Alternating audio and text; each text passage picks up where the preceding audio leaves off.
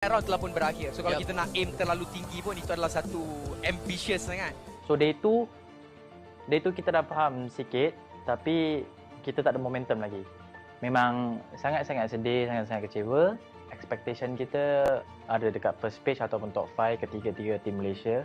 Kita orang makin selesa, slowly dapat good game walaupun tak dapat chicken. Team PMPL, MYSG, kita orang nak kill point sikit. Atau kita punya placement point is like the same level, you know. But when we play C, our key point is like very high and then our placement point is like very low. I think we need to fix that problem. Kita orang punya performance pun agak kurang. Kita orang tak tahu apa salah kita orang. Bila kita orang buat rotation je, asyik kena makan. Nak macam ni. Off position untuk diselamatkan oleh Jaden. Dan Jaden boleh Cantik! tentang RSG lawan dengan 𝗣𝗆𝗆 Esports. RSG baru saja rata dengan 𝗣𝗆𝗆. tapi Iron Pro sebenarnya yang masih lagi hidup. Dan dia akan cuba ke lepaskan pada penakutkan sekarang ni. Face malang sekali. Face sekarang on fire. Kita orang try to change our gameplay to play more aggressive. So I think kita orang tak boleh main passive lah. So we need to like play aggressive, but ada disadvantage dia kat situ, which is maybe kalau kita orang more aggressive, we get more kill point, but our placement point drop lah. AP mungkin lambat sikit je pursuit untuk landing tu. And then Bados dapat dulu weapon, dia tersiduk and then saya try cuba knock satu orang, but orang still dapat kita orang 2 orang juga. Iron Pro telah pun dijatuhkan juga. So itu lah jalan kan. So tak ada weapon, mati. Nah itu, dan Circle masih lagi berpihak kepada mereka. Tak tahu kenapa mereka tergesa-gesa. When the time when we go there, like suddenly just one team like wanted to go on a boat to rotate, then we caught their rotation lah basically. So we letakkan diorang punya boat and then they have nowhere to go. Dali akan terlemas dekat situ. Damrul menembak daripada bahagian dalam air sebenarnya. Actually, Damrud go to inside the water, then QB snipe pergi atas depan, then I kat belakang lah, basically just like that lah. Betul-betul inginkan untuk lepaskan kenderaan dia ke situ. Alamak, Boki telah pun dijatuhkan oleh lampu Jenny. Tidak habiskan orang yang dijatuhkan tadi. Dan sekarang dia sudah datang membalas dendam. Rezi terkeluar di tempat yang ke-11. 𝗤𝗂𝗆 akan terkeluar di nombor yang ke-9. It's a good start for us because we did get the 3 points free from 2E. Kita orang just fikir like if ada enemy, just try to commit.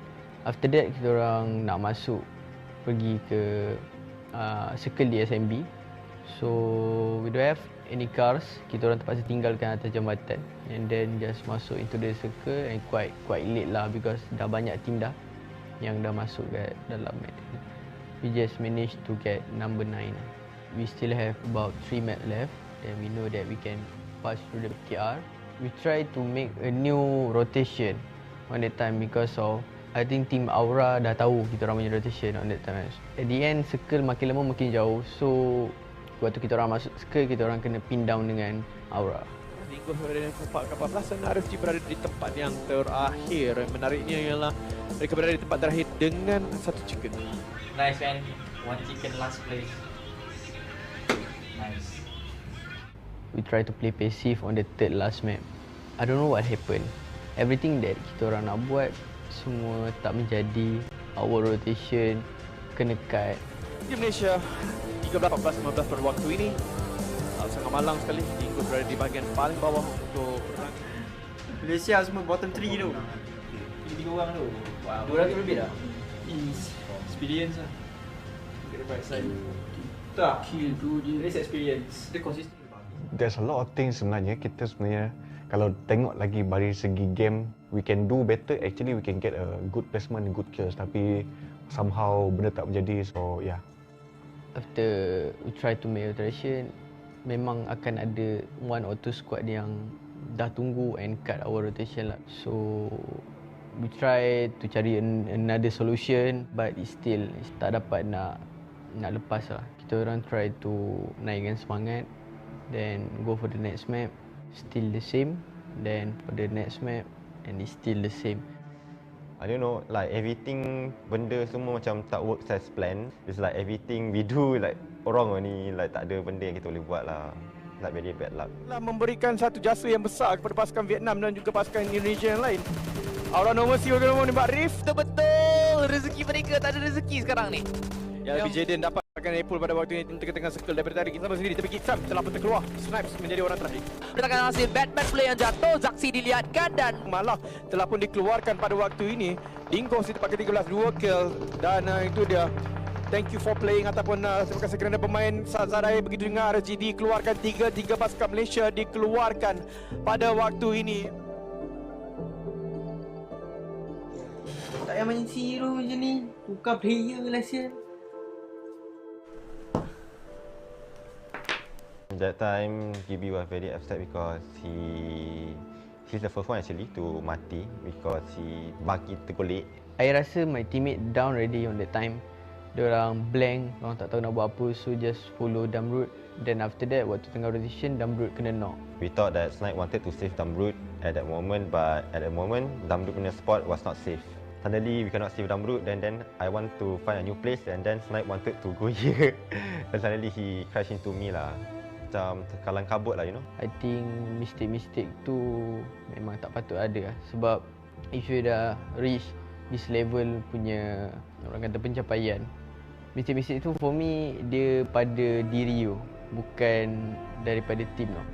Kalau you down, you tak boleh main, then your game pun akan jadi teruk lah. To those that likes to be toxic, just stop. Why? Why toxic? Just stop. Show some support, show some love. Come on. Walaupun ada yang toxic, tak apa, kita terima dengan dari segi positif lah. So whatever you guys yang bagi tahu tu, kita terima dengan hati terbuka. So kalau toxic tu, kita pun tak boleh buat apa. Sebab kalau korang nak toxic lah, bukan kita layan sangat. Kurangkan toksik tu sebab kita tak nak komuniti kita terlalu terceman. Korang akan, kalau toxic tu lagi banyak, nama Malaysia lagi busuk. Itu je lah. Player tengah try hard nak mengharumkan nama negara, tapi toxic tu buat benda tu lagi susah. So after the game, Damrut said that we need to prepare our mental lah, because obviously people going to hate us for it lah. Like the community in Malaysia is going to toxic us lah, basically. That's what we get lah, because that's how a pro player need to be lah. Kena keras hati lah, buat tak nampak je. Mungkin ada player yang tak kisah, tapi mungkin ada player yang kisah. So dalam dunia ni banyak-banyak manusia yang berbeza. Ada yang ambil kisah, ada yang tak kisah. So kita, dan tu je lah. Perasaan kami memang ada confident lah nak pergi untuk C. Dan nampak gayanya preparation kami tak cukup. Kita punya keputusan dah menunjukkan yang kami tak prepare. Kita tengok keputusan pun dah tahu. Walaupun kita orang cuba masuk ke tengah circle pun circle lari, tapi ini bukan alasan untuk kalah ni. Mungkin tak ada rezeki lah kita orang untuk kali ni. Ada yang menjadi lah, ada tak menjadi. Most of the time dia tak menjadi lah. So day 3 pun berbalik pada macam hari pertama lah. Catching on is very hard, but Extremely hard. why you guys can still fight so hard for it? Come on, you see. See PMPL, who doesn't want to fight? Even if you know you don't have a chance, but you're still going against best of the best in C. So why not just give it your all? Walaupun kita orang dekat last page, dekat nombor 10 lebih, tapi kita akan try juga untuk dapatkan yang terbaik. Sebab kita bukan main untuk diri sendiri, kita memang main untuk negara. Kita walaupun kita dah kalah, dah susah nak naik, kita akan push juga. Semua agak sedih, semua memang sedih. Tapi walaupun sedih, kita kena move on juga. My team has a very high sense of pride lah. We wanted to do the best for Malaysia, so we feel like we need to do better and we need to execute better lah for Malaysia, right? So that's why whenever we didn't do good, we will feel very disappointed lah. Apa yang perbezaannya ialah pengalaman. Mungkin bukan kepada GigFam, mungkin kepada Dingos dengan kita orang RSG. So kita kalau gagal, kita sedih memang sedih, tapi in a way kita rasa memang kita belajar something daripada tak belajar apa-apa. So tak ada orang yang nak gagal, tak ada orang yang nak kalah, memang akan bagi all out. Tapi kalau kita tak mampu, kita tak power, so kita kena belajar lebih daripada situ. Orang kata lebih sistematik dalam cara untuk you take fight. It's more about strategy, it's more about tactical and systematic punya gameplay. So for me, that's the big and the main difference between country, league and C finals. They're very disciplined, they have very good SOP, their team fight is extremely good, they have good pairing, everything about them is just good. That's why they are playing for C, that's why they're representative for their own country. Perbezaan jauh berbeza lah dari segi pengalaman memang berharga lah. Dia kena laju sebab tim luar memang disiplin lah dia punya rotation semua. Dia sikit je masa dia. So kalau tim baru yang masuk, dah lah comms tak baik sangat. Teamwork pun tak cukup padu. So memang susah. So kita kena improve lah dari segi situ. Kami ialah ini kali pertama, walaupun itu bukan alasannya. Apa yang kami boleh improve adalah dari segi membuat keputusan dalam game. Mungkin dari segi team fight, kita orang tak cuba untuk fight position and then keep lari and then kita mati macam tu je. Mostly, everybody says that Malaysia teams have a same meta rotation. For me, I think Malaysian team, our firepower is already good. It's just like the way how we play and the way how we secure the circle lah. You know, the way for us to improve is that we need to believe in each other lah. Don't like marah or what. We just need to like us as a team need to work together. We need to find the solution and insyaAllah lah maybe ada rezeki. Dah kalah tak apa. Kalah tak apa. Kekalahan ni memang biasa. Ada tournament. So ada menang dengan kalah. It's okay. Belajar. Kalau kau duk menang, kau tak belajar apa-apa. So kita kena kalah. So kepada fans-fans di luar sana, fans-fans Malaysia, tak kisahlah support Dingos ke, Geekfam ke, RFT ke. Terima kasih banyak-banyak atas sokongan korang. Korang memang the best. Walaupun kita punya result tak berapa bagus, tapi korang still bagi support yang penuh. Kita nak minta maaf lah sebab kita punya result tak bagus. Keep support Malaysia walaupun mana-mana tim Malaysia yang akan wakil untuk next season. Keep positif lah macam tu. Basically, terima kasih. We'll do better untuk next season. Thank you Malaysia. So untuk fans, terima kasih walaupun memang kami tak perform disebabkan kekurangan kami. And untuk netizen-netizen yang kata tak suka kita orang tu disebabkan apa perbuatan kita orang tu, kita punya keputusan dah tunjuk yang memang lemah dan insyaAllah nanti kami akan come back stronger. To all the community PUBG fans out there, to my friends, to my girlfriends and my family, mom and dad, thank you for the support, thank you for your word, thank you for motivate us and thank you for trust us. For me, I really disappointed on myself and my team. I'm really sorry lah. I'm really sorry to you guys and just keep pray for us for the next tournament. Maybe we'll fight back, come back stronger. Thank you for supporting us. Even like on C, we did really bad, but still, your shows should support to us. It's we're grateful. We are very grateful to you that showed support to us. I would like to say thank you for the fans that actually support us walaupun kita jatuh. I'm really grateful for them lah. They're like the backbone of Geekfam lah. Thank you so much. See you guys in season 4 dan hopefully we can do better than the previous one. Cut!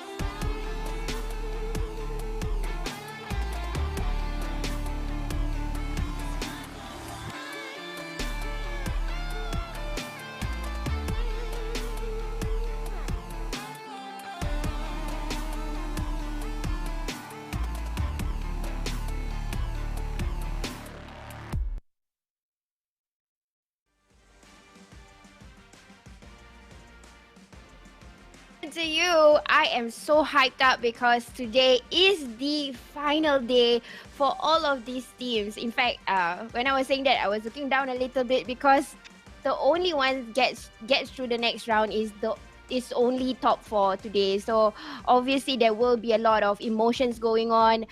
You know, some of the teams will be very happy because they will make it through, but there are also other teams that will not make it through, and they will definitely feel a little bit, you know, saddened about it and disappointed. But it's not the end, of course. The journey has just begun. And one thing about PUBG is just that you don't give up. You know, you always look forward for the next season, for the following season, and so on and so forth. That's the reason why we keep on seeing repetitive players. In fact, when they come back in different teams. Some of them will move on into a better teams and things like that. So I am looking forward for both occasions. But at the same time, I really wish all the best for all the teams today to succeed into what they really want to achieve today. Whether it's Malaysia teams or Singapore teams, all of them have one target which they are working for, and that is to aim for the top and to go into the next round into PMPL Season 4. So let me just introduce myself. I am Sis Jenny, your caster since yesterday and today for English. If you are looking for the official language or the official broadcast, it's over in PUBG Mobile Malaysia, and they are having it in Bahasa. But if you want to see me talk in English, then of course stay with me because I'm casting under FSL page as the co-streaming page for today and tomorrow. So today is the last day. I hope you guys can accompany me as much as I want to be filling in for you on the information and all the interesting, you know, rotation, flanking and everything. Today, I think a lot of these teams have reset and they will come back, and the comeback is real. Hashtag comeback is real. But yes, that's a hashtag that has been talked about in a lot of all these tournaments, you know, whether it's different platforms. But in PUBG, I heard that so many times, like comeback is real. So I'm looking forward for all of the teams. In fact, from number 1 to number 16 yesterday, all of them can make a breakthrough. In fact, probably we might see a back-to-back chicken dinner from a certain team, because you know, when you really reset, your teammates are all full, ready to go, you can aim what you want to achieve. So hence, let's just glimpse through the maps again. It's the same cycle where we are going to go through Erangel, Miramar, Sandhawk, Miramar, Erangel, the OP map, and then this is the point format. So it's similar with the season 3's format, similar. It's just that for now, for the tiebreaker, it's a little bit different. If there is tiebreaker, of course, because it will take chicken dinner will take precedence, and then after that it will be the placement point. So that is on the later stage if there is tiebreaker. But now to aim is to get into top 3, 15, 12, 10. That's like bonus points, guys. So if you happen to just have like 4 kills or even 3 kills, you see the amount of point that can pump it up for the overall standings. After that, it will be rewarding for all of these teams today. So of course, we want to see that there's definitely going to be a huge bloodbath at the end of the circle. That means, like, you know, from the 5th circle onwards, you will see like 60 people still alive. Yeah, probably because a lot of these teams will try to take it, you know, they make sure that they don't let any of their teammates to get eliminated. So they're going to go strong. Today's fight is going to be all out. We're going to really see the full potential, skillful players of what we have in store for you guys today, and plus what they have for us, you know, for us to see. It keeps us waiting for more on their talents and their skills and abilities. So I'm really looking forward for that. And of course, the surprising circle. I wonder what circle today is in all of these rounds. But let's go into the prize pool. So other than moving forward top 4 today, these teams, they will not go home empty-handed, okay? Because you can see that it's a prize for $5,000 USD, a huge chunk amount of money. And number 1 will bring home $1,500 USD. Number 2, $1,000 USD. Number 3 is $750 USD. Number 4, $550 USD. Number 5, $400, similarly to number 6. And number 7, number 8 will bring home $200 USD per team. All right, so definitely you guys want to look forward for that. And plus, it is kind of a accreditation that you did already, you know, reaching on to this level. I'm sure a lot of these teams went through so much just to get here. Besides, you know, the training, the rounds that they go through, having to fight their way up here, it is definitely not any Joe. Yes, it's not anybody. It is Pro League. So obviously you will see pro players, isn't it? Yeah. So of course at this level, they are pro players because when you meet these players in Classics, you will die. So these are the teams that is playing today. Same cycle. We've got Almighty from Singapore, Astra X from Malaysia, Estrella from Singapore, Devilish Esports from Singapore, Divinity Esports from Singapore, NV4 Malaysia, Farang Legend Malaysia, Mugen Singapore, NC Malaysia, Seal SG Singapore, SM Vincer Singapore, Team H2O CG Singapore, The Gringos Esports Malaysia, VXM Slumber Malaysia, and XTF Kimi, which is Singapore. So yes, we have about 9 Singapore teams versus 6 Malaysia teams. And how did they all come into this level? Well, Singapore, we had the playoffs, you know, when they registered for PMPL as 4 qualifiers. They went through Group A, Group B, so they had the two. Group A will battle with one another, and then Group B, and after that they met the top, if I'm not mistaken, it's the top 8 or top 10. They will meet. I think it's top 8, yeah. Top 8 and top 8, they met and they fought. And then from that, the 16 teams, 10 teams came out. And these are the 10 teams today that we see from Singapore. But in Malaysia, it's different. They have to fight a lot of people. Yes! They had to go through PMNC. And PMNC has a lot of rounds. So firstly, you know, they met with each other. They were categorized in different zones. So apparently the zones is called Erangel, Merama, Sandhawk, and Kerakin. So they have 4 zones, but that does not mean they play in just that map. No. It meant it's just to represent them in a zone because, you know, Malaysia is a huge country with a lot of states. So all these different states, they will come into one zone and they battle it out. But their battle is a little bit harder because they have to meet a lot of teams and they only need to reach.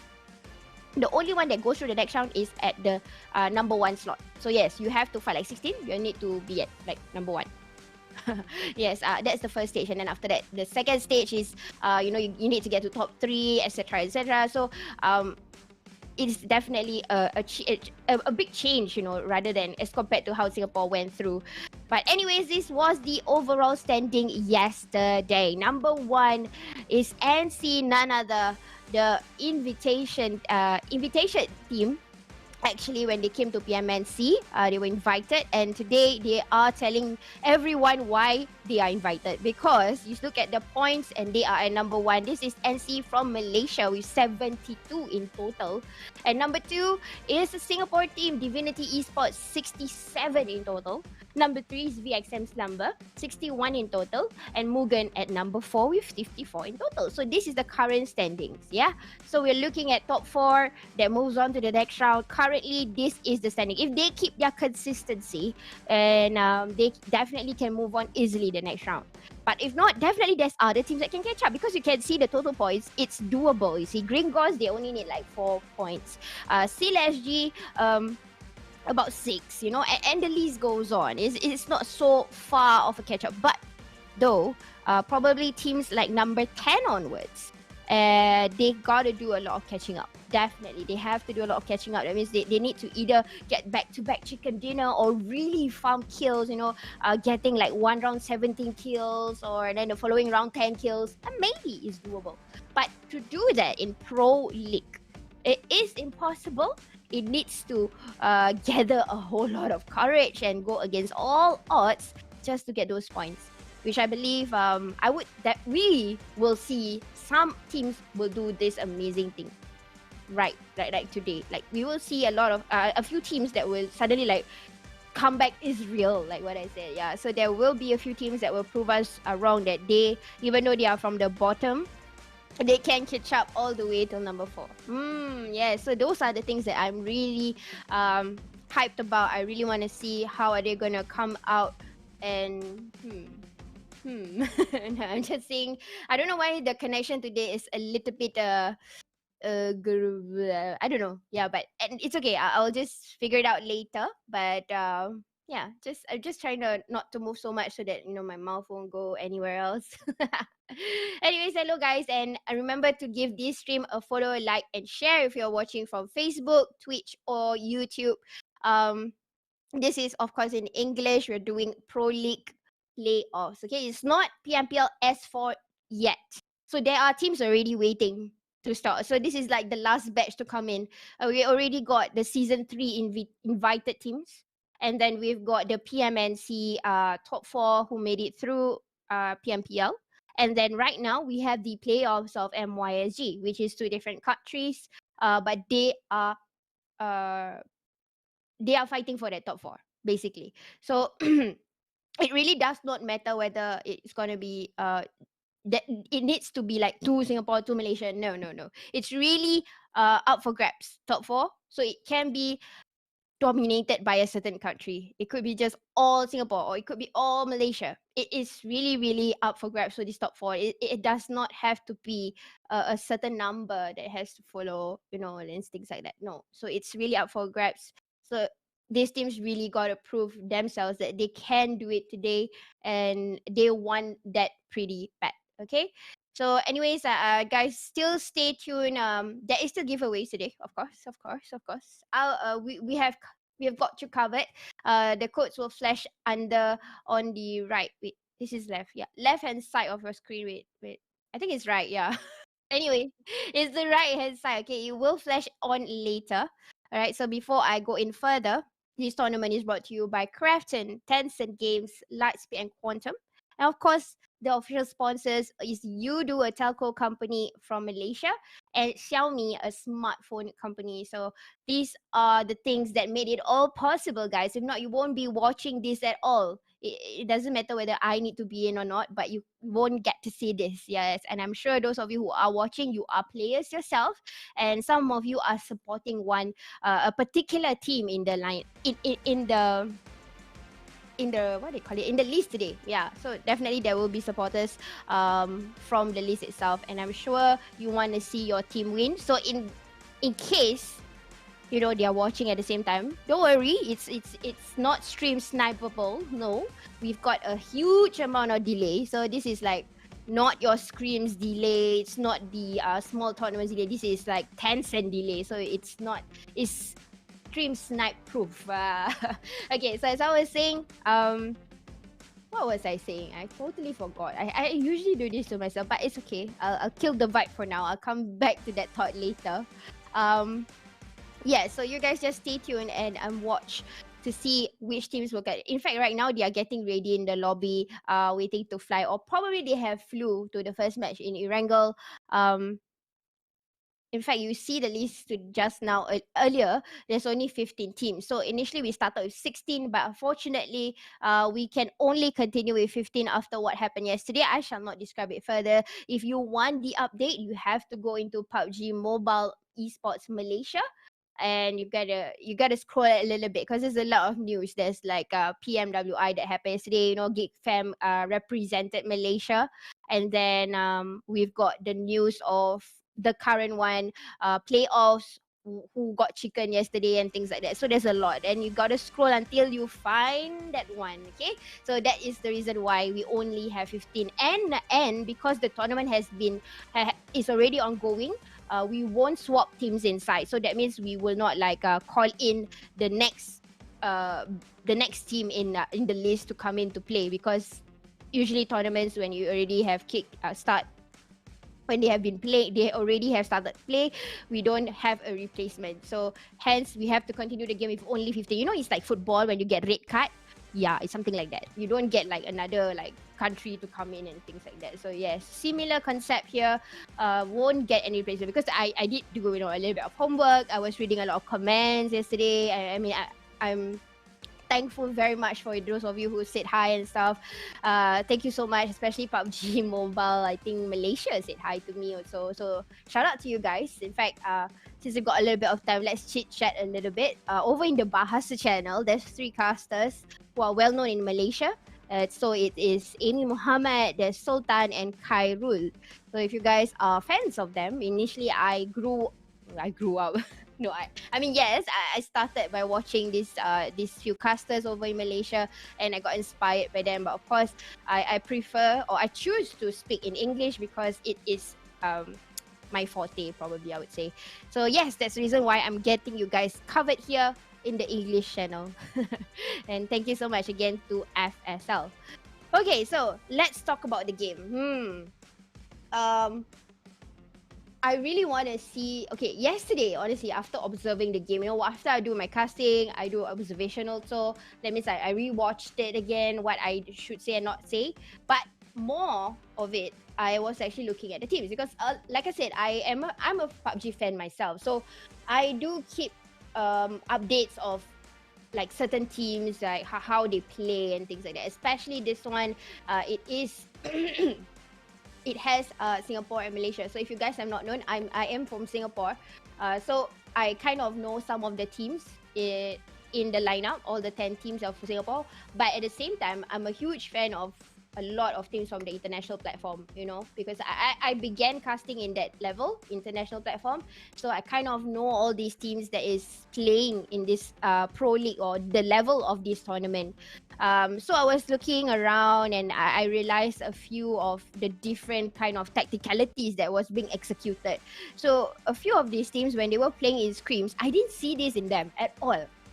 So this is something unique. You see, it's like, for example, when you are taking an exam, like a huge examination for school.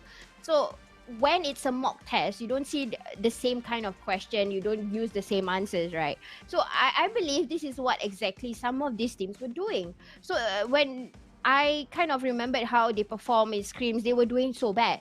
I was wondering like what happened to them, because I know exactly how they practice and how they would usually be in the scoreboard. So when it was scrims, I was quite surprised with the fact that okay, maybe it's a change of gameplay and things like that. But when it came to the tournament, there was a few teams that I was quite shocked. I was like, where did this have what went into them? What did they add, and things like that. So it was quite interesting, like rotations that did not make sense kind of make sense to me.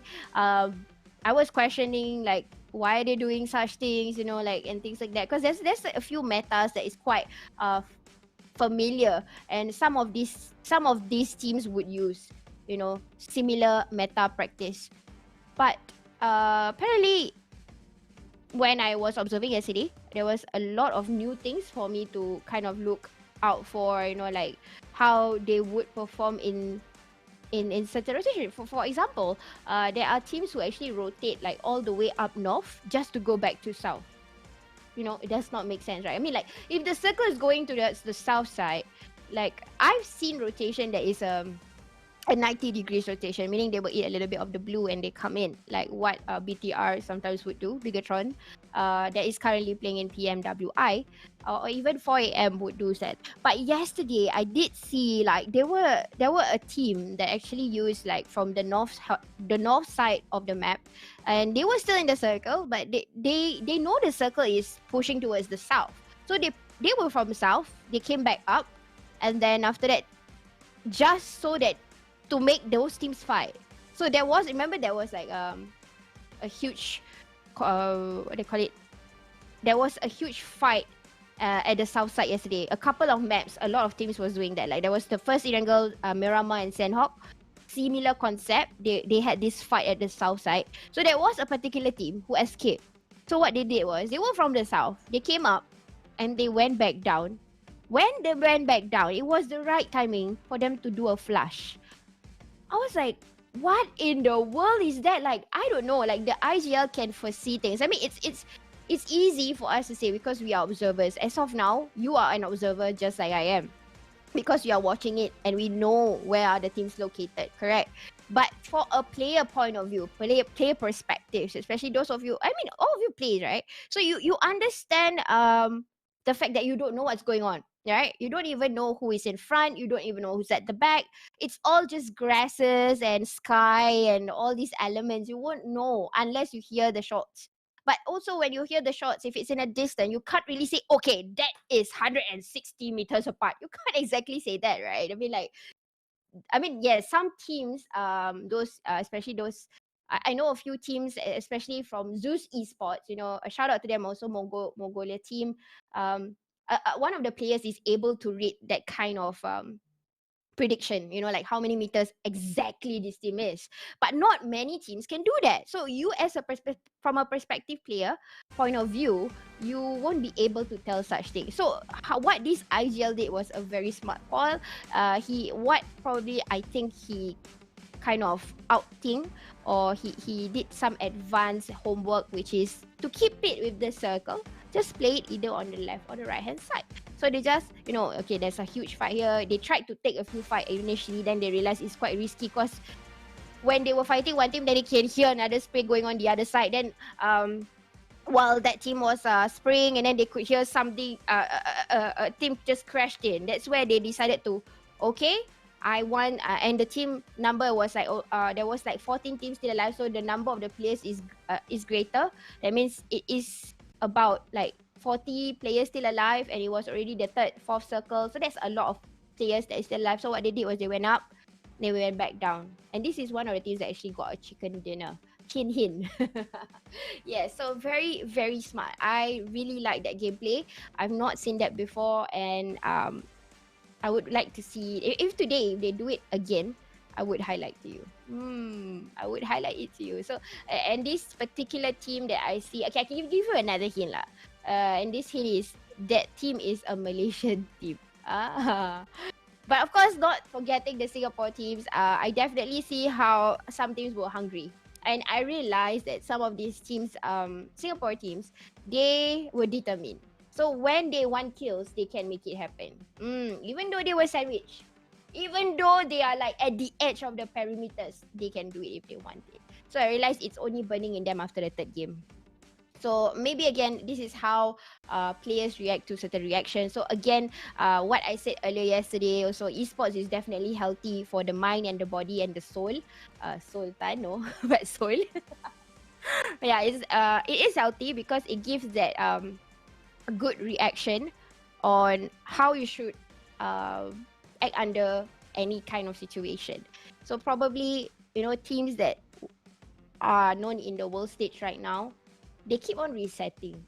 And when they reset, the next round that they're about to play, they always aim high. That means it's not like, okay, I want to go for top 10. No. They have a target. Like for example, they reset and like, I need to get a chicken, I need to get 15 kills. And they make it happen. So that's the kind of goal setting that you would achieve. And honestly, if you guys try it out, especially if you play your classics, it does not have to be in a tournament. You can always start in the classic. That when you play, you keep telling yourself how many kills you want before you die. And I mean, before you get eliminated. So when you try and do that, and you will realize that it will happen. Because, you know, back then, I love PUBG. So before I was casting heavily, I really played PUBG like all the way till late night. I mean, of course, these are the days where I'm not, you know, working or doing anything that I have like priorities on. I would really play long hours. Like I would 6 hours, 8 hours of gaming time. So that is the duration I would commit. But as of now, I can't give that amount of time. A lot of people keep asking, Jenny, let's play. I cannot, because there's a lot of things that I need to prioritize first. Then I can go back to gaming. So at max, I can play about 1 or 2 hours. And when I come in, you know, the feeling of playing PUBG is just so awesome, because you know, when you start playing, one of my favorite maps that I play is 𝗤𝗂𝗣𝗍. So 𝗤𝗂𝗣𝗍 is one of the maps that you don't play, or we don't use it in tournaments. We don't, because it's only capped for about 50 players, and that's not enough for a tournament level. We need like 64, which is 16 teams. So when I play in 𝗤𝗂𝗣𝗍, and for example, I tell myself I need to get 5 kills at least, because I have high, how to say, I do want to target higher, like having 8 or 10 kills, but it's not doable if I'm playing it like I'm the only person and I don't know who is my squad mate. Yeah, things like that. So I tell myself I want to get 5 kills. And if I still cannot get 5 kills in a single match, I will still redo it. Especially like the first match, what will happen to me is usually I will get to kill bot player. So I get 3. And then I die. And then I'll get eliminated. So moving, then I will start another game. And then I will try again. And this time I will tell myself, okay, I want to use this gun. Because I want to practice this. So when I did that, it happened to me. So I'm like, yes lah, I play 3 games, I get, out of the 3 games, first game I get 3, 4, second game I get 6. So I aim higher, right? And then third game I get 5 kills. I'm like, okay, I'm happy enough. Because by that time it's already an hour plus or coming to 2 hours. If it's like Livik, then it's only about 1 hour. But if it's Livik, Erangel, Miramar, then yes, it's already about 2 hours plus. Because yes, the duration of the map is usually that long to finish the entire circle. And when I play, I make sure that I will reach till the 6th round or the 6th circle. Yes, I'm determined, guys. Yeah lah, but those are the times where I was competitive. You know, I have not reached the pro level, of course, but I do idolize some of the players today. Honestly, there are many legendary players that has been playing since season 1, whether it's Malaysia or Singapore, very familiar names. They have really tried. They have practiced so much just to get here. Guys, yes, it has been as early as 2018 and now it's coming to 2022 already. So the amount of time and effort and the only time that they can execute or show it to you guys, present it to you guys is only during PMPL stage or even PMCO, and the list goes on. So as much as possible, we do want to give them all the support. And sorry, I just need to burp a little bit. Give them all the support, and of course, if they cannot, perform, don't hate them. Don't hate them, because sometimes in order to win, you need to fail. You see, so you have to learn how to fail first in order to succeed.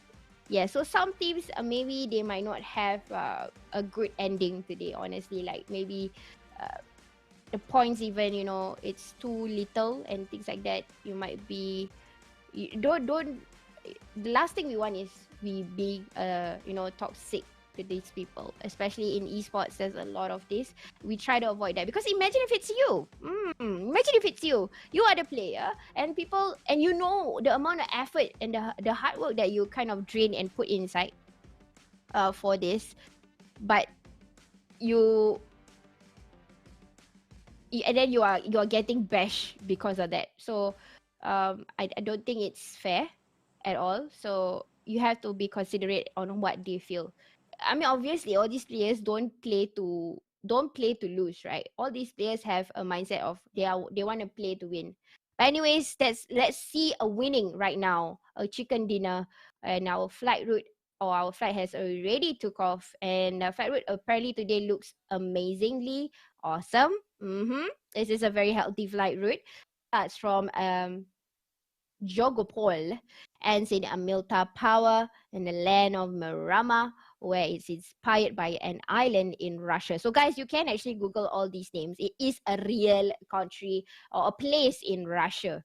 Yes, so you can Google all this. It is inspired by those places over in. It is an island in Russia. Okay, so you can go and Google it out.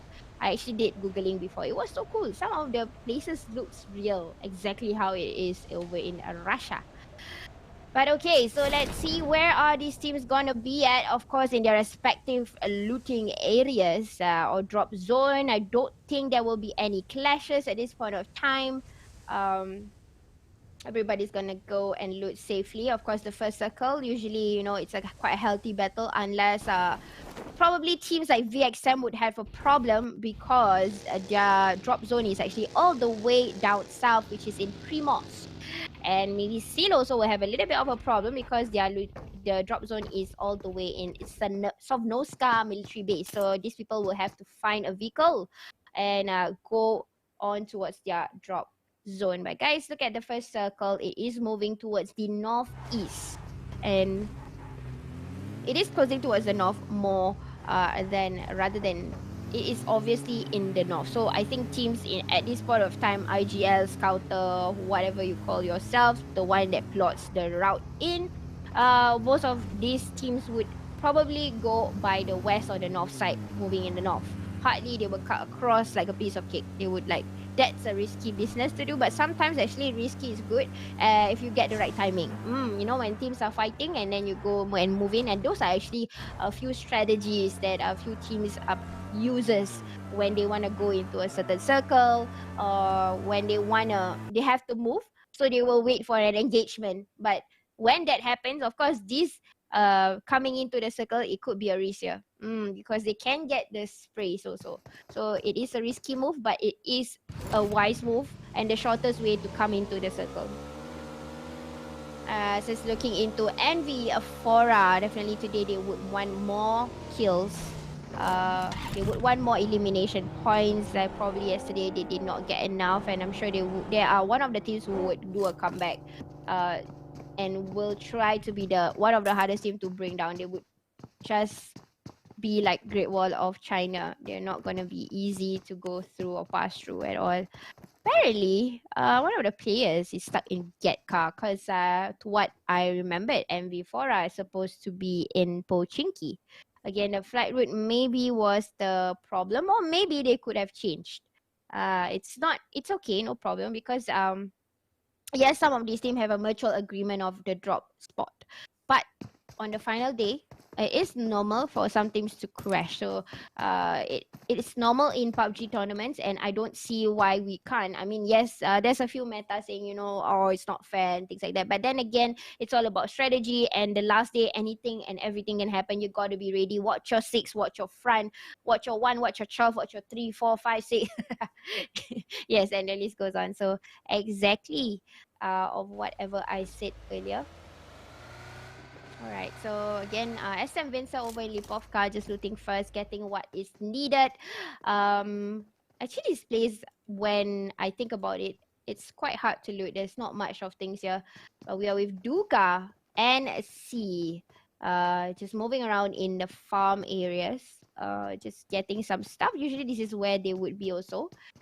Previously, farm was actually shared by Seal and NC, but still, yeah, Seal SG. So they changed their drops also. In a way, they have given this farm area towards the NC guys. Yeah, that just like I just said about Seal. Like Observer, no, I'm about to talk about Seal. But yes, initially these are the two teams that crash or at the farm areas. But right now, see, you can see that they have shifted their drop zone, and apparently they have took over Team Vision's area, which is Novo. So Team Vision is no longer playing, and Novo belongs to Sis. So obviously, it's a better place to loot. At least they can cover SMV. So I mean, they can cover Sovnoska, and they can cover Novo. So enough loots for everybody. Over in 7 is taken over by XTF. We've got the IGL is playing today. Ajik, Abot, and Kitzo, and Wooyin, or it could be Redzo. I'm not sure who is playing, but definitely they are having a time of their life right now. I'm not sure. Is it okay on your side, guys? If it does have a little bit of the lag, it's okay, because sometimes we experience this and it's normal. There's nothing we can do about it. Satellite is too far away for me to reach out and just pull the wires for you. But okay. Serious. VXM guys, over. I hope they have reached. They have reached Primos, and yes, they are in Primos. Actually, this place also was taken over by. Initially, it was Almighty, and apparently VXM is taking over Primos right now. Divinity is over in Mansion. So this is one of the teams that I think the Singapore supporters are looking forward for them to get into the top 4. One of the teams that probably they have put in a way, they have bet on, I mean not bet as in give the money, but they probably have bet for this team because of the points they have gotten. They are currently at number 2. Probably the first, if you were to put it in country perspective, they are the first country in Singapore to get into a good placement, a good slot in the scoreboard, which is at number 2. The first knockout has already happened. How in the world did Olio found a player of Seal? Did Seal just cross in the bridge? I don't know. It could be because remember, NC is over in farm. But right now, we're just looking into Estrella, Zat, 𝗤𝗂𝗍𝗣𝗍, and 𝗤𝗊𝗍. The same 4 boys is leading the team. Hopefully, they can come back today, you know, because they were not doing too well yesterday at all. We didn't see them in the top 8 of the scoreboard. And hopefully, today we would see more coming from Estrella, especially players like 𝗤𝗊𝗍. I've seen how he is able to frag.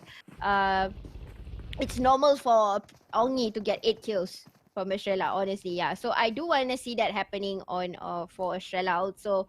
Envy coming closer to Farang, making the first few contacts here, spraying away towards Loopy, but getting the shot covered here by Ricky or even Rappo Boy. I'm not sure who actually returned the fire, but that was quite painful. Look at Stars alive, guys. 60% immediately went down and getting a little bit of the conscious. And now I think Panda is about to crash. What is he doing? He is going to crash here, guys. Super close to Farang Legend, and this team needs to make a comeback. A lot of the Malaysia supporters is supporting for Farang Legend, and I'm sure they want to see their team rise up. And hopefully they are able to make a comeback in our matches today. And of course, this is the first match. A bit early to see any contest right now, so probably they will take time. They will build it up, the momentum, and not rush the kills. For in case they get backstabbed and things like that, and we don't want that, right? But true enough, guys, Olio managed to end JJ Seal back to the lobby. I don't know what happened, but that is probably a distance. I don't know, guys. So probably it was the earlier kill feed. And I just decided to play it right now because I've seen that before a few times on my side that happening. So maybe because there's no possibility for NC to go and get JJ right now. Look at their location, and both of them is in a vehicle. So that probably happened earlier when they were looking for a vehicle. Remember, a Seal had to go down near Milta, get a vehicle to come into Sovroska, etc. etc. H2O making their way from Quarry, coming up into the current north circle. Honestly, right now this circle is telling all of you guys that it is in the north. That's exactly where it wants to be. And look at the rotation, guys. A lot of these teams are using the east and the west boundaries. They are coming in by that entrance. Hardly they are using all the way up north. Actually, it might be a good proposal for some teams. You can burn a little bit more patrol and get yourselves in the north side, because you can see repetitively yesterday's game and today's game, hardly teams actually use the north side. Hardly. They would just probably rotate by the west and the east side. So maybe that is something that we can build on a little bit when it comes to your turn. But the first airdrop inside, it is Groza. Again, this gun, it's similar to a Uzi, an Uzi, but it is a rifle version of an Uzi. It has a lot of recoil. You need to know how to control this gun. If you don't know, it is going to be the hardest gun on earth. But if you know, it is like, whoo, a piece of cake, guys. And there you go. The first spray go towards Vex, and Vex is trying to come back today. Honestly, I've not seen Vex in the kill feed also. I need to see more of Almighty coming in, and Divinity getting the first contest here. That's quite interesting. Okay, but they are quite smart, you know, they are wise. They decided to go away and not continue. That's the first elimination for Divinity back in the lobby. So no more and Almighty getting ahead with the first kill point in the bag.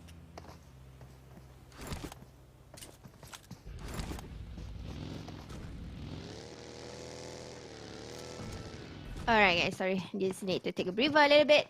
Okay, so Divinity, we can see how they rotate. You see, something about them is that I'm going to talk a lot about rotation today because it's already the final day. We can see a lot of these cool tips and tricks on how and what the teams are doing. If you realize, Divinity did not go that far, you see. So in a way, they are somewhat quite ready to fight back. They did not, like, you know, some things after getting contested, they will really go up north or all the way on the other side. They went into somewhere quite near. Because one thing you do know is also what the scouter did. You must not take that for granted. So obviously when they were moving, scouting has already happened. So probably they were like, okay, this place is safe. And they were about to come in. So you saw what happened, right? When they were coming in, Almighty was coming in also. And that is something that a scouter cannot justify. because you cannot see a moving vehicle. Like, bro, you need like eagle eyes for that. You can't even use that. I mean, probably 8 times maybe you can see a glimpse, but vehicles move fast. So the only thing you need is an owl that is flying, or owl, eagle that is flying in the sky to see that. But guys, hard shift, hard shift. Okay, so it was initially covering a little bit of Starver, a little bit of Yesenaya. Now immediately shifted towards shooting range and Rozok. So Farang Legend, is this a chicken dinner for you? Because this is their area, guys. Rozok is their area. So it's just a little bit of shift up north. But they are still there. They know this area very well. So maybe they can try to bring the first chicken dinner. Maybe. But of course, it is still open for other teams. We can see a fight here between the Gringos and Estrella at the bottom of the south side here, where the observer just changed. And this is going to be a close combat.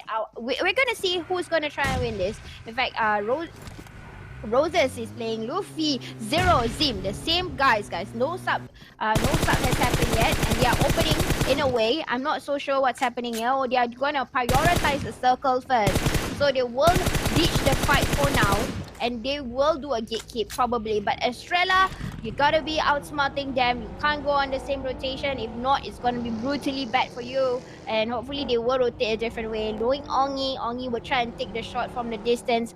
And Divinity guy went down, guys. They really don't want Divinity to try and win this time. Astra X crashing Divinity. Oh no, Chick is already down. And then we're gonna get... They're trying to sweep clean Divinity, in fact, right now. Oh dear. And Redzo from XTF also got spotted there by... Oh, what is this? Divinity Esports got eliminated by raiding grenades, guys. What? But that is really unexpected at all. And Almighty is following, creeping behind the back. Because Almighty has already been with Divinity, right, initially. So they have been creeping behind. And true enough, look, they are here. But now got contested by Astra X. And Almighty will try and rotate further in. And decided not to take the fight for now. Still getting the shots registered on towards their vehicle. But nothing has happened yet. They are still trying to get the vehicles damaged at this point of time, but 3 kills for Astra X after crashing. So this is, they mean business this time. We can see that. That's definitely a change of game here. Crashing only at 14 minutes. 14 minutes, guys. They definitely know Divinity is inside because they know there is vehicles outside.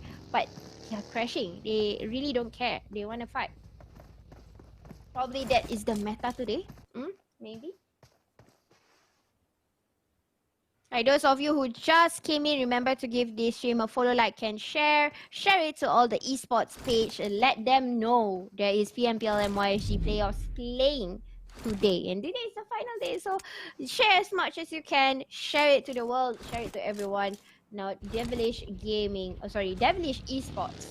We've got Raul, Boo, apparently Juggy. Oh, Juggy is playing. So who is not playing today? Xeon. Is it? No.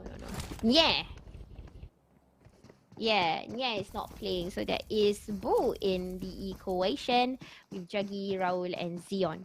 We're looking into Mugen, another team that needs to do quite a bit of an effort to push themselves, get the redemption into the top 4, get the constant position. But I don't know how come Nesty is left behind, guys. Ay. Oh no! But the shots are being fired through and Nesty just eliminated just like that.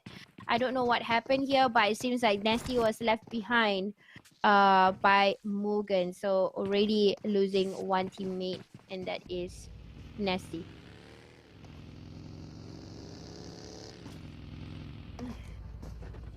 Alright, SM Vincer have a crash right now with CLSG, but this is not really a crash. They are cording off the area. There is a compound right in the middle.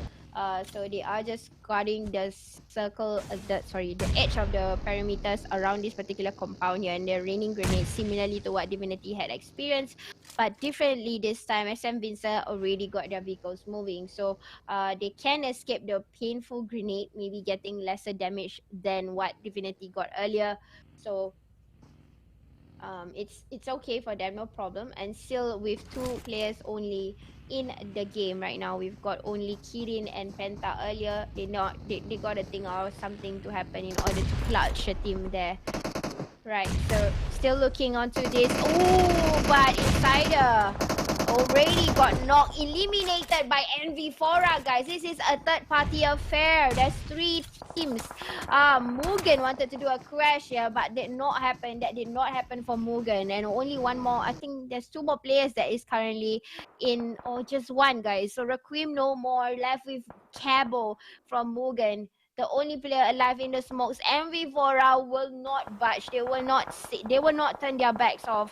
They want the kills. They can make it happen. You see that they are stalking this area particularly and looking into the smoke. Where else can a player be? And there is 4 players with 4 different kinds of trouble. This is not looking good at all for 𝗏𝗏𝗏. Seriously, it's not looking good for him. He will get defeated this time. He can't use the buggy. I'm not sure if the buggy is still usable, but we can see Tando is also rushing towards Devilish and Mugen at the same time. And this is the same team, 𝗏𝗏𝗏. So far, no third party for 𝗏𝗏𝗏. They are taking control of things right now. Look at that. They are on the hillside. They are looking at XTF. They are looking at Devilish. They are looking in Mugen. They probably can get all these 3 teams around them because they have deployed as they are much ready for this, and we can see that they are ready to fight.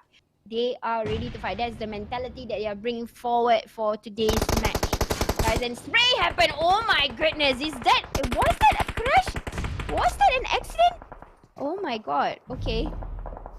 Definitely I did see Gucci went under the wheels there, but Devilish got spotted in the smoke, so Raul no more. Luffy from Gringos managed to get bangs on point with that grenade there. Still just a knockout here. 𝗏𝗏𝗏𝗏 did not make it because of the play zone, and everybody else is just spotting one another. We can see H2O colliding with Almighty. Mugen still having the fight with Envy. They can't seem to push him. I don't know why. Probably there is something that is a hindrance. Maybe Astra X have been tapping so much on Envy. SM Vincer on the other side, still getting contested here by H2O and Almighty at the same time. Just spraying the vehicles away. Probably these are the people from Almighty that is currently staying put, is stationary, not moving at all. Yes, and probably this is the target for them because right now underneath them there is H2O. H2O is a moving vehicles, and spray from Gucci Almighty. A little bit more getting the knockout there. 𝗏𝗏𝗏𝗏 goes down now, trying to taking advantage of H2O. Will try to push in through, but please be careful. Watch your 6. That is VXM here waiting. They will try and take advantage of things. They know there is sprays going around this area, and any point of time anybody is caught running in the open, they will get them off. Tick off one by one. Estrella went down. Also VXM is still a 4-man alive. Just 1 person knockout and is still able to carry up. Gringos went down. Everybody's crashing in. 39 players in. Sprays that's happening here between the Gringos. CLSG being spotted. No more. Now we can see that these teams are slowly taking advantage by their backs. They are coming in slowly, and they really need to watch their 6 because most of these fights are happening outside of the blue zone. I mean, the current circle, the perimeters. In fact, it's not even perimeters, guys. It's literally outside of the current circle. So, I can see this happening here. A little bit of the meta. Teams are coming in slowly and eliminate them one by one from their backs, because at any point of time a team decides to have a fight and they realize that there's somebody behind me, and NC here realizing there are people that's gonna come in, waiting patiently in the grasses, being the snakes, just waiting for them to enter and just eliminate them one by one. But right now we can see there's only 11 teams in the game. The only ones with a full squad is Astra X, VXM, Farang, Envy, H2O. Guys, I'm starting to see a pattern here. Malaysia teams are really making a comeback. They are still alive, 4 men. The Singapore teams are not surviving for this round. Most of them are already eliminated. Probably just the teams, but not a full squad, except for team is that? Oh, H2O. No. H2O no more already. So yes, it is true. It is true right now. Only Australia has the greater number this time. Maybe really this time they are trying to make a comeback. But that grenade strike from Gucci was amazing. Getting that eliminated straight away. Another trouble coming on to me from Astra X. And this is coming from Gumi, the only player alive. He definitely know there is a player there. A grenade is tossed in towards him also. He needs to be careful because Astra X, 4-man still alive. One of MV player got eliminated. Quickly back to the lobby. 𝗂𝗶𝗄𝗆 is still alive, even though he's the last person being spotted by the distance here. Eliminated. H2O no more. Back into the lobby. But guys, look into the circle. Who is in the circle? Can you tell me? It is what it is. I think it's gonna be a Malaysian chicken dinner. I think so. Looking at the numbers advantage here, maybe they can get the advantage of things. 𝗤𝗂𝗍𝗍 already got eliminated with 4 kills. Now teams are just getting their way inside. Look at 𝗂𝗏𝗏's placement, guys. I really like where they are. They are somewhere on a vantage point on the rooftop. They have teams coming in, but they are not firing anymore. They get to hold that compound, guys. They get to hold that compound. So and not a single damage is going towards 𝗂𝗏𝗏 as compared to other teams. I mean, of course, you know, putting 𝗂𝗏𝗏 out of the equation because he's the only person alive right now being seen, and the damages are just starting here for 𝗂𝗏𝗏. I think they will get a crash by ENV. Oh, but the last shot from Ricky is saying that bye-bye. You go out, not me. Back to the lobby you go. But not just enough. They're not gonna give them any breather. So they will just crash in. This is Envy Aura just crashing into where 𝗂𝗏𝗏 is. Already knocking out, but they're not pushing because they know it's quite risky. Other teams are actually firing them also. They're very, very close to one another. Ay, this is catastrophe, guys. Catastrophe. But 𝗂𝗏𝗏 is trying to tell themselves, I won this place. Hey, I totally forgot about XTM. So there is still a possibility here. Simple team that is still alive. 𝗂𝗏𝗏 and RJ is... Oh my god. Oh no. Hot team here by 𝗂𝗏𝗏 and got eliminated. And Aura eliminated by another team here. But RJ brought down... But the last shot, RJ, no more. So no more. No possibilities for XTF. 𝗂𝗏𝗏 is still apparently alive. One more person. He is really deploying whatever smokes he can get here. And 𝗂𝗏𝗏, really, I understand now why VXM cannot push 𝗂𝗏𝗏. Because you see, the moment he lurks, Astra X can just, you know, decide to do that and all that. But the grenade spoke too soon, Sis Jenny, because 𝗂𝗏𝗏 got eliminated by that beautiful grenade, exactly knowing where the player is. Eliminated 𝗂𝗏𝗏 out. Right now, we can confirm that it is going to be a Malaysian chicken dinner, the first map of the day. Is it going to be 𝗂𝗏𝗏? Is it going to be VXM? Is it going to be Astra X? Because right now, see, there is 2 squads with a full man, and 𝗂𝗏𝗏 only left with 2 people that is still alive. And Repo taking advantage of things, getting a knock here, but is able to get a revive. And if they can do it passively, they can come. This dream for them can come true to get that chicken dinner. It is possible. So, you know, they got to reset, and just hold on, hold your horses. But you can't hold for long because look at the circle. Astra X got the best of the circle. They just got to eliminate players in front of them. Whether it's VXM, whether it's 𝗂𝗏𝗏. But VXM right now, the position is really nice for them to actually counter attack Astra X. But no, they are deciding to do with 𝗂𝗏𝗏 first. 𝗂𝗏𝗏 taking advantage into rotating inside when actually there's Astra right in front of them, and they are gonna come in by the corners. They're not gonna come in at all in the middle. And we can see 𝗂𝗏𝗏 Ricky just doing the healing for now, and 𝗂𝗏𝗏 is just waiting and waiting. Where is this player? They are in the safe house. They were like, hello, it's a ride for you, but no, not possible for 𝗂𝗏𝗏. No, not a chicken dinner for them, but 8 kills inside the bag. Now it's these 2 teams who are being they won the kills. It is a 4v4 situation, guys. And we're gonna see like a TDM. This is just like similarly to a container TDM or the ruined TDM. Goes down to Astra X, VXM. It is a comeback Israel. They won the kills. They have crashed. They crashed. They got it. They want more, and this is what they do when they want more. They will wait.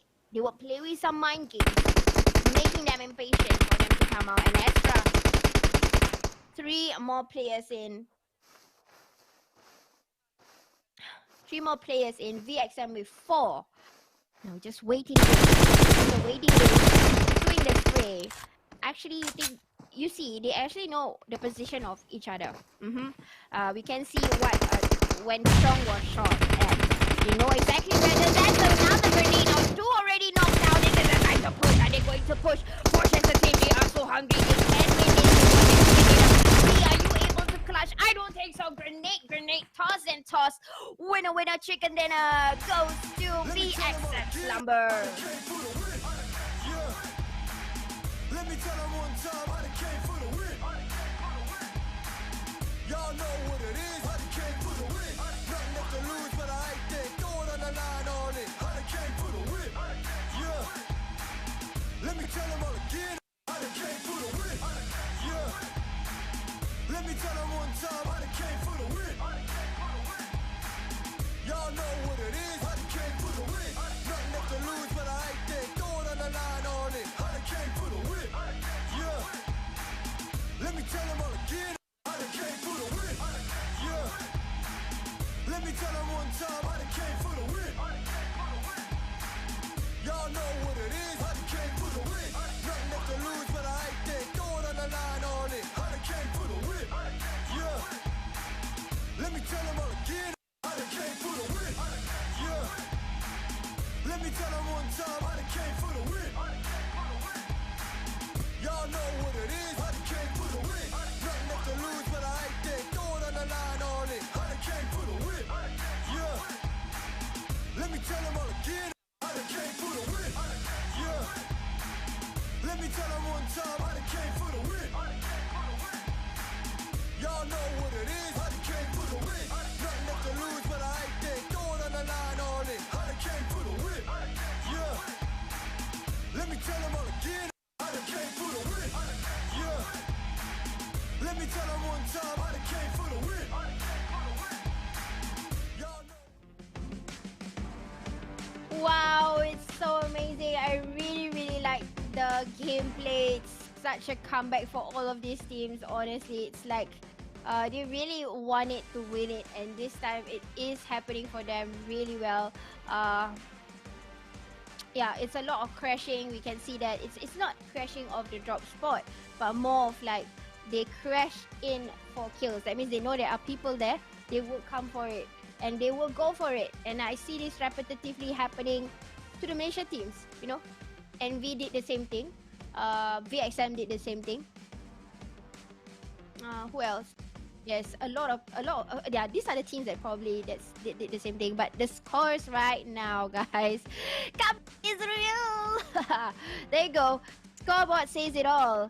VXM Slumber with 13 amazing elimination points, 20 in total. Astra X 10 with 32 in total. And number 2, number 3, Farag Legend with 8 and 18 in total. Number 4 is Mugen without kills but managed to survive and then get the placement points with number 4.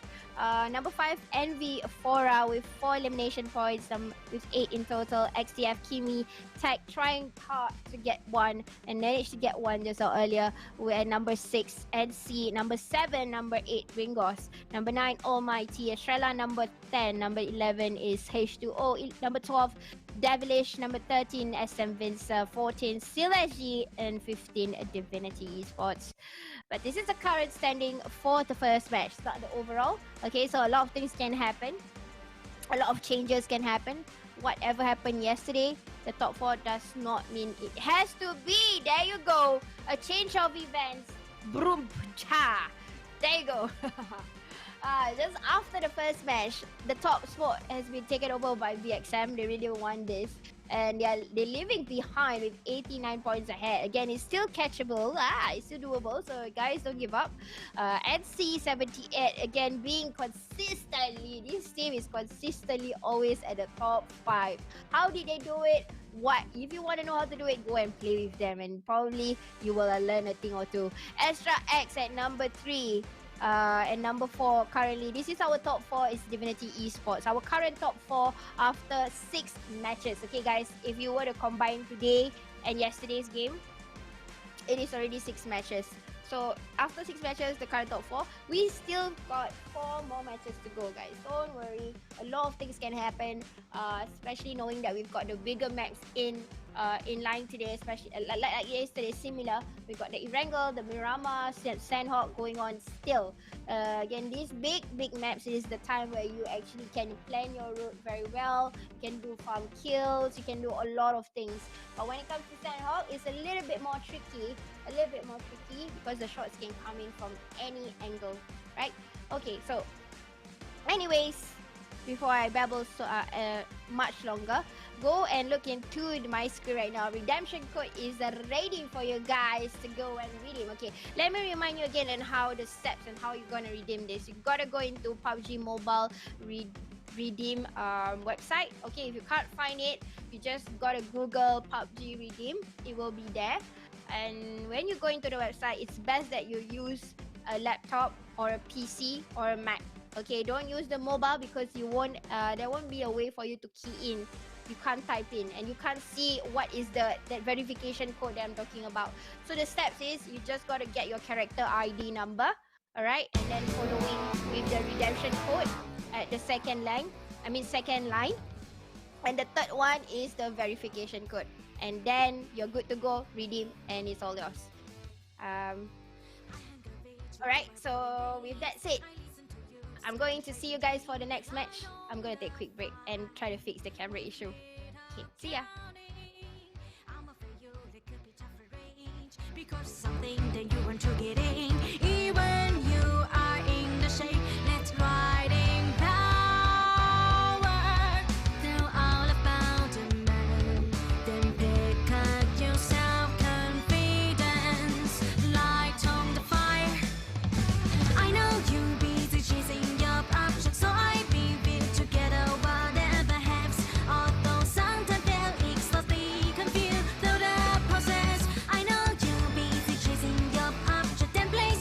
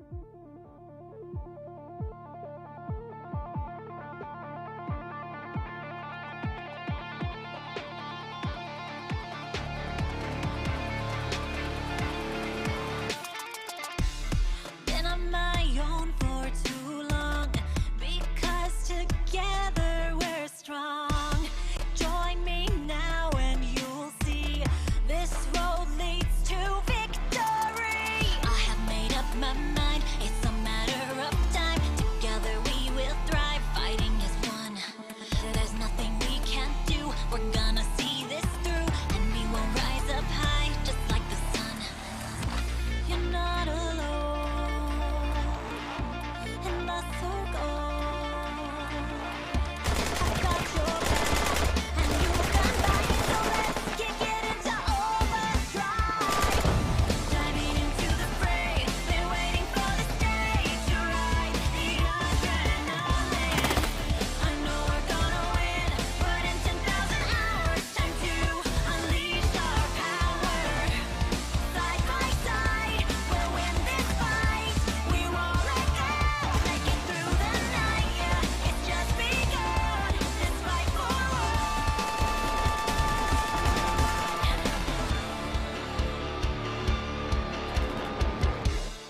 even when it seems we've been beat, we never think to retreat.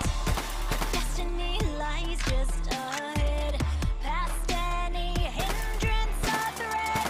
This battle's ours tonight, no matter what we fight. I've got them in my sights, no turning back.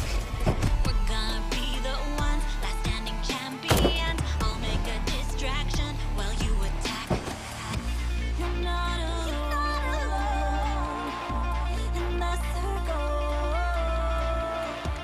I've got your back, and you got mine. So let's kick it into overdrive.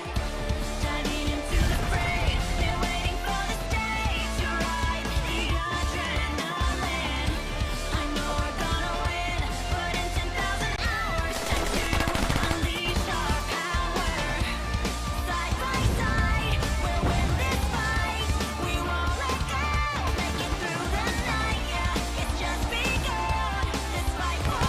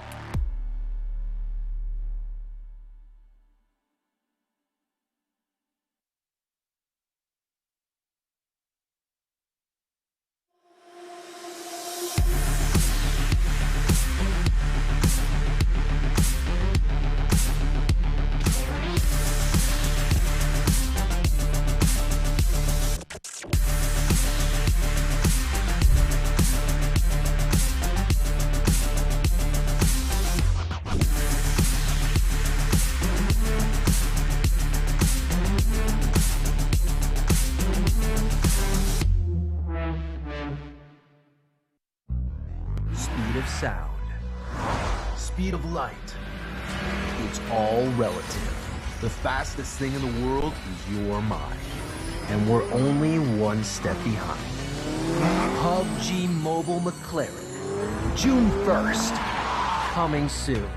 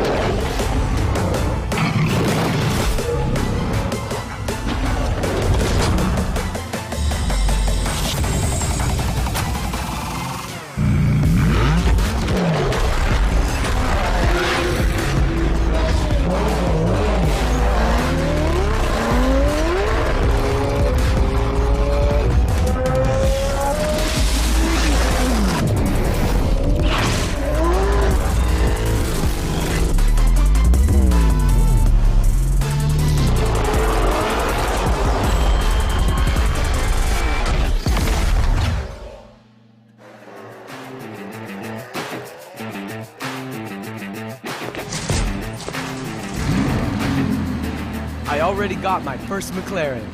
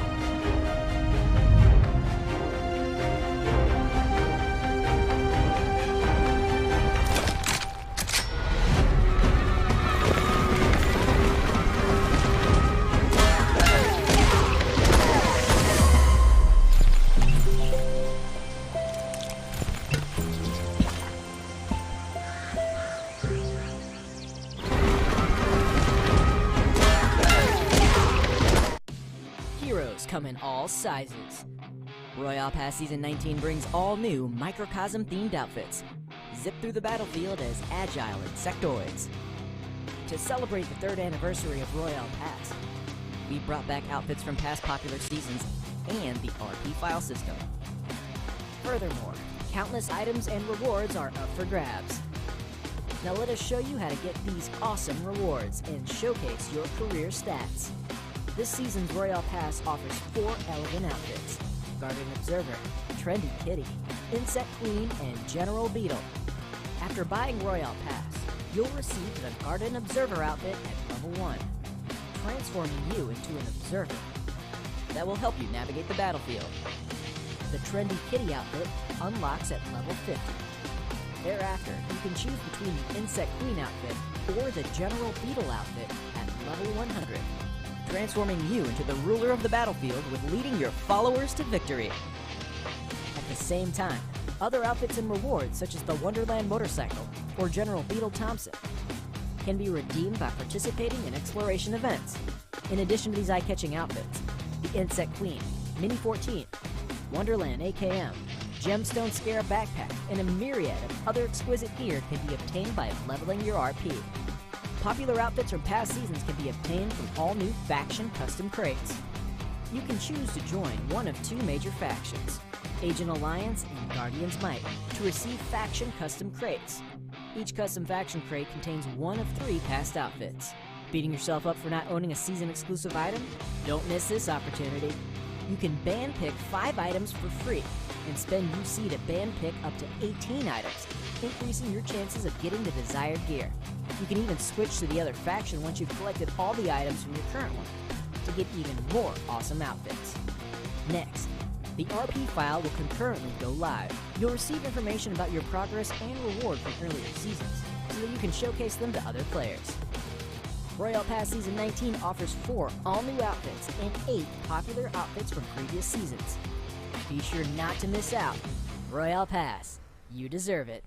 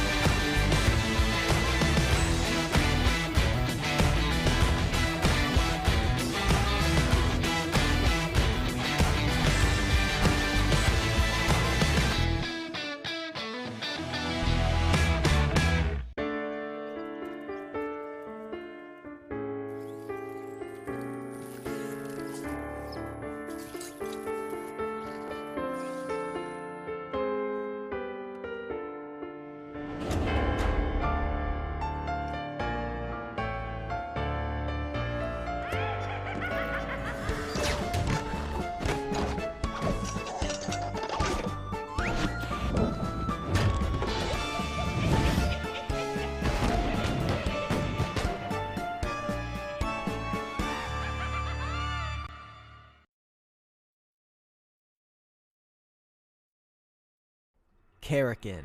The new map is now online. Have you and your companions had your chicken dinner on this 2x2 map yet? In Kezhkin, there are loads of brand new items and features, so let's introduce you to all the latest content.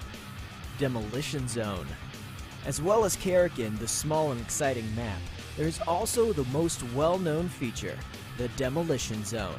You may be familiar with the Red Zone, where as long as you hide in a building you can dodge airstrikes. But in Kezhkin, if you're in the Demolition Zone, you'd better leave that forsaken place. The buildings here won't protect you.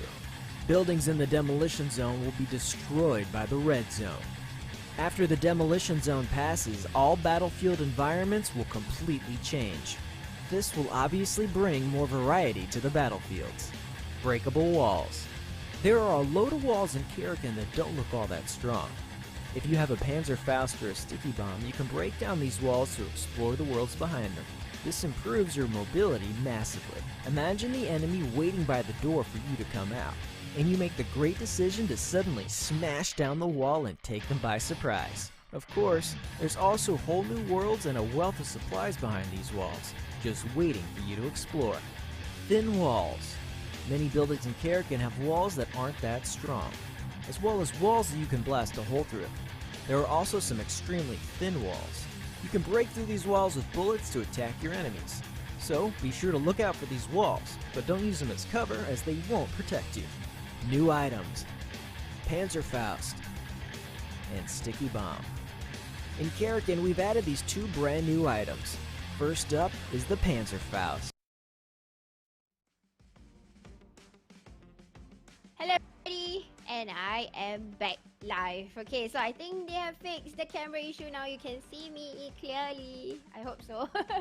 But yes, I am Sis Jenny, accompanying you guys for today's matches. I already ended with the first match, and we have 4 more matches to go. Next one, we are flying over to the deserty, sandy land of Miramar. But of course, these teams still need to go and reset, rethink, re-strategize everything so that they can go and respawn into top 4.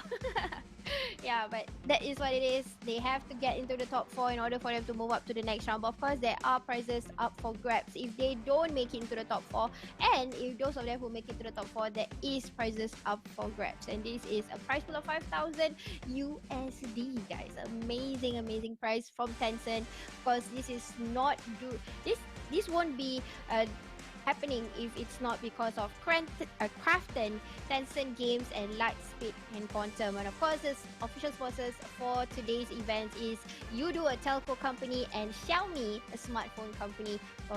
And this is really a good place for you guys to be in if you want to gain all these tips and tricks on how to be a pro team player, because all of these teams have come together, a long journey behind them, and they have did a very good battle and still battling it for these top 4 spots. Of course, guys, besides tournament, I do want to divert your attention to the screen because there's a redemption code. It's still ongoing, still up for grabs. I have not received word from any from officials saying that it is over, so it is still up for grabs. Go ahead and do a redemption, even though it's just a 3 days outfit. What you can do is you can do content, guys. I'm sure a lot of you like to do content, right? Do the TikTok, do the YouTube, because this outfit is actually what the players are using. If you realize, they have a uniform to use. So every year this tournament is the official organizers, they have already rethink and redo.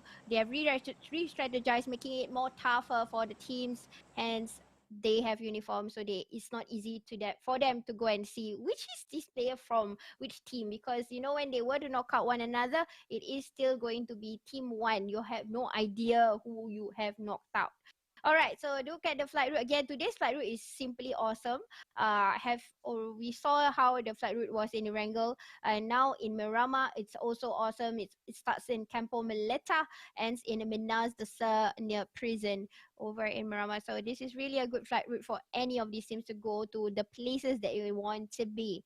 And yes, these teams have allocated their respective landing areas, so hopefully they will not crash. But it seems like Devilish is a bit close to Rappo Boy, and this is exactly where Farang would be. Farang, they have allocated places in a way they kind of divided themselves into 4 sections.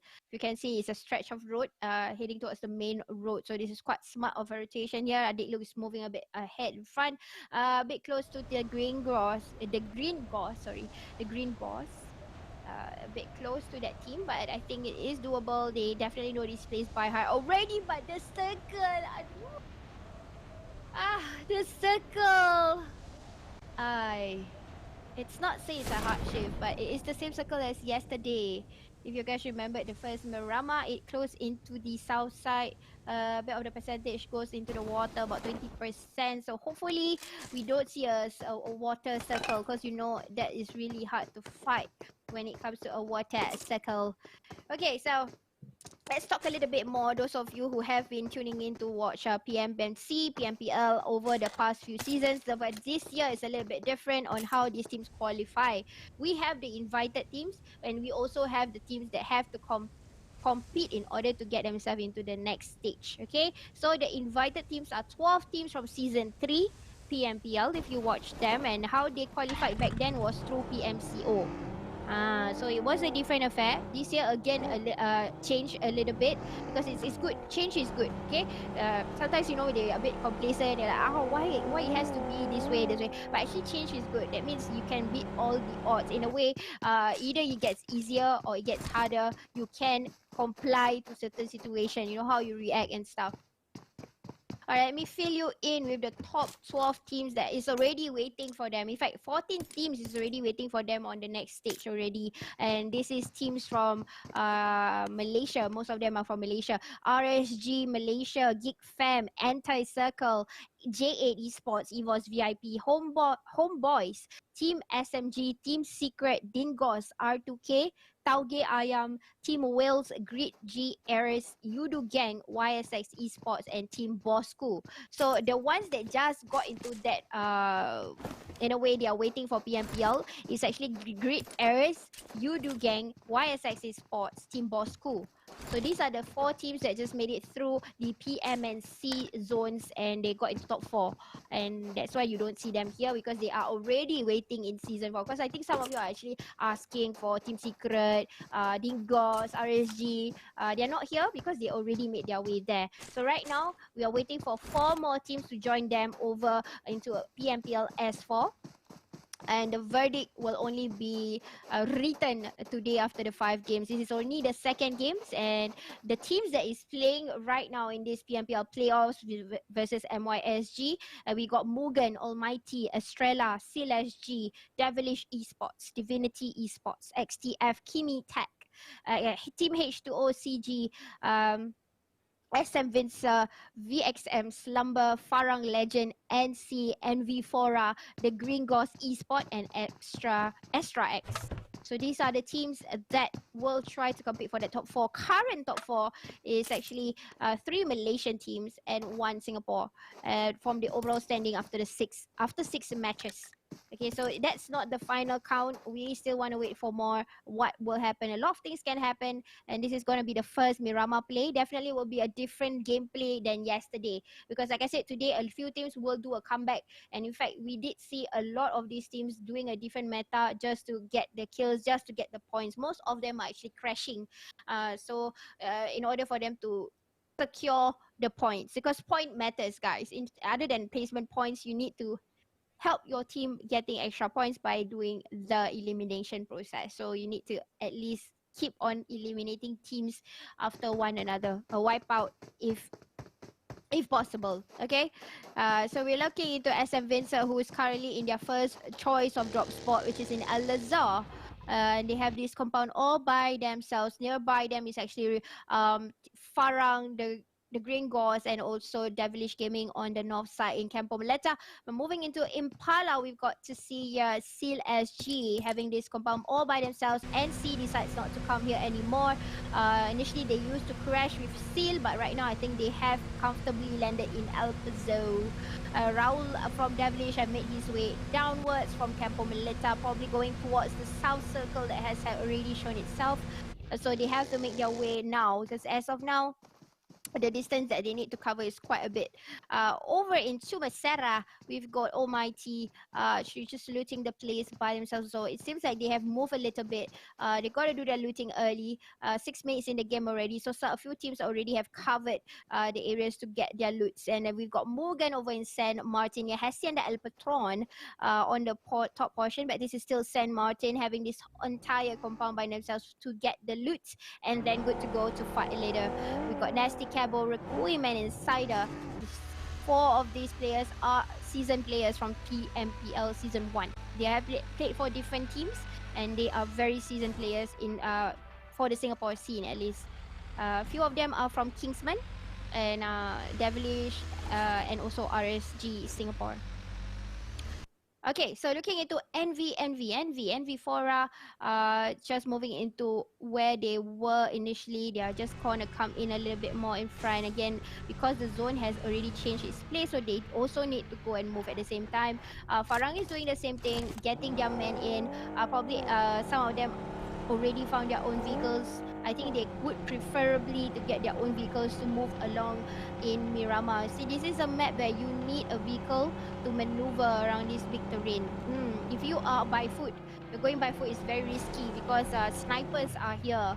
Because this is a map for snipers actually because of the hillside initially what I said yesterday. Oh, the gold Mirado is taken by Zero, our lady player. Woohoo! She's getting that gold Mirado. Actually this has a speed of 200 kilometers per hour, so it's actually the fastest, at the same time most vulnerable also. Because if it topples, capsize or even get shot, it is going to be quite easy to explode. A little bit of damage there with the car. That's the one that I'm talking about. Miramar, when it comes to this, that's the reason why Zero came out from the car. Okay, because sometimes when you drive in Miramar and then suddenly you capsize and suddenly a very quick turn around like that, a twist, you have to get out of the car because sometimes the car will explode and because of that you get knocked.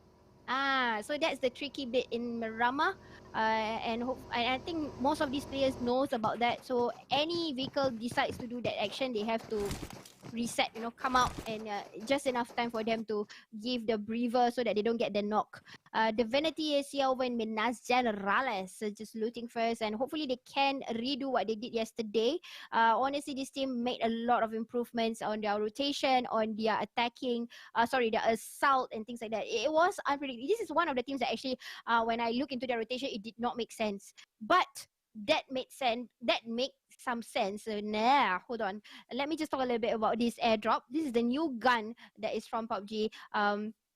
LMG, it's called the MG3. So this gun is amazing, guys. So you know about recoil control, right? So some of the guns, when you pick it up, when you try to do the sprays, it goes everywhere. So this gun, the beauty of this gun is that when you spray, it just goes into that portion. So that is the beauty of this gun. But then again, you gotta risk it in order to take it with you, which is going into the airdrop. So the old meta was people would target the airdrop. Right now, usually airdrop is being ignored. So at the same time, it's risky. There's a possibility, and the space has already been gone. Sin managed to get Raul, the vulnerable. At all points, he will be eliminated first from Devilish Esports. Devilish Esports will get their first man down. Raul is no more. Already got eliminated. Back into the lobby just by driving into the circle. People from Impala, which is still SG, needs to make their way into the circle, but it's not too far, guys. It's not too far because it's just on the south side. And remember, Impala is between the south and the east side, so it's okay for them to drive. As compared to Devilish, they had to make their way all the way from Campo Mileta downwards to the south. So that's the reason probably why they are just cutting across terrains just to move in fast, because the distance they have to cover is quite great for them to get into the safe circle. But now, we are seeing this already a contest here by the Green Ghost Esports got contested Farang Legend from the distance. We can see that Zero and Roses has already opened up their angles in trying to get this possible contest here. They are not going to back out. You can see they are coming closer and closer towards Farang Legend. Just trying to do the honor here, just getting a little bit of the damage and try to push at the same time. But I think they know it's a little bit too long because there is a little bit, there's some, right, not ruling, but when you are a pro player, you will do a lot of research, right? So a point of contact, sometimes you can't be too if it's too long of a stock, it's better to call it off, rotate and flank onto another angle. Timing wise, it's not really, you don't really have a time, oh, must be 1 minute and then you chow. No, it's really up to each coach. Oh no, stuck. Okay, that was fixable already. Thank you, Adik Luke. Thank you for the assistance. I can imagine what is in their comms, you know. But yeah, of course, it's in Bahasa. I won't say it here because I'm doing English. Okay, so Loopy at the back here. Alamak, look at that. I'm sorry about that. But look at Boo. He is so vulnerable. You can see he was right caught in the middle of everybody earlier. Ay, that is quite a trouble. Luckily, he got himself out. He was really in the middle of Farang, the only man. Initially, like what happened to Nasty over in Erangel in Mugen, he was left behind. So that was something not to be watched. I don't think you would like to watch that if you're a player. So anyways, looking to NC who is coming onto the vantage point of things, trying to give the best benefits out of this map, which is the hillside or the mountainside. The vantage points are the beauty of Miramar, because these kind of angles you are able to see. You are able to see, you know, that for me, please. Okay, guys, sorry. You are able to see where they are going to rotate in, like you know, the point of view where they are in. I totally got distracted for a point of time. Okay, so anyways, 𝗣𝗂𝗍𝗃 here, very close by to AMT, if I'm not mistaken. That is AMT just riding around the the west side of where they are. Yep, they are coming into where 𝗣𝗂𝗍𝗃 is, just nearby. The circle really has already moved in super small, guys. This is the second circle, but everybody needs to fit into one. It's like 50 plus players. How in the world are they gonna get in? But we can see H2O safely inside here, so they can be the gatekeepers for teams that is coming in. We can see a few teams coming in here. AMT very close, but 𝗣𝗂𝗍𝗃 getting a spray down. And this is AMT player Ethan Aker doing that, getting the whatever advantage that they can, having 2% in the car instead of 1. So because of that, they already got themselves 1 kill from that fearful met up somehow when they were rotating in. But hello, surprise here from H2O. They are already at the vantage point, but 𝗣𝗂𝗍𝗃 very careful. They kind of realize that probably there are people there, so they can just flush down whatever they can from the bottom. And we can see Divinity coming in also. A lot of teams coming in from this direction. And again, it is doing the east and the west kind of rotation. They are coming in from the left and the right, partly coming towards all the way on the north.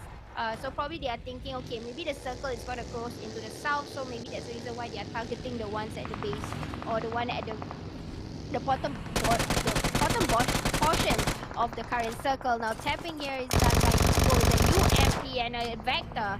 Not good guns, I would say, for right now. But again, looting where they came from, I think probably they wanted to avoid where 𝗣𝗂𝗍𝗃 slumber was, which is 𝗪𝗲𝗇, and probably that's the reason why their loots are not as amazing. Because you can see 𝗬𝗂 was carrying both UMPs, and it's for long range, and that is definitely not a kind of gun that you would want to choose unless you have no choice at all for long range. So we can see that probably 𝗬𝗂 is best to do a close combat for him. Maybe the long range, you leave it to people who already have a rifle, or even a DMR, or even a sniper bolt action rifle.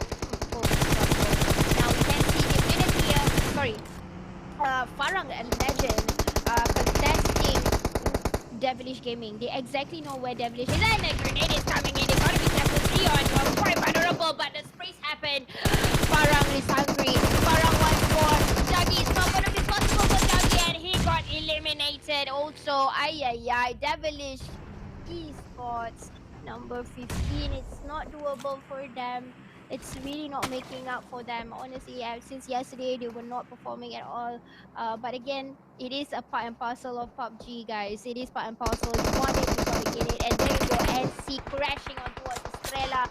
Heard the gunshot. Again, this is the same meta, guys. They are waiting before the circle comes in. They are guarding these areas, especially during the intervals of the third and the fourth circle. There are a few teams that is using that allowance of space before the blue. They will use that space and they will counter attack. I see this happening in Erangel. I'm seeing this happening in Miramar. They're using the same kind of methodology here for this team. Oh, you go, don't turn your back. Calm the side of attack. Now suddenly outnumbered. Estrella has been outnumbered and they got this place first, but NC coming in from the back knows better. They have already lost one guy, but that's not it, and they will get more. They will try and get more. Ongi just trying to flag here from the sides, and he's the only person alive. No, this is not possible. He's gonna try and do whatever it takes to get Estrella more kills and get themselves up the notch in the scoreboard. Leo here is being very close by to 𝗤𝗀. 𝗤𝗀 definitely heard the footsteps. That's the reason why he immediately goes down on the floor.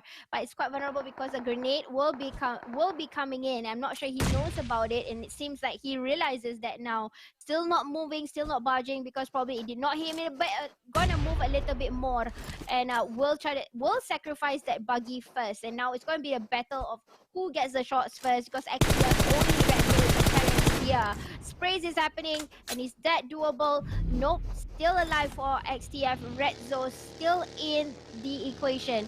So now NC needs to prioritize the circle. Just a little bit of farm kills, just endangering the lives of whoever that is outside, and then making their way in. This is really smart for NC, guys. They yes, it's a bit vulnerable. They use a little bit of the blues, but they also use that allowance of space, you know, before the circle close in. They use whatever kills they can, elimination process they can while entering that circle. H2O have been consistently getting the circle. It's how they're gonna come back with the kills. That's the thing about them. They need to come back with kills. Placement is not enough. XTF Kimitech has been seen. 𝗤𝗀 has been seen. Eliminated already at number 14. Now we're left with 13 inside. Circle is so small already, guys, and it's all towards the south side. Envy got spotted by 𝗤𝗀. 𝗤𝗀 got knocked also, but it's not the end for Tendo. Now this is the time where they need to go and heal, guys. It's really painful. A lot of teams will not make it because of the circle. Because of the blue zone, I'm sure they will get eliminated here. Life is going down very fast. Look at the first aid, and Tendo has no more first aid kits.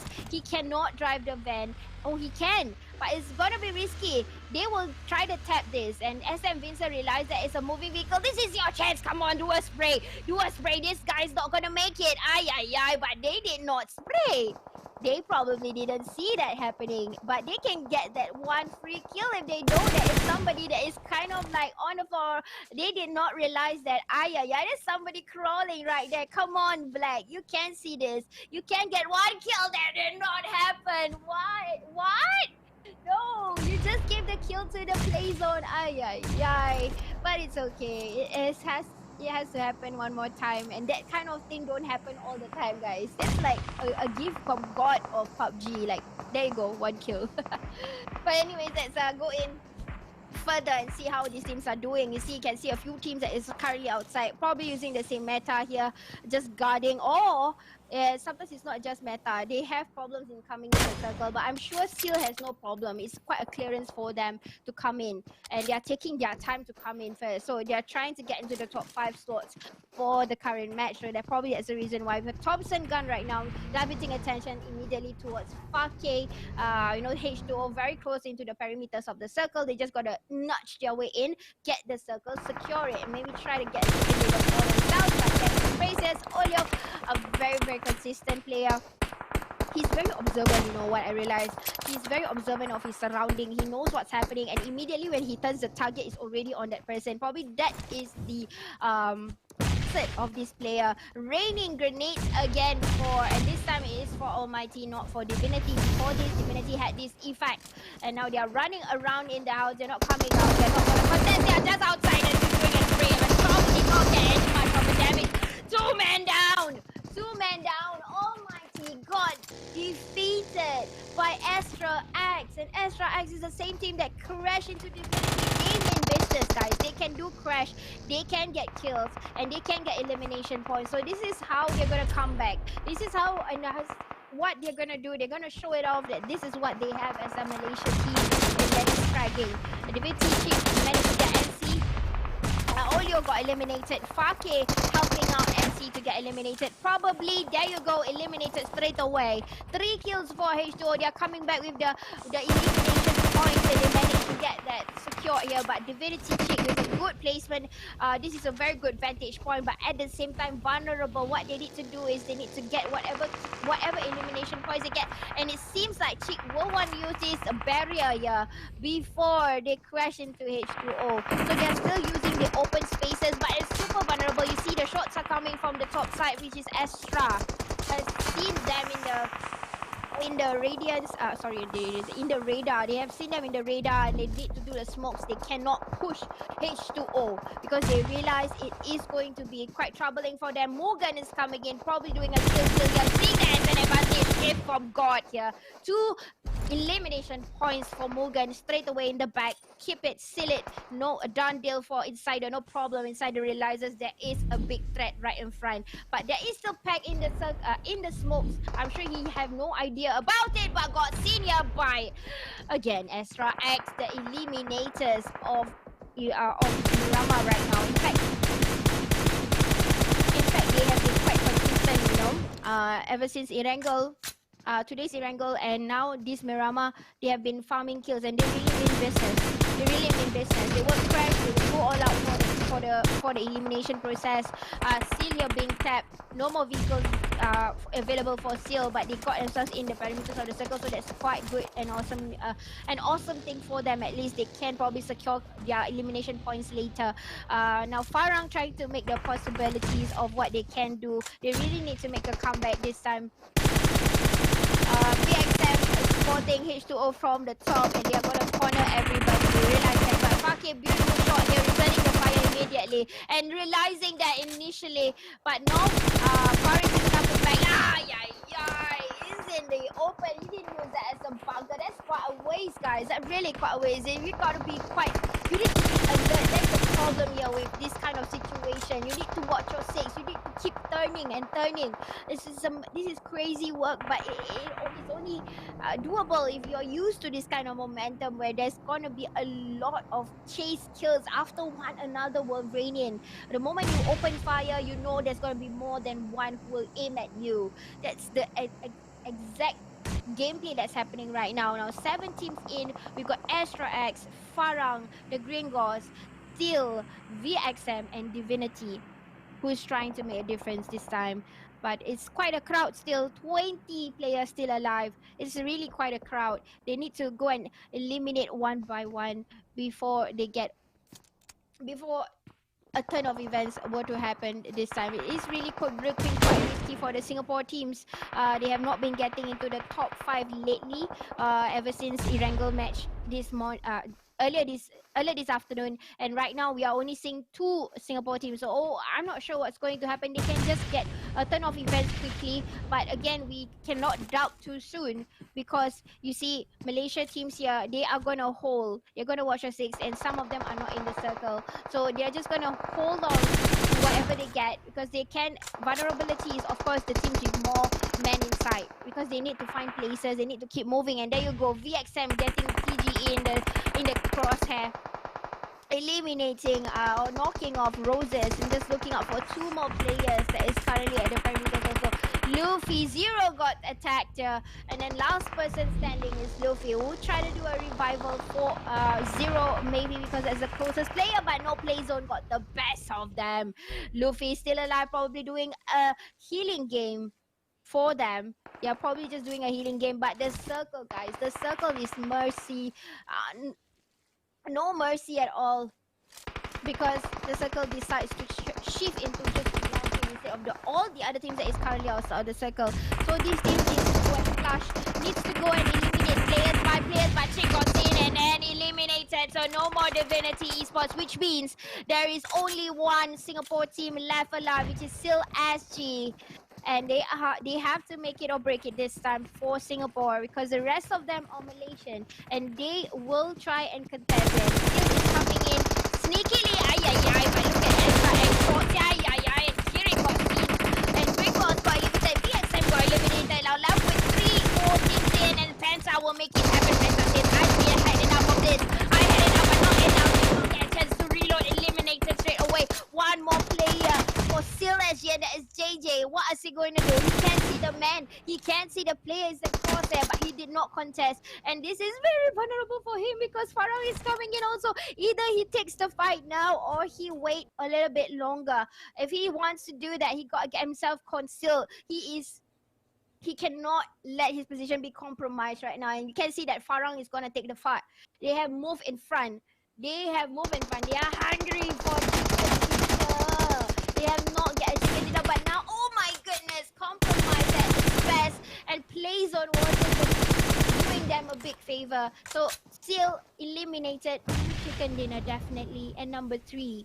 Now looking into these two teams, Astra X and Farang, who will win this? Because we are seeing an even number. 3v3.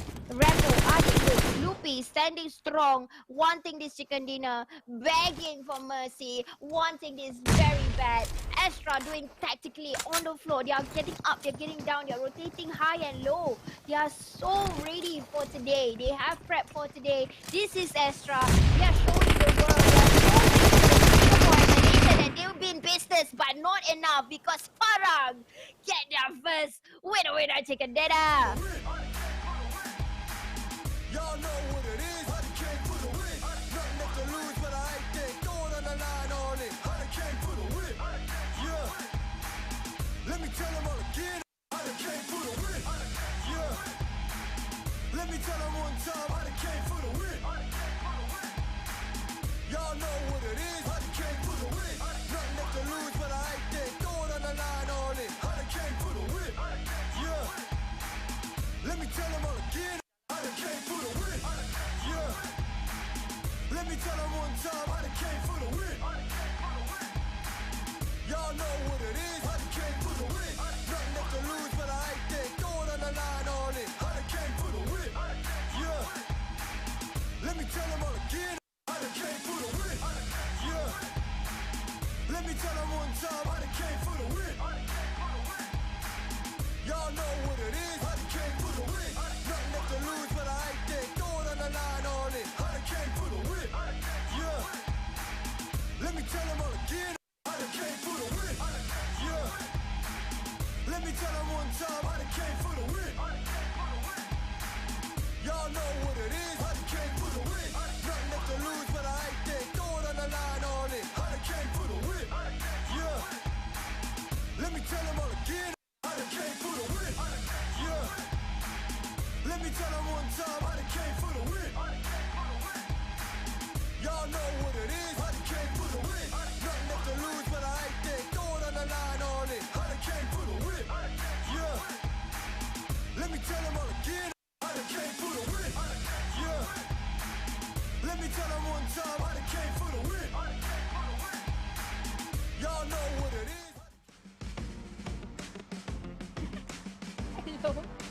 Nice to see their faces for a moment, but well done Farang Legend for that awesome chicken dinner. They really won it for the win. I came for the win. I like how the song went.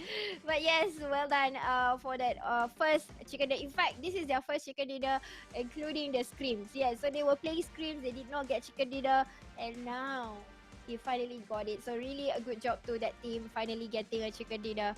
And what do you like about the game? I really like how really it's all about elimination points today. They don't really care about placement at all. We can see that happening immediately. You see the elimination point is immediately a big tremendous difference. You see that. You see the number is evenly distributed. Mata Singkir is actually elimination point. Okay guys, so Farang Legend with 9 elimination points, Astra X 8 elimination points, VXM Slumber 9, Seal with 2, Gringos with 4, NC with 5, Divinity with 1, Team H2O with 4, and these are the elimination points I'm reading to you. Number 9 is Mugan with 3, NV4A 1, Almighty 0, SM Vincent 0, XTF Kimitech 1, Estrella 0, and Devilish 0. So this is accordance to the previous match. Overall standings, we have no idea yet. I'm not sure, marshals will be nice enough to let us see what is the overall standing, or they will hold it back first, like what they have been doing lately, holding the news for you guys. But I'm sure there's going to be a big difference in the scoreboard It seems to be, yes, it is definitely a big difference here. But H2O proving themselves that they can also get elimination points. This time they get 4 for today's match, and only the second match of the day. But definitely we can see a comeback here from reigning elimination points from the Malaysian teams. You can see that Farang having 9, Astra 8, 𝗣𝗟𝗆 9, NC 5. You see, it's an even distribution. There's not a single team that is quite dominating here. And suddenly, taking at the top 4 slots has changed and a turn of events immediately. With the amazing amount of numbers that they have, especially 𝗣𝗟𝗆 Slumber, you know, people are going to find it troublesome to catch up. It's 106 already as compared to the teams that is currently bubbling under. But the top 4 is 𝗣𝗟𝗆 Slumber, Astra X, NC, and Farang Legend finally getting into the top 4 position. Seeing them there suddenly, they made quite a long way, you know, as compared to all these 3 teams that is on top. They were at number 9. I remember it somewhere at the left side. They climbed and comeback Israel hashtag. But still doable for the Singapore teams because we got 3 teams bubbling under for the Singapore. Come on. They got Divinity Esports, we got Mugen, we got Seal. It is doable. Okay, you gotta get yourself a chicken dinner. And then you gotta get yourself a bit of elimination points. It is doable, guys. It is doable. So my prediction is still 2SG to Malaysia so that it is a fair, in a way, input. But again, my prediction will not justify their action. Okay, so it's all up to the player at the end of the day. If they want it, they gotta give their all out. They gotta do their best. They cannot make, you know, they can't be vulnerable making mistakes as and when they go on into. So they gotta do it. They want it. It's now or never. You gotta drain your hard work, your soul, everything into one. Show Asia what you have. Show Malaysia and Singapore as a region what you've got. Prove yourself. Prove all of us wrong that you want this and you can do it. Right? It's been a while since the Singapore represented in PMPL and YSG. So we do want to see a comeback from the Singapore representative also. So with that said, guys, redemption code again. Go ahead and do what I said earlier. Go into the website. Do the 3 steps, which is very easy, and you get yourself a 3-day outfit. Go and do your contents. Go and play your classics. People say, "Oh, you're PMNC player." I'm like, yeah, I am. But I'm not teaching you to lie. This is really something that you can have, you know, take a picture, remember it. Because every year, Tencent will change the outfit, and if you are lucky, you will get your hands on this redemption code and you get to remember the collection of what they have since season 2 and all the way till now is season 20. Yes, season 20 already, guys, over in the RP. I'm sure those of you who are players, you have already purchased your RP. I have yet to purchase that, but then again, we will go for a quick break. Of course, this tournament will not be possible for Krafton, Tencent Games, Lightspeed, and Quantum, and of course our official sponsors, Yudo, a telco company, and Xiaomi, a smartphone company. So I will see you guys after the quick break. Where as long as you hide in a building, you can dodge airstrikes. But in 𝗂𝗃, if you're in the demolition zone, you'd better leave that forsaken place. The buildings here won't protect you. Buildings in the demolition zone will be destroyed by the red zone. After the demolition zone passes, all battlefield environments will completely change.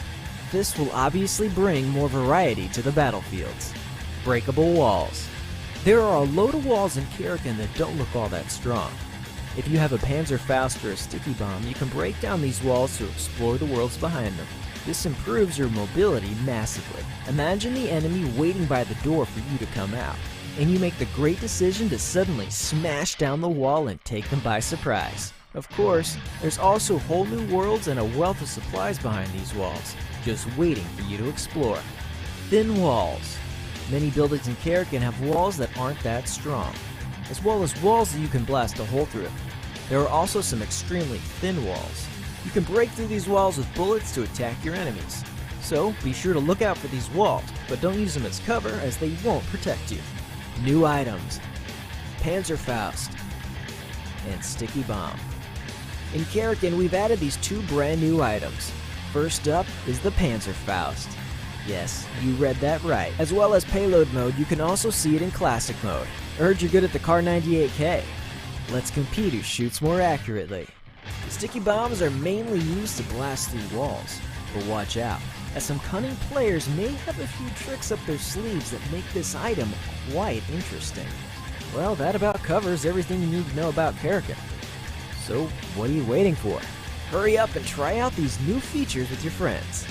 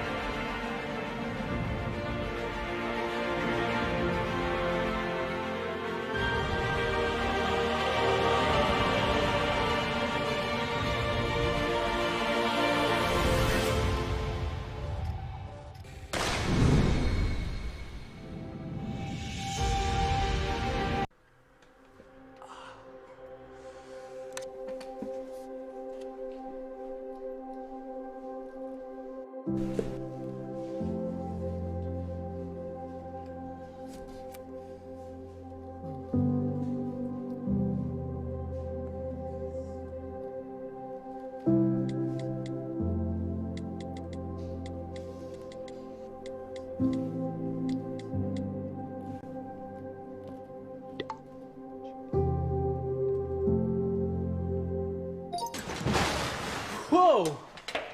How are you?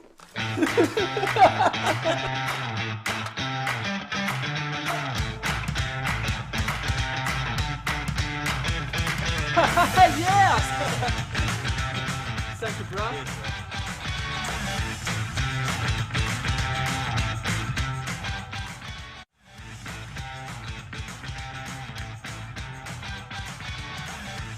PUBG Mobile 1.5 Ignition is here. This major update brings all new gameplay, items, and loads of exciting content. Let's take a quick look at what's new. First, the new Mission Ignition gameplay will ignite your future. Strap yourselves in. The new game mode can be accessed via Evo Ground. Get ready to experience an all-new technological battlefield. 𝗂𝗃𝗃 gets a second makeover in Mission Ignition. The tech conglomerate Dynahex has completely overhauled 𝗂𝗃𝗃, modifying 6 major areas on the map. The new settings offer an all-new gaming experience. In the new dynamic battleground, you can set traps during battle, diversifying your battle tactics. First of all, vehicles have undergone a series of innovations, and alongside new items, allow you to quickly traverse the map.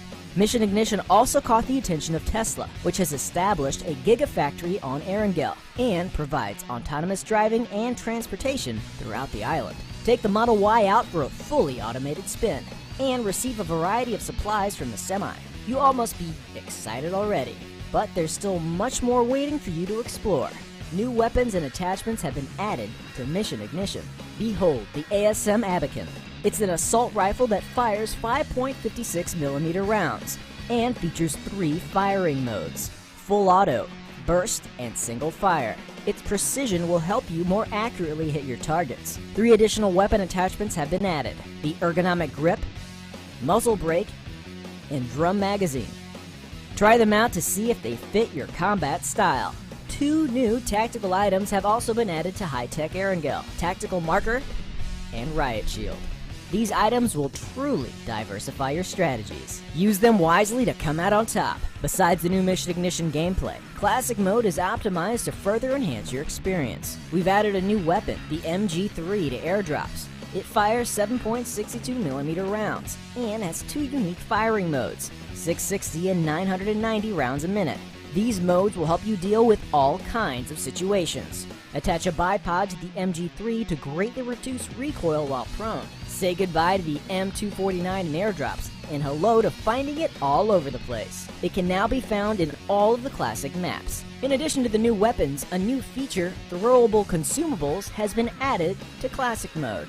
You can now throw consumables a short distance, sending supplies to teammates without having to dodge bullets. But wait, there's more. We've also added improved custom attachment configurations and sensitivity settings to firearms in version 1.5.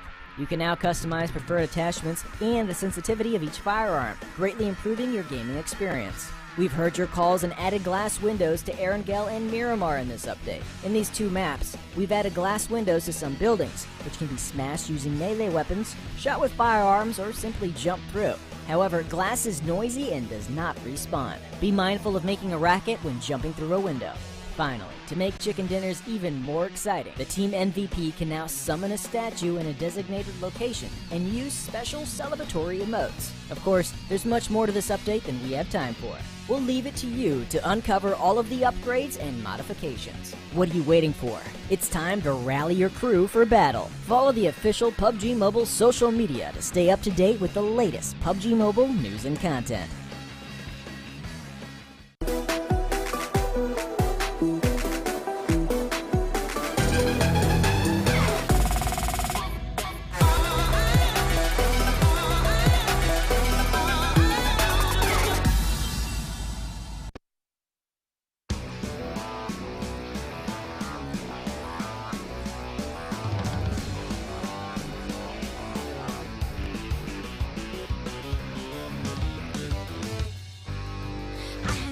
To our boring days, I listen to you, disguise a shy dream. Light on the fire with little care. Something that you want to get in, even you are in the shade. Something that you want to get in, even you are in the shade. Let's ride in power.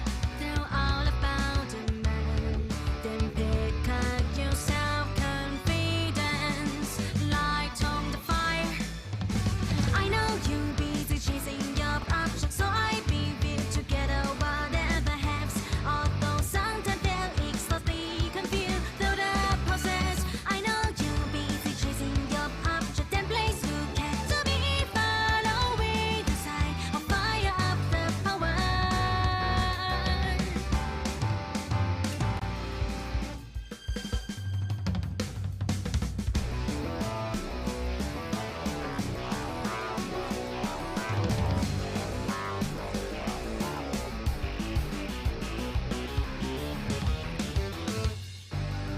I aggravate you over boring days. I listen to you, disguise a shaping dream. Light on the fire with little counting. I'm for you, the complete of courage, because something that you want to get in. Even you are in the shade. Let's ride in power. Tell all about the man, then pick up your self-confidence. Light on fire.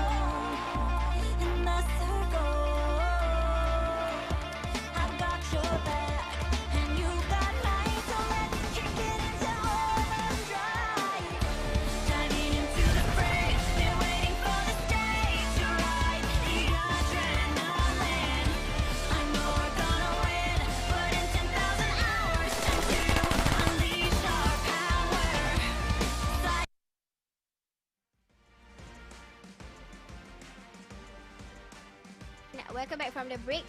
And so, 2 matches have already begun, and definitely a change in the scoreboard.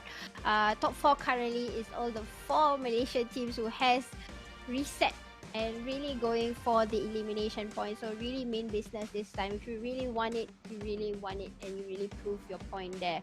So that's probably how a pro league is, how it is being done. You know, if you want it, you really earn it, and you go for it. You risk yourself, but you have to work together as a team. You can't, you know, at this point of time, it is all about team. If you have the chance to revive, go ahead. If you have the chance to get the elimination, go ahead. It's not about rules anymore. It's really about coming together, getting as many points as you can. So that was probably the meta, what we saw. Definitely a big game changer since from yesterday's gameplay and today's gameplay. So yes, I'm definitely going to see more of this coming on, because especially after this is Sandhawk. You see my face like, Sandhawk? Because I don't like the map.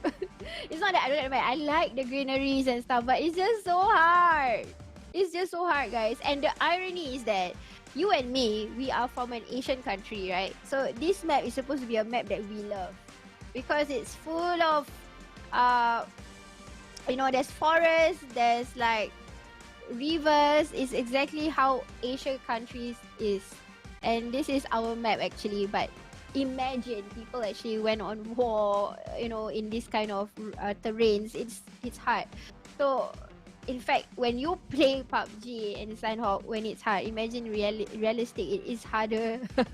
So really a shout out to all these infantry soldiers who have made their way all the way and risk their life for the country, and have to fight for themselves back then in unit during the war time. So really it's a big effort. You know, you got to strategize, you got to really listen to exactly where the shots are coming from, and you know exactly where to turn. So these are the things that is highlighted in this particular map.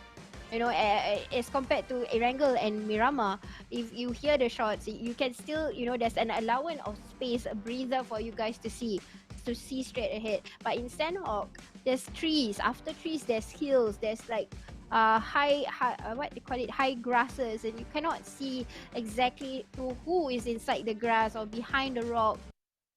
It's all about fast engagement. You know, where you turn, or if you're using gyro, you gotta do it really fast and aim, and not, you don't even have the time to aim.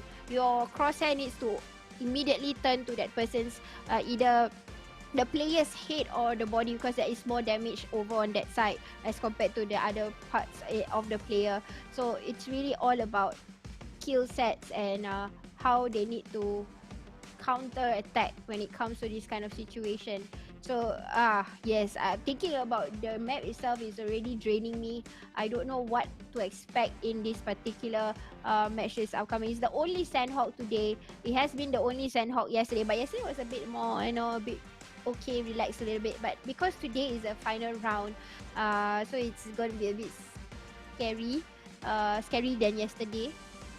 I'm sure a lot of teams will be in the 3rd and the 4th circle. There will be a lot of players, so you imagine the rotation, you know, and especially the teams that don't get the circle. Oh my goodness, that itself is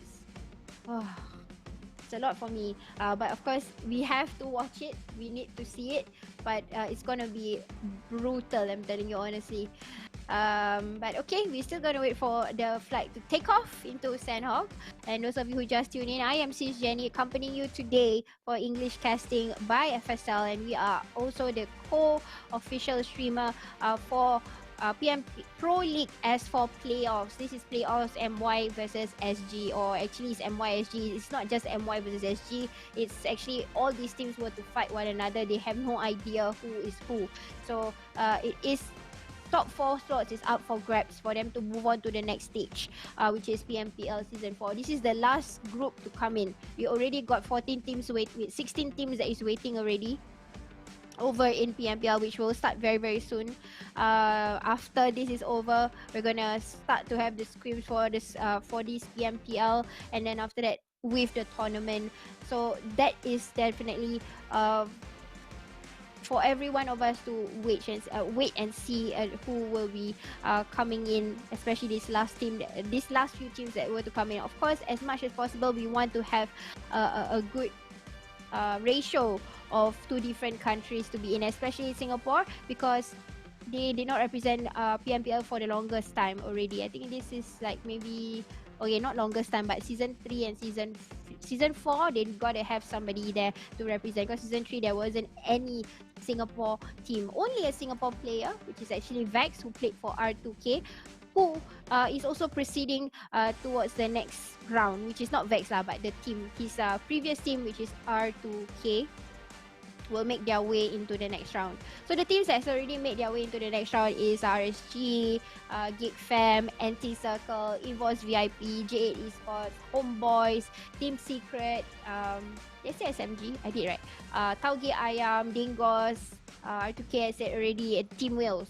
So these are the top 12 invited from S3. They got themselves to number 1 to number 12 slot, so they are invited already over into S4, and then the other 4 slots given to PMNC top 4 winners, which was Grid, G, Ares, Yudu Gang, YSX, and Team Bosco. So these 4 made it for PMNC. So now we're looking is all these teams that is playing today. We've got Morgan, Almighty, Devilish, Team. We got SM Vincer, we've got, suddenly I totally lost, forgot about the teams. We've got Estrella, we've got Steel, we've got XTF, Team H2O, we've got VXM Slumber, Farang Legend, NC, NV4A, the Gringos Esport, and Extra X. So they are battling it out for that top 4 position. And the points actually, just now when you saw the overall, is quite close to one another. Number 1 till number 8, they can do a catch up. But the number 1, if they were to maintain consistently that kind of overall match results, they can get the number 1 slot. Because right now, their total points is 106. So, and the next point below them is 89. So you see the big jump there. Teams need to farm their elimination points, and then they also need to get the placement point in order to be at par with where VXM Slumber is. Yeah, because currently VXM Slumber is at number 1 with that amazing amount of points, because they definitely changed their gameplay from yesterday. And today, we can see a big change. They really went for the elimination, and because of that, they were flushing, accidentally getting into the top 3. So that was really a good reset, I would say, and they keep doing this, they will easily get through, no problem. But of course, it's not the end of the road for the Singapore teams, because currently the top 4 is only filled with Malaysian teams. It's not the end of the road. Like I said, it's doable. You guys can catch up. There is Divinity to look forward to, Seal and Mugen that is bubbling under in the top 8 that is representing Singapore. So these teams, they need to pump it up in order to just at least snatch the number 4 or the number 3 slot. My prediction is still 2MY, 2SG. It could still happen that way if the teams really want it. They need to be careful. They need to re-strategize, rethink. Sometimes it's not wrong for them to watch the live also, because again, there is no stream types. They can, like, oh, okay, so this is how they are going to be. The other teams are playing. You got to re-strategize and things like that. And this is the things that IGL or even the coach will already have ingested in them, and they know what to do, react to situation. All right, guys. So again, flight route today is awesome. It's in the favor of every teams. It has been cutting in the center like a piece of cake. It's just the circle. So the circle today is a little bit tricky. It has shifted on. It did not really give a circle in the center except for Erangel, but so far Miramar, we are seeing it all the way hard shift to the south, and I got a feeling it's the same way in Sandhawk, or maybe we get to see a different kind of circle like we saw yesterday. Yep. The same circle. Yesterday's circle was this circle where it closed into the bottom part of, so easier to say it's a southwest. So it's nearby Painan, it's nearby Camp Charlie, and you see the fraction of the water, it's at least about 40%, guys. 40% water. So I'm not so sure if it's going to be a water circle or not. But right now, teams have respectively go into their looting areas. They will not do any crash as of now, but there is quite a crowd over in Camp Alpha. There is like NC over in Hartin. DVT is using all the open houses that they've gotten into that part, and then we've got Astra X at the bottom part of Camp Alpha. Mugen is using the this particular site where Yudu usually goes to, you know, the hillside, and then the houses that is scattered nearby, opposite of the boot camp area. H2O is happily over in ruins over there by themselves. XTF over onto the so these teams that is you know, on the south side, they don't have to worry so much. Don't have to think of rotation initially. Just gotta wait, hold their horses, and just maybe do a gatekeep, get a good place, gatekeep, get to farm the elimination points. DVT will use the same strategy as yesterday, just that yesterday we saw dolphins in the sea. Today we will not see dolphins in it. We see sailors on board. I mean sailors on the boat. Okay, so they are using the ship. Oh no, not ship, but boat to cross into the other side, or where their preferable destination would be. But they have to be careful because Astra is also along the areas. They can just look at the shore and they can spray. Once they spray, one thing about the boats that is spawned over in PUBG is just that when you do a little bit of the spray, it is easily exploded. So you gotta be careful about that. Paradise is taken over by Devilish, and Devilish I only see right now is Zion, Boo, and also Raul. I'm sure Jaggi is somewhere. There you go. Jaggi is with the vehicle picking up, just securing this vehicle first if they need to use it to get into the circle later on. Of course, Devilish, we definitely want to see them coming back at least to use, at least to get elimination points. It's a bit impossible for them to catch up. They are currently at the bottom. But it's okay. You will learn from you will learn to be better than before. Of course, we might not see them at all in top 4, but it's okay. You know why? Because there are good days and bad days. In fact, last year they represented Singapore for PMCO playoffs. Okay, so it's not PMPL. They just managed to get into top 2. So it was Divinity and Devilish. So maybe this year they, you know, change a little bit, and maybe they will come back stronger. All right, so Estrella, this time a different meta. They did not wait long in Painan. You see, that's very smart, because yesterday they were waiting in Painan where MV came along and things happened. But today they are taking over where Gringos was, if you remember that. So they are coming up to this spot, waiting for whatever to happen. Maybe they are gonna capture this, you know, like capture the flag, capture this area first before Gringos do what they did yesterday. Because Gringos yesterday had the highest kills in Sandhawk. They had 10 before they were eliminated. Just by having this awesome spot, they got themselves anchored to 4 different angles. But it seems like Estrella might not just wait on the hillside. They will just proceed with the bit of looting. I'm not sure why. Maybe Painan, or maybe right now they are just focusing on the farm kills. Maybe this is what they are doing. Maybe they know exactly teams might just go around these places, because knowing Painan, they have already good loots there. Because you can see the guns that is on the players right now. We can see a mix of SMGs and rifles already on these players. And guys, these are the set of guns that you want to use when it comes to Sandhawk, because it's all about close combat. And guys, the first person has already been spotted here, and apparently that's Jaggi over in Paradise. So Ping managed to see 2 of the players, guys, of Devilish. So Boo is the first culprit to be eliminated. Jaggi, unfortunately, also quite vulnerable this time with the tuk-tuk. Yeah, I thought it was a car. Apparently, he took a tuk-tuk with him. Also, a car, a vehicle that only spawns in Sandhawk. Alright, so there is pros and cons to this vehicle. It's a little bit slow, but it is creating a lot of noise, but it's gonna be safer for you to maneuver around anywhere you go. Jaggi is still behind the rock. Choice coming in for the backup, and probably will try to eliminate Jaggi. Don't think there's a chance of survival for him at all. And we'll do the order to eliminate the player back to the lobby. So no more Devilish. SM Vitsa with 2 elimination points right now.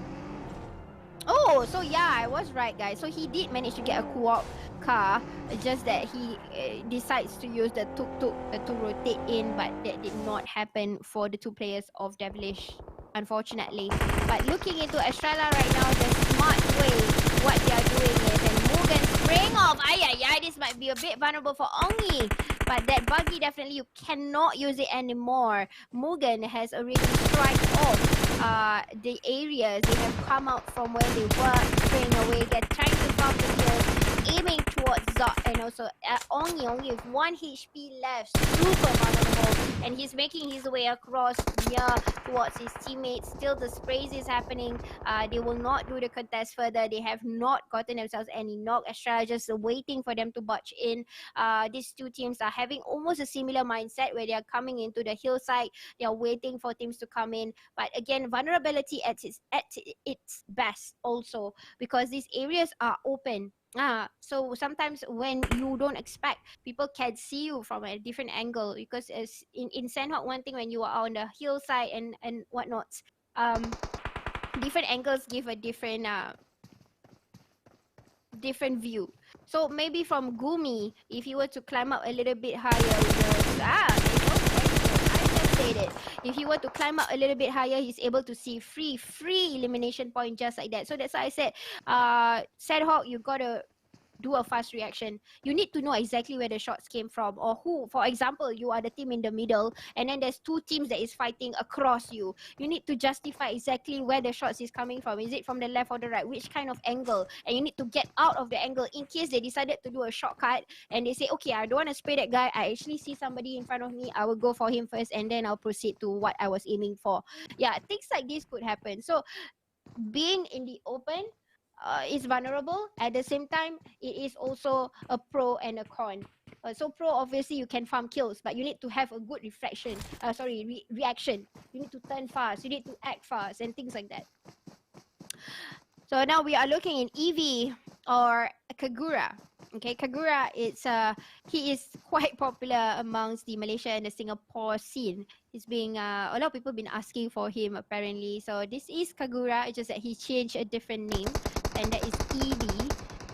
Not sure exactly why, but Almighty saying 𝗣𝗆𝗆𝗆 returning the favor of what 𝗣𝗆𝘆 did, and Choi being seen by Gucci, 1 person down already. Is this the time where Almighty is coming back? I'm not so sure. They have not been progressing so far. Rotation is quite vulnerable for them, has been jeopardized. The way they have been attacked usually from the back or by rotating into the circle. They have been compromised in that sense, so we have not seen them giving more action as what we expect to. We can see right now the ones that has a battle is all the Singapore teams. We did see Estrella and 𝗣𝗆𝘆, and now we're seeing Almighty. Now Banks is coming in, showing his moves. Managed to get one more person right in front of him. That's a very low HP. It's doable. It's doable. You just gotta get that person off the smokes. He's still in the smoke. He's still running around. Just gotta get that person out. And Peng is having the advantage point right now. Vex needs to lift up Gucci, having a very good cover here. Any point of time, third party might come in and snap you from a distance, or even spray, or just a single tap away. So it is possible. They are super vulnerable right now. They're making a lot of noise. It's like in Sandhawk, when you make a lot of noise, it's like putting sugar or putting sugar in the middle of any house, and you know ants would come in. So that's the ants that would come in, and Peng managed to get one person down. Now it's all up to Gucci. Is he able to Gucci his way in? True enough. Wipeout eliminated 𝗣𝗆𝗆𝗆 with 4 elimination points, but eliminated as the first team out in Sandhawk after 10 minutes in the game. So Almighty right now getting their momentum, but 2 men has been sacrificed, which is Moxie and Jerome. Now 2 of them having to got each other's backs for this. Circle similarly like yesterday on the west side. In fact, this time it is moving a little bit in towards the compound areas like ruins. We've got Tambang. We've got a little bit of portion of the Painan, and everybody will just be around this area. You can see all of the teams coming in the center circle right now. We still got Farang coming from the blues, just probably taking their time in order to escape from the battle that is happening right now. The teams that is currently in the center circle. Okay, so DVT is guarding a bit their place is quite safe. Unless Seal were to enter, or even I think that is 𝗣𝗂𝗍𝗪. Yes, 𝗣𝗂𝗍𝗪 is also hiding there for now. They would come in later on. Probably that is the meta for them. That's what I'm seeing. You know, they are just guarding outside first. Extra X again, the same route in for yesterday. Divinity being the dolphins in the sea or the fishes in the sea. Our airdrop has an AWM. But honestly, this gun as of now, especially when it comes to the third or the fourth circle, it can be a burden unless you can do like a shotgun trick, meaning you're using rifle, sniper. This is a bolt action rifle, so you can use this as a sniper, but it's not easy to master, guys. So that means you gotta aim. But guys, look at that Astra again looking at the same team, the same deja vu, guys. This is deja vu. In fact, this is the same player that was looking straight onto Divinity yesterday, that was climbing up the same hill. Ay. So unfortunately, they have been compromised in a way. I think they will get attacked here because they are coming into the compound. Yesterday they went across, but today they actually use this place to kind of wait and move in, and they are not realizing that they are being watched here. This is really quite sad to see, and I'm sure Astra will fire away once these two players make their way up. There you go. The first one has already being triggered. That is 𝗤𝗧, but he managed to get away a little bit, and he's lying down, getting a little bit of the damage there. I think the rest of the entire Astra will come in to help, to give the assistance, and this is going to be brutally battered here for Divinity, unfortunately, because there are two teams in front of them. In fact, there's Envy for and there is Astra X who's waiting for them to come in. Almighty is being seen.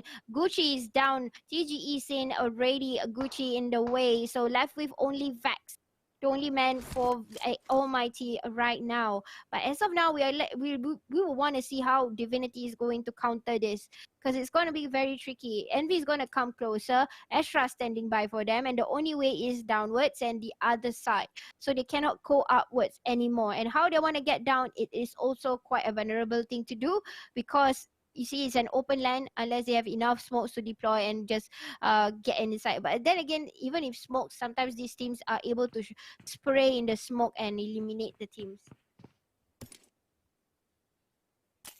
Right.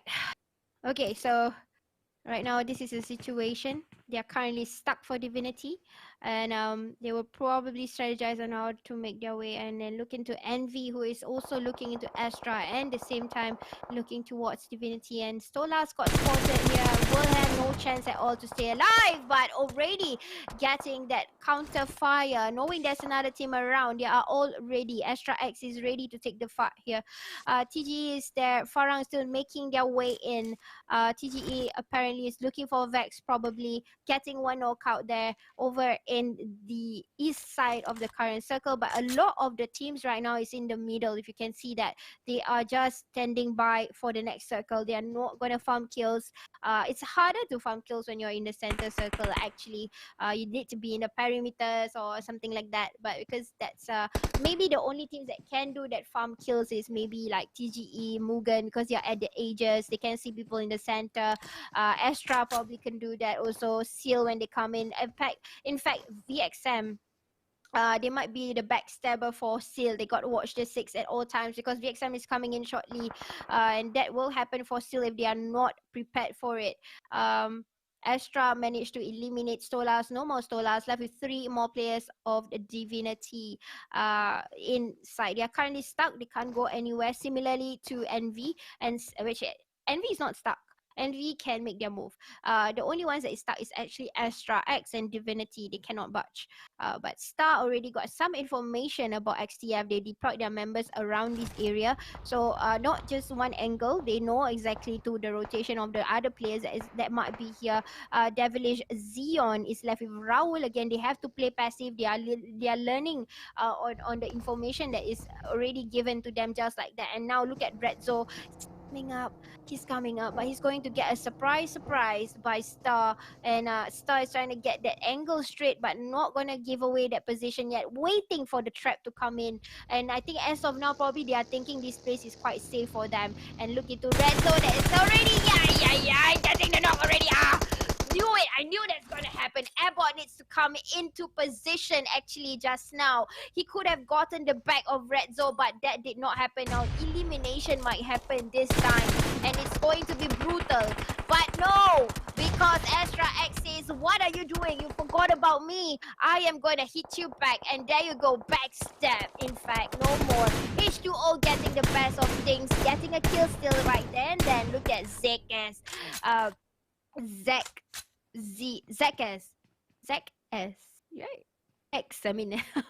Oh, Zeke, sorry, Zeke. Let's just call him Zeke. Zeke has his crosshair blocked and loaded on towards Star. Now, this is quite troubling because how is he going to get the revival? Nobody will risk their themselves to get up into the sniper tower. It's going to be quite impossible because you're going to get jeopardized, and it's going to be compromising everything, you know, the positions and stuff. So probably that's the reason why there is no help coming from NV4A, and we'll lose the first man, which is Star.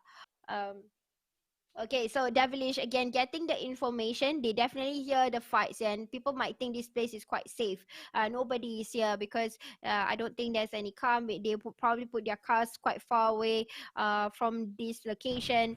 There you go, Faris coming in, and this might be a backstab for VXM. There you go, it's coming in. It might be a backstab because there is a team that is standing by. But again, suddenly VXM taking over Divinity's area, coming in from the other side. But he managed to get away. You can see that Astra made their way. Again, this is a circle. This is a circle of hardships, guys. So teams that wanted to contest, they got to call it off. But the kill still happened by Divinity getting that last shot in and getting that one confirmed elimination from the distance. Now we are looking into Zeon, who's trying to frag into Woyin, but then again, this is a vantage point versus a low ground. So and especially vantage, when you have something that is covering, it's going to be quite impossible for you to register the bullets over to that particular player.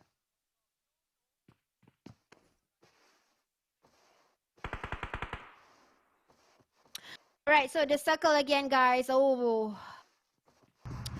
it's all about who gets in first, and TGE right behind. In fact, they're coming in towards where Mugen is actually TGE. So they gotta be ready. They gotta deploy enough men in case one of them gets knocked. They gotta deploy. I think they kind of already know or predicted. Their game instincts is there. There is a team that's probably waiting for me here. All they gotta do is be patient. Both of these teams got to be patient, because the moment they are, they're able to show themselves that they are here, there's going to be a terrible push.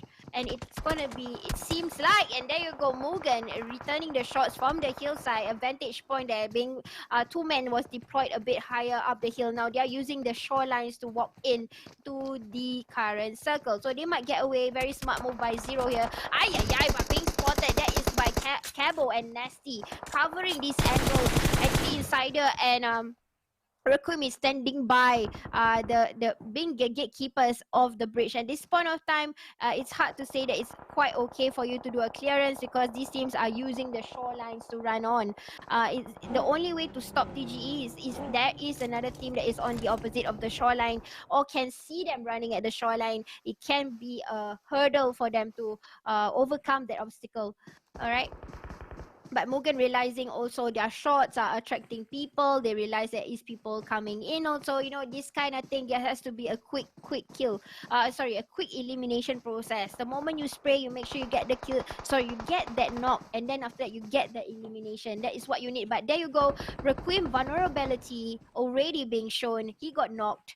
They know that there was a player standing by over for them to cross in. Now this will slow down the process.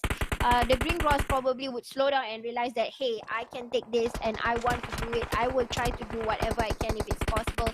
Compromise already for Mugen. And doing a spray, that's a beautiful shot by 𝗂𝗏𝗄𝗏. Immediate KO and definite there for Zero. But I think this is still possible for a revival.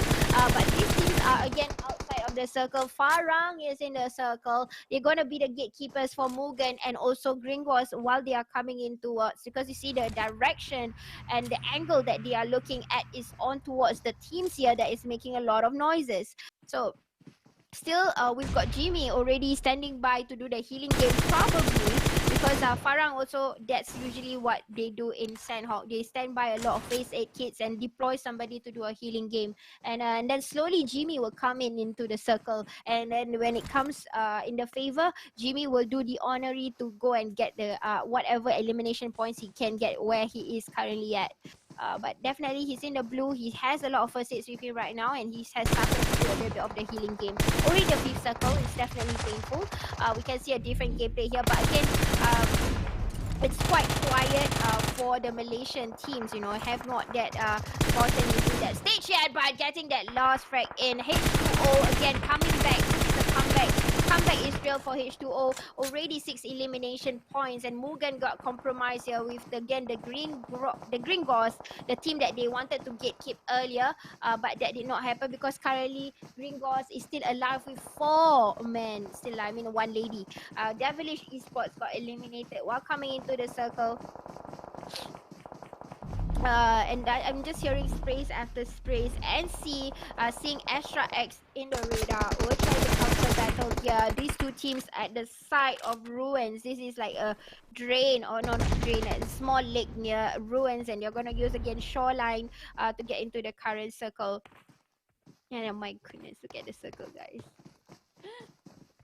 The circle is where I just said about it, and it is near the lake of that ruins, and this place is simply impossible. But you have a good farming place, you know. Actually, the bridge, but actually the bridge right now is in the blue, so you can use the vantage point of the bridge, because the bridge has a little bit of a hill, and then it goes down of the basin, so they can use that. Seal is eliminated in the zone.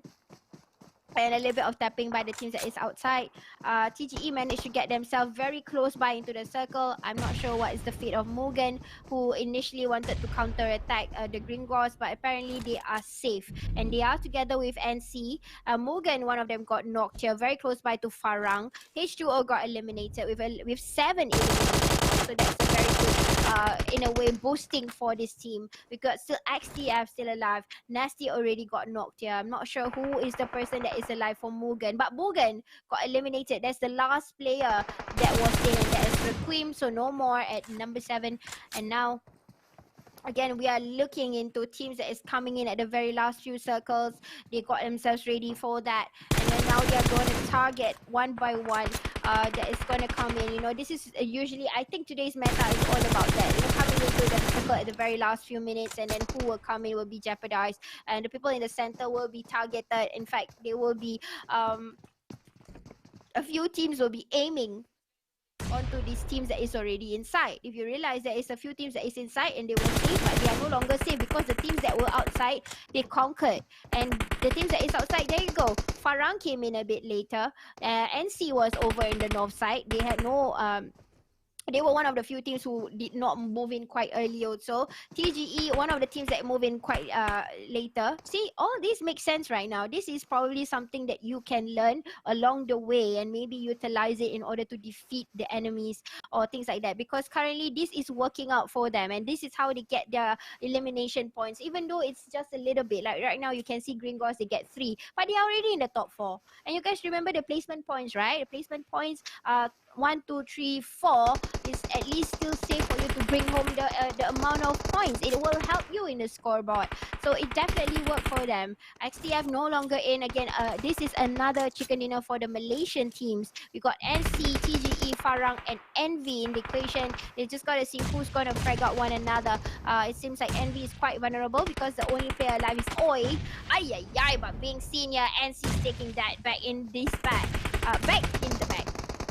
And see, with 9 elimination points, they are definitely the advantage right now. Farang only we left with Repo and Adik Luke. Are they able to clutch? I'm not sure. Maybe if it's possible, but it looks like it's going to be a little bit of compromise. Look at the position here. They're coming in the open. And I think Repo Boy got being seen by Bang. I think Bang did see Repo Boy. And there you go. Oh, but Repo, that's a very nice, clean move there. Jiggle a little bit. Ay, trying to finish the kill here. And then the Rada players coming in, but no! Winner chicken dinner goes back to NC for their 3rd chicken dinner. Y'all know what it is. Hurricane for the win. Nothing left to lose, but I ain't dead. Throw it on the line all in. Hurricane for the win. Yeah. Let me tell them all again. Hurricane for the win. Yeah.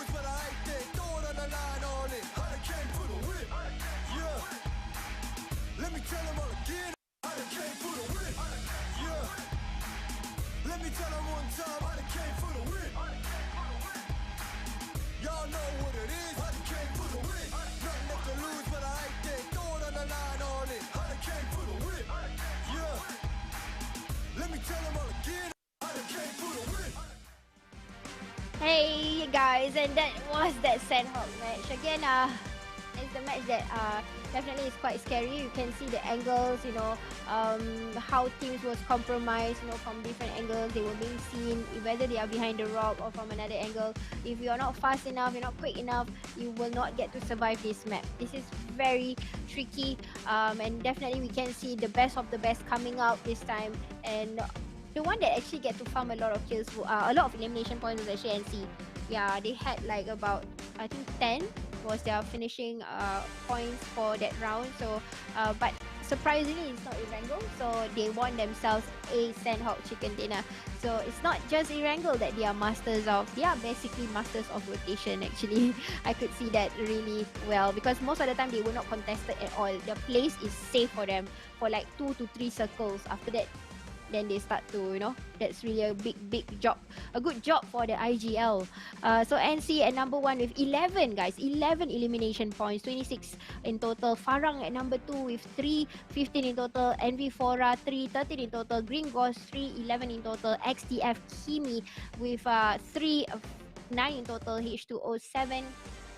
Divinity 7, Divinity at number 7, H2O with 7 elimination points.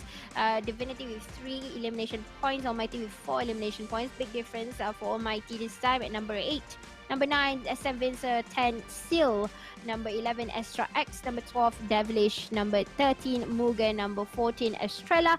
𝗣𝗂𝗍𝗶 Slumber wasn't that lucky this time round, but it will not change at all in their points. In fact, they get 2 extra points on top of it because of the 2 elimination points. Overall standing, there you go, did not change a little bit, but NC catch up. Whoa, they did a catch up there, guys. They got a like 108 in total, so it is 110. So it's still, it can be anybody's game right now. These few teams here, they're catching up one another. Farang managed to secure the slot into number 3 before they were number 4. Astra moving down a little bit down, 1 notch down, but it's still doable for these other teams to catch up. But top 4 already have reached the 100 mark. We're waiting for this round to happen where they can reach the 100 mark, and right now points are very close to one another. Divinity needs to have at least about, they need to farm kills, they need to get a chicken dinner in order to be as close to the current top 4, because the numbers are at least about 15 points away, which is actually equivalent to a chicken dinner, and a bit of the maybe a little bit of the farm kills would help them definitely. Similarly to Green Ghost, similarly to Mugen, and also Seal SG. But of course, number 7 and number 8 onwards, they need to work extra harder for them to catch up into the next rounds. But the rest of the teams, I don't think it's possible for them. But hopefully they get to aim for the prize pool. It's not the end of the story for them. At least they get to go home not empty-handed, being rewarded with the prize pool that is going to be given out. So the prize pool is all the way till number 8. So you can aim to the top 8 in order to get that prize pool. It's still doable because 60 and 62 is not too far from each other. Look at Kimi, XTF, look at Seal, and then 𝗣𝗑𝗍𝗶 is also not too far from one another. The points in overall standing, so it is still doable for the top 8. It's up for grabs. Okay, but top 4 definitely they need to work extra harder in order to reach that 100 mark for the rest of the teams that's already there. But it's definitely quite secure for NC and 𝗣𝗂𝗍𝗶 Slumber already reaching the 100 mark. Not a single team can override them, except for the teams probably in the top 4 can override one another if they were not to be consistent. So yes, true enough, they were consistent. NC got themselves in the top 5 in Sandhawk. 𝗣𝗂𝗍𝗶 Slumber were not that lucky, but they managed to get lucky with 2 elimination points. So that itself is a kudos. It's an additional, the icing on the cake. Yeah, so that is a bonus for them. If they were to get too soon earlier and they were stuck with 106, it's still going to be at number 2 because Farang only reached into 90 plus, similarly to Astra X. So again, these 2 might be the confirmed ones that might go through just like that, especially the ones that has the 100 mark. It is quite tough for other teams to go and catch up, except for the top 4. Alright guys, so again, redemption code is up for grabs, and you guys just need to go into the website, redeem the code, and you get yourself a 3-day free outfit and do contents with it. Because this is not This will not be possible without Krafton, Tencent Games, Lightspeed, and Quantum. Of course, there's official sponsor, which is Udo, a telco company, and Xiaomi, a smartphone company. Alright guys, I think we are gonna go for a quick break and we'll be back on the 4th match. Don't give up, reset, and I want to see more points, in fact elimination points. Okay, so be right back. We're strong.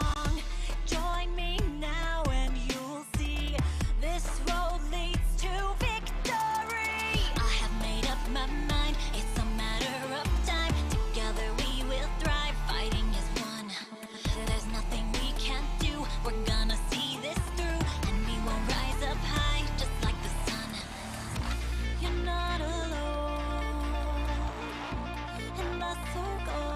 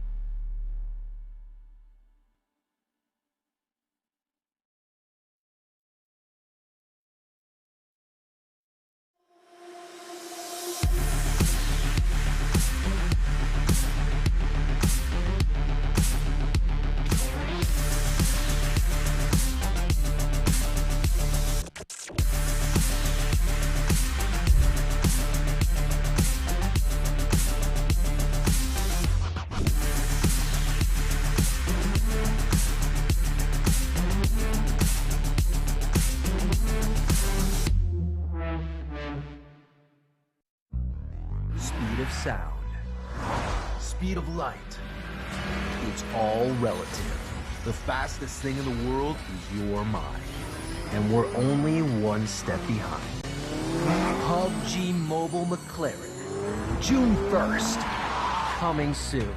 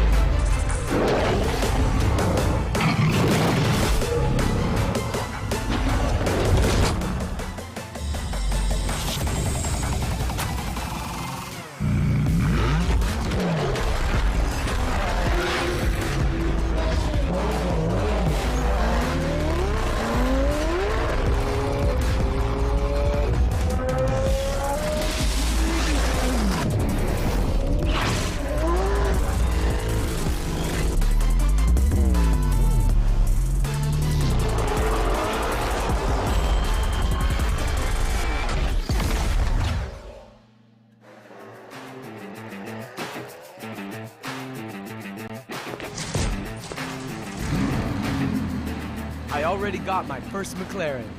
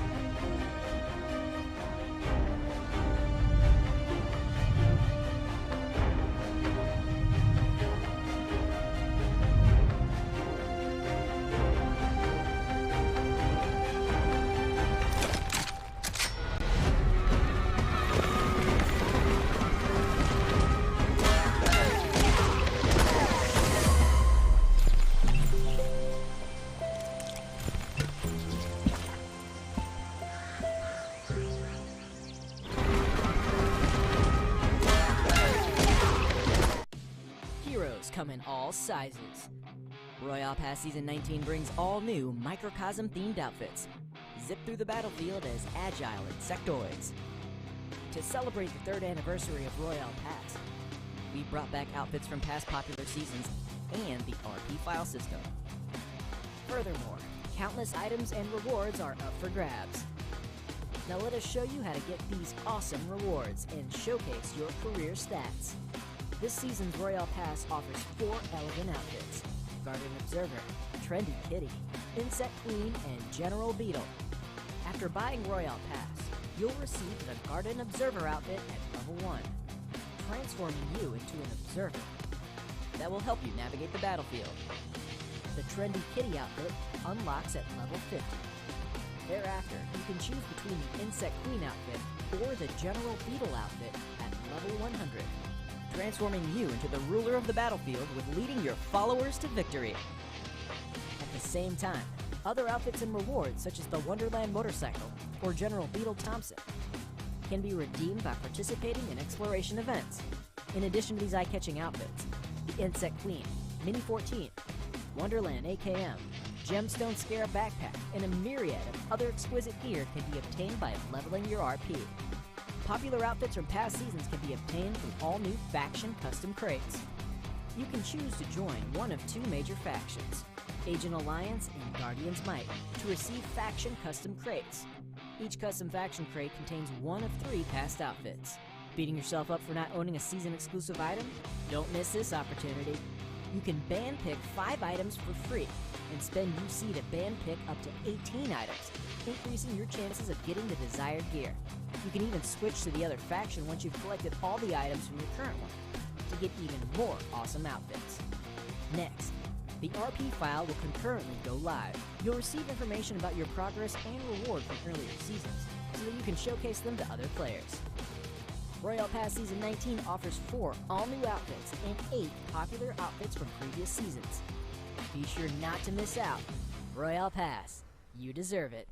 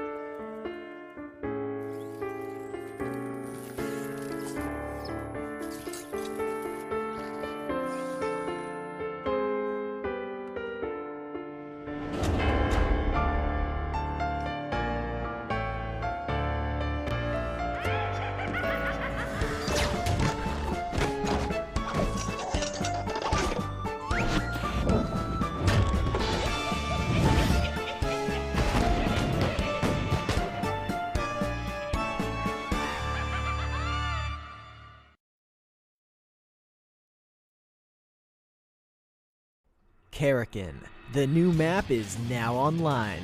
Have you and your companions had your chicken dinner on this 2x2 map yet? In 𝗣𝗂𝗃, there are loads of brand new items and features, so let's introduce you to all the latest content. Demolition Zone. As well as 𝗣𝗂𝗃, the small and exciting map, there is also the most well-known feature, the Demolition Zone. You may be familiar with the Red Zone, where as long as you hide in a building you can dodge airstrikes. But in 𝗣𝗂𝗃, if you're in the Demolition Zone, you'd better leave that forsaken place. The buildings here won't protect you. Buildings in the Demolition Zone will be destroyed by the Red Zone. After the Demolition Zone passes, all battlefield environments will completely change. This will obviously bring more variety to the battlefields. Breakable walls. There are a load of walls in 𝗣𝗂𝗃 that don't look all that strong. If you have a 𝗤𝗒𝗆𝗆 or a sticky bomb, you can break down these walls to explore the worlds behind them. This improves your mobility massively. Imagine the enemy waiting by the door for you to come out, and you make the great decision to suddenly smash down the wall and take them by surprise. Of course, there's also whole new worlds and a wealth of supplies behind these walls, just waiting for you to explore. Thin walls. Many buildings in 𝗣𝗂𝗃 have walls that aren't that strong, as well as walls that you can blast a hole through. There are also some extremely thin walls. You can break through these walls with bullets to attack your enemies. So be sure to look out for these walls, but don't use them as cover as they won't protect you. New items, 𝗤𝗒𝗆𝗆 and sticky bomb. In 𝗣𝗂𝗃, we've added these two brand new items. First up is the 𝗤𝗒𝗆𝗆. Yes, you read that right. As well as payload mode, you can also see it in classic mode. I heard you're good at the Car 98K. Let's compete who shoots more accurately. Sticky bombs are mainly used to blast through walls, but watch out, as some cunning players may have a few tricks up their sleeves that make this item quite interesting. Well, that about covers everything you need to know about 𝗣𝗂𝗃. So, what are you waiting for? Hurry up and try out these new features with your friends.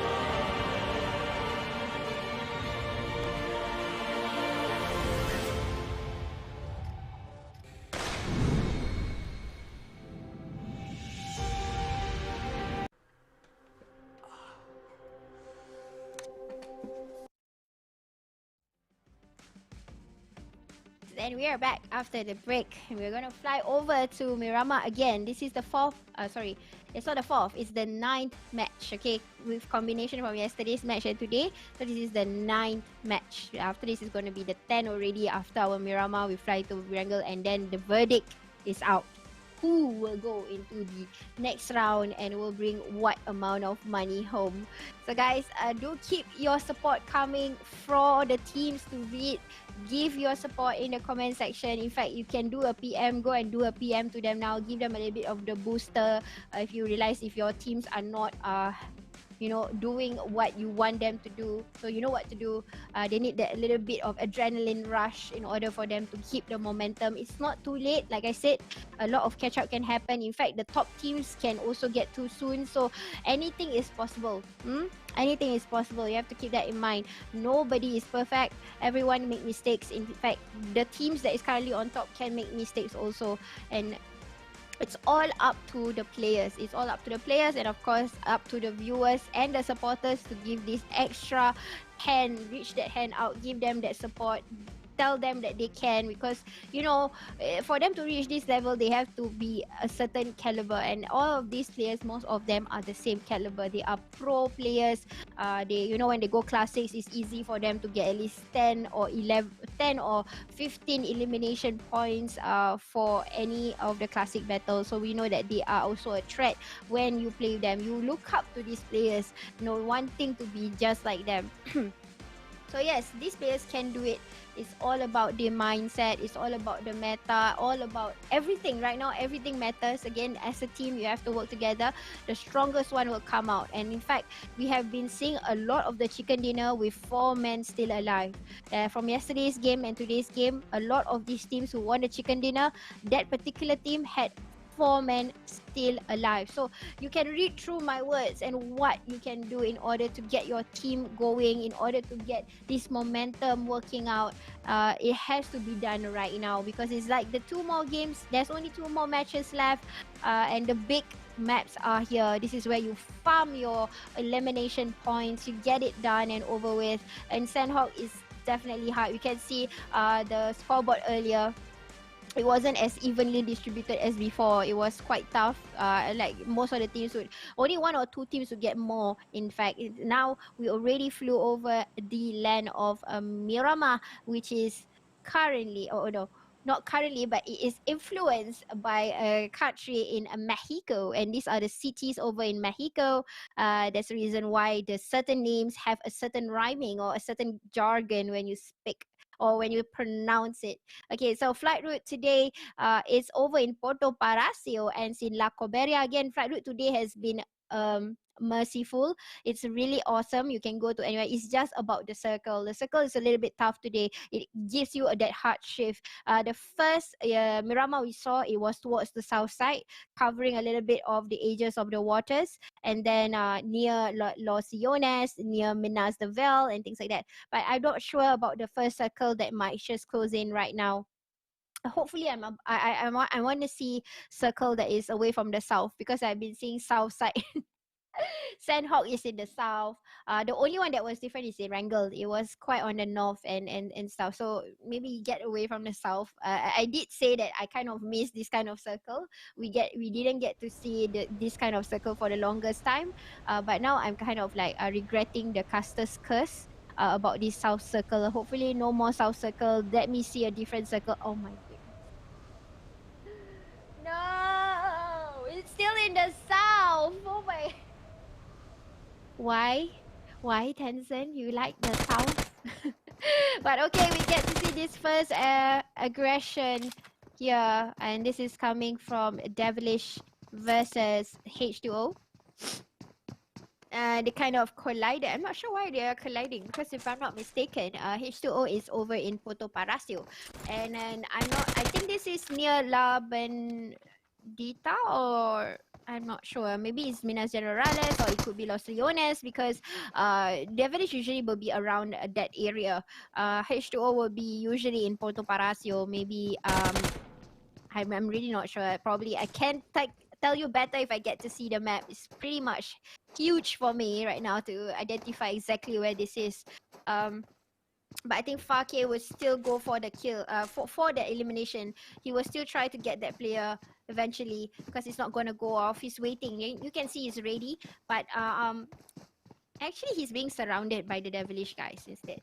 Juggy is behind 𝗤𝗃𝗃.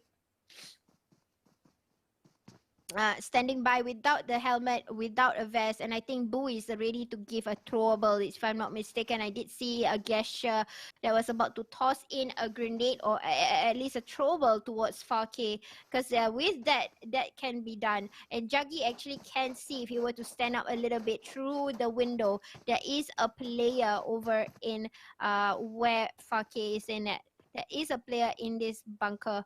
I'm not sure if that's a wall covering. Probably that's the reason why Juggy did not stand. He cannot see the player, but 𝗤𝗃𝗃 is stuck, and he will not be merciful. Definitely, he will be stuck here for the longest time, and 𝗣𝗆𝘆 just gotta push together. Yep, the player is just there and try to do the spray, but with the jump shot here, should know better on what to do, and got a knock immediately and terminate the player. The first blood belongs to Juggy from 𝗣𝗆𝘆. I'm sorry guys, I'm having the sniffles.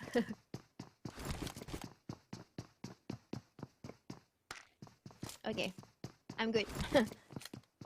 Alright, so apparently The rest of the H2O guys are over in Porto Palacio. I think Faki is the only one over on the other side earlier. We did see, because right now this map, it is in Porto Palacio where H2O is supposed to be. Maybe they were looking for a vehicle, but that's very far for drop just to look for a vehicle. Well, Porto Palacio is all the way down south where the circle is currently in. And down south it is for most of the players. They have to make their way down, especially this team and C. They are from El Pozo, so they gotta make their way a little bit near to them. But actually, the down south is not all the way in the waters this time. It did not cover any part of the water. It was covering most of the part of Los Leones. Forgive me. Yeah, so it is covering most part of Los Leones. Estrella is over in this area. Exactly where they were initially. This is where they want to be, and it's quite okay, I would say, for them to be here, get to loot what they need to. For now, Estrella will just pump up what they need in the looting. Okay, so we can see the guns over on Hugo. We got the UMP in the hand, and we got M762. Again, SMG and rifle seems to be the choice of weapon for a shot. Ooh, what a shot! I like this shot by the observer, and we are looking into Farang. If I'm not mistaken, they are over on the north side near El Pozo, Campo Mileta. They have already not changed, but they divided their drop spot in such a manner where it's like a T shape, a T junction where they will meet at the very last one before El Azhar. So that is exactly where they are. And now this is the people of El Azhar. We have SM Vincer, which is quite nearby to where Farang Legend is. But again, these teams are separated. The players of Farang Legend, they are separated, they are divided, so they are not as close. So it's not a threat for them. Now we're looking to Astra X, who is currently in Los Leones. So this is one of the teams that they don't need to go anywhere for now. They can just loot, wait for people, loot and wait for people. And this is a huge compound where 4 teams is able to loot here. Actually, you can accommodate to 4. In fact, when you were watching PMWI, and Raul is actually spraying on towards Helios from Seal, just lying down here trying to get a lot of shots here, but not registering any. So they are pretty much safe. This is over Labendita. They are the edges of the main road. They are probably rotating towards the north. I'm not so sure. But it seems like the teams are coming up, and they are coming to get one another eventually. This is very, very close. Seal JJ here will get sprayed, but nothing is happening. Razzie, no problem. Ay, ay, ay, but a crash. Oh no. That itself is uncalled for, because I think the teammates were kind of vulnerable. Ay, ay, ay. Oh no. Oh no. That was uncalled for. But the crash happened. It's gonna be 2 knockouts now. Xeon getting 2 men down for Seal. And now they will try to eliminate Seal. Actually, one of the teams that would probably make it into the top 8. But because 2 players is down now, this is going to be a disadvantage for CLSG. But you can see that Seal is returning the fire, but Penta is going to get coming from the back and the front here. Devilish Gaming finally coming up with their gameplay. Unfortunately, Helios is the only person alive. That was definitely a mistake in the driving. It could have been avoided if they did not crash to one another earlier. We did see Razzie and JJ kind of like collided, so that was the mistake. We could see that already.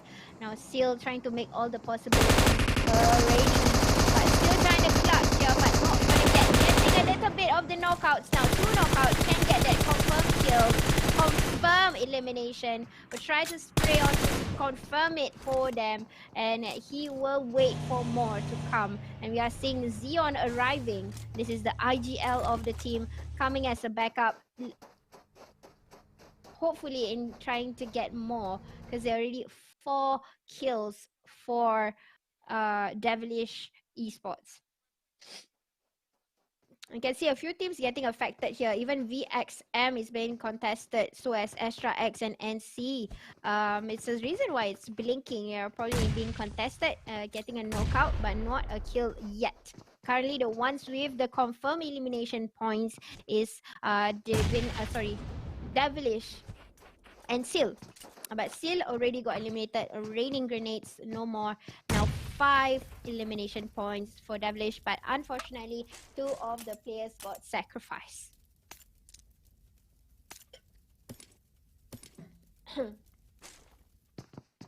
VXM and Astra also having some point of contest there with one another. So right now we can see a few teams that is already in the circle. So some teams are just coming in a little bit later for them. Still getting into the north side is the same teams that did a similar rotation in Miramar, which is Mugen, NC, XTF, and these are the teams that usually will invade that area of the north side when it comes to Miramar. So they will just taper around this area. Hopefully the circle will be around this area. I would say it is no longer in the south. It is still going towards where the north side of Los Leones is. That is probably the next area where it will close in. So teams that is around there, they can just stay put and maybe do a little bit of farm. But XTF very close by to Mugen. We can see that one of the players have already seen in the radar. You can see that happening here. Nasty Cabo is in the open. It's in the open actually, but I think Ajik probably will just do a distraction there, tossing a grenade. I'm not so sure why is that so. There's nobody right beside him, but he definitely did that. Maybe to get the attention of Mugen, probably. Oh, I know why. Because he's trying to get back his buggy. So his buggy is being capsized. He wants to use the buggy and he's trying to change the position to uncapsize. What's the opposite of capsize? I don't know. Decapsize. Yeah, trying to turn the buggy so that he get to use it. That's the reason why he did the grenade, but that did not happen. So apparently the buggy is still in that problem. But you know what? You got what you need, what you called for, and that is Mugen to say hello. I'm here. And he is actually riding around. This is Nasty, the youngest player of Mugen, and this is quite risky because he's climbing up like a lizard on the hillside and trying to get up. Yep, up and away for Nasty. Nasty is actually an ex-player of Kingsman. So if you guys remember and recall, there is this team called Cartel, hence Elias Kingsman. Yep, so Nasty is from Kingsman, and right now with his teammate that is Cabo and Virgil playing for Mugen. So this is a very interesting mix here, this particular team from Singapore, and he gets himself very close by to XT. Wow, this is very funny. This is very funny because you see they managed to let him get away, maybe because he wasn't in the radar for them to spray. But Kizu is definitely being compromised here. I think Nasty probably understands and trying to get more information at least. He definitely gets to see there was a player there. At the same time, he can hear Ajik. Probably that's the reason why he's heading his face downwards, trying to locate exactly where the player are. And true enough, look at the circle, Caster's Curse. It is going towards the north side of Los Leones. This is where the circle would be. Everybody needs to come in here. And there's still a lot of teams, guys. There is still 14 and there is still 53 players. This is the 4th match. It's do or done. Get done or dusted. You know, you really need to get the farm kills right now. This is the time where it matters the most. Where it will change the scoreboard, especially for teams that is trying to catch up. Mugen still is already out, so there's no possibility for them in this round. Maybe next round they can do a miracle. And we're looking into DVT. So these are the 3 teams from Singapore that can make a difference, but Malaysia is still safe for them because they are not contested at all, and the main 4 main members is still alive as of now. And returning the fire is shots coming from Insider. That was a big damage there for Insider towards the XTF player. Now the airdrop is looking into MK14 with level 3 stuff, and of course it is using that bullet. Ooh! Fly! Flying car to the rescue and drop in the handy, and now you are stuck backseat. but Vex managed to get away. That was nice, bro. It's like as though Observer knows what's gonna happen. He just whoop, jump into the screen and like, I'm here. Oh, that's Vex indeed. He has such a colorful character. You know, when I get to know him personally, his personality is so bubbly and fun, and that's exactly how the buggy landed, like how he is. Okay, so Vex can hear the shots coming, and will he use the MK? Did he take the MK? He did. I think he would. Oh no, wait. Is that the MK? No.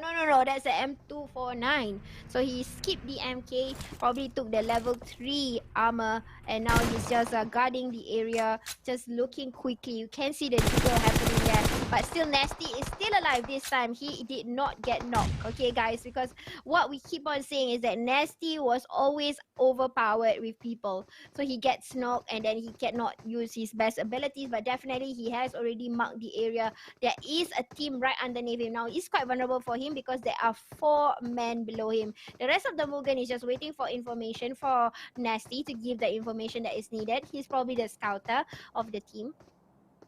Information definitely is given, has already marked the area. Okay, this area got team, that area there's a team coming in, and etc, etc. Smokes has been deployed. I think they are getting ready for a move off, but 𝗤𝘂𝗍 is actually aiming towards the direction of that player. You can see 𝗤𝘂𝗍 is just popping his head, and he's getting the spray shots there. Yep, there is some sprays coming through, but 𝗤𝘂𝗍 also getting the amount of damage from Mugen, because the rest of the players of Mugen, oh wait, no, that's not Mugen, guys, that's 𝗣𝗍𝗋, and kill still right in the back for Nasty. One already confirmed getting that. That is really beautiful. 𝗣𝗋𝗋 will just keep on knocking. Nasty will just keep on taking. But that is coming again from Nasty, taking the second one. This is going to be overpowering for XTF this time. And can see the movements coming from NC. At the same time, 𝗣𝗋𝗋, I probably think they can see each other by now. They are right behind one another. Not sure if they have been contesting. Have they been spraying? I'm not so sure. Not so sure. But definitely that was a very close one. 𝗣𝗋𝗋, NC, yep, they can see one another. They will do the spray. Ay. But Envy, Fora from the back. Third party. Come in. Wee. Coming in. Making their way. Stealing the shot. That was definitely 𝗣𝗋𝗋 was like, I know I'm going to get this, because they can see the vehicles stack one from one another, climbing up the hill. And vehicles, when you climb up hills in Miramar, it's not as easy as 1, 2, 3. No, you saw how Vex did it. Sorry, Nasty did it, right? But that's a correction. This is Almighty versus Devilish Gaming. Sorry, Devilish Esports. One of the players is left. This is again Raul, the lone survivor. He's always surviving for the team. I'm always seeing him surviving the very last few ones that is still alive. Almighty is trying to make it or break it for themselves. They're trying to get the kill points here. 𝗏𝗏𝗍𝗍 is around the radar also. We can see a few teams around this area, and these are all Singapore teams fighting one another. Besides Gringos, who is currently the third party of things, which is currently at the back. Estrella coming into the kill feed here, getting 𝗣𝗋𝗋 members down at the same time. TGE managed to spot somebody from the distance. Again, the distance of them contesting is usually something to look out for, because they kind of know exactly where to contest and they don't get the shots directly. So bullet drop also is another thing. You know, if you get a close combat, definitely you are gonna be getting outgamed. But Estrella eliminated right now by 𝗣𝗋𝗋. They managed to get themselves one confirmed kill before that happened. But Divinity from the back here crashing onto people and saying that I'm here, I want some, I'm gonna get some, I'm gonna get it back. And 𝗏𝗏𝗏 already losing 𝗏𝗏𝗏 adik look, but I think the revival will happen. It's still enough time for them to do that. They're still gonna get their 4-man, no problem with that. Doing a revive here quickly, but you can see the fight, all the cluster here. There is Almighty, there is 𝗏𝗏𝗍𝗍, there is even DVT in the equation. So a lot of teams here is trying to battle one another. I don't know what's the situation, who is in the middle right now, but it seems like suddenly Divinity is being outnumbered. They are in the middle. Now Vex is being seen by Black, and Vex will go down first. And now suddenly Almighty being outnumbered. They're being sandwiched. They've been here for way too long, and probably that's the reason why they got contested, because people will just keep running in and coming in. Once you contest, you gotta go. But you know what? This is Broly, but no Farang. Vanessa eliminated with 3 elimination points. Farang wants the best of things. They only got 3 more players. In fact, now Divinity lost already 2 members, which is Chick and D. Now the rest of them needs to make it or break it. We got Impact. We've got Stolas who's still in, needs to make it or break it for the team. For them. Now the troubles are coming in. This is SM Vincent trying to make it hard for Almighty to cross into the circle. They are all in the perimeters of the circle. So far, shots are coming in here. Almighty getting SMV rank. Black got contested by Gucci and will do the elimination here. Eliminate what they can. 3 amazing elimination points. Now this is the time where I suddenly see Almighty getting stronger. Before that was in Sandhawk, and now they are coming in. This is their gameplay. This is how they do it. And I think they're trying to get the kill points here over for Divinity. They know there is a player that is currently knocked here. This is really vulnerable, guys. He's outside. The smoke is on this point.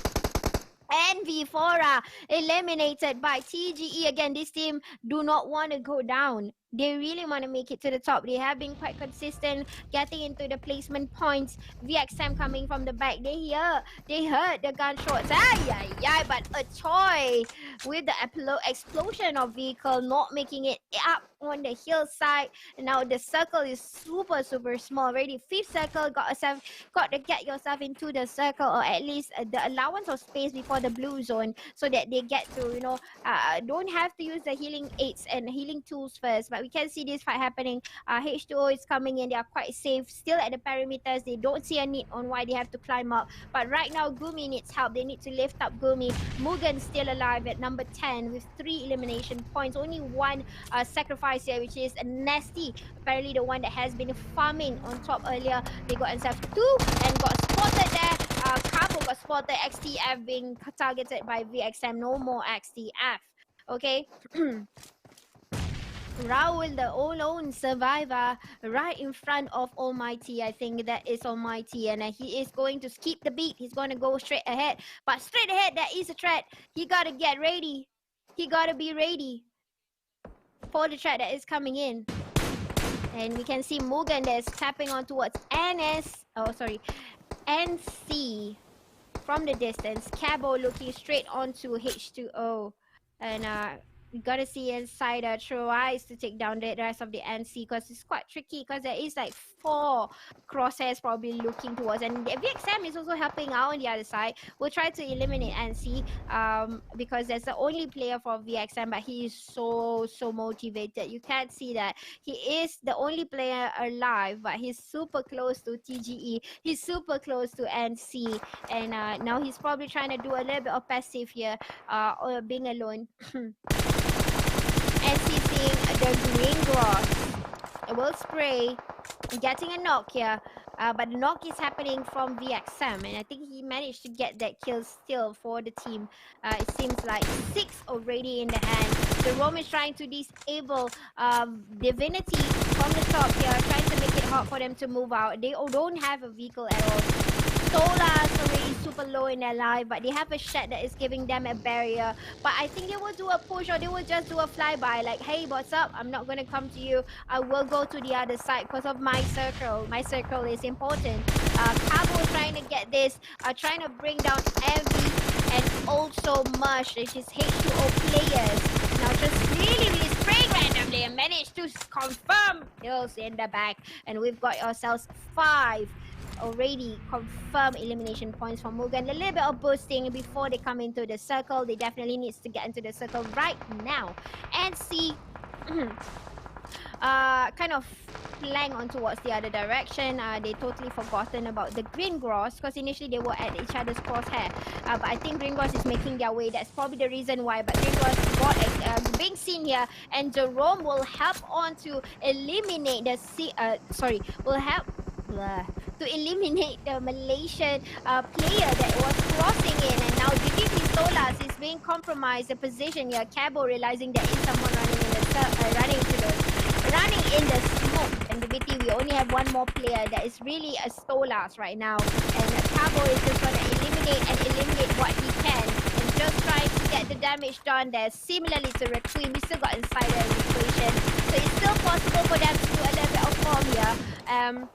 Divinity finally being seen there by 𝗏𝗏𝗆. Got short eliminated out, and Mugen here getting the areas actually is quite good for them because they have the area that is quite open. But Almighty got eliminated. Raul managing to confirm, but not enough because Greengrass knows what's happening. Last player alive, that is Luffy. Listening to the gunshot, he knows what's happening. He just sprayed on towards that direction. Now we are seeing Greengrass coming towards NC.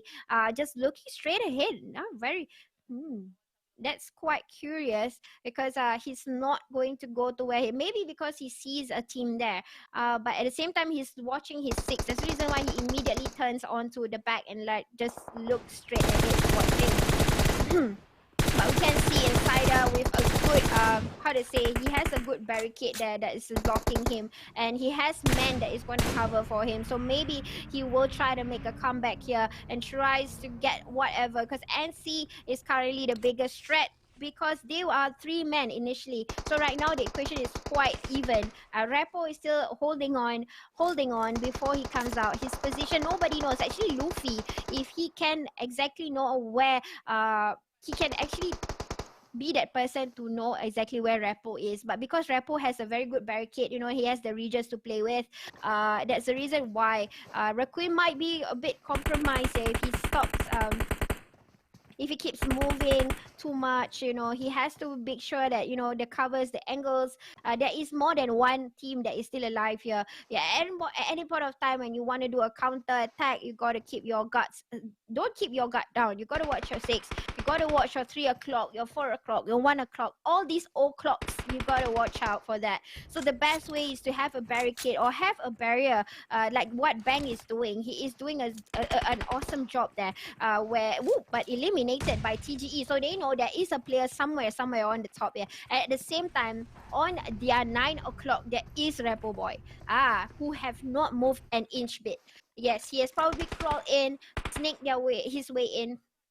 But right now, he is quite vulnerable because he's in the blue. If he does not move in right now, it is going to be quite risky. I think Luffy can see him right now. Probably. Come on, Observer. Help me check. There you go. He can see 𝗏𝗏𝗆 already. There you go. He can see 𝗏𝗏𝗆. So now, Mugen has the best information. He knows that probably Luffy is spraying onto somebody onto the other side. Mugen having 3 men. They can just give each other's roles on what to cover. But then again, don't rush. This is the root of all things. Because right now, Vantage Point belongs to Luffy. But the play zone also belongs to Mugen. So winner, chicken dinner. First chicken dinner, Singapore, Mugen.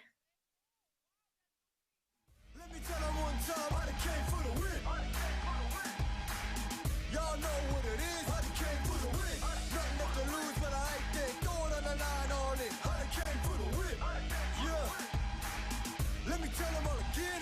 I done came for the win. Yeah. Let me tell them one time I done came for the win. Y'all know what it is. I done came for the win.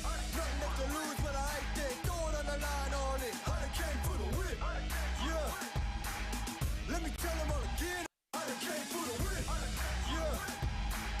Let me tell them one time. I done came for the win. Y'all know what it is. I done came for the win.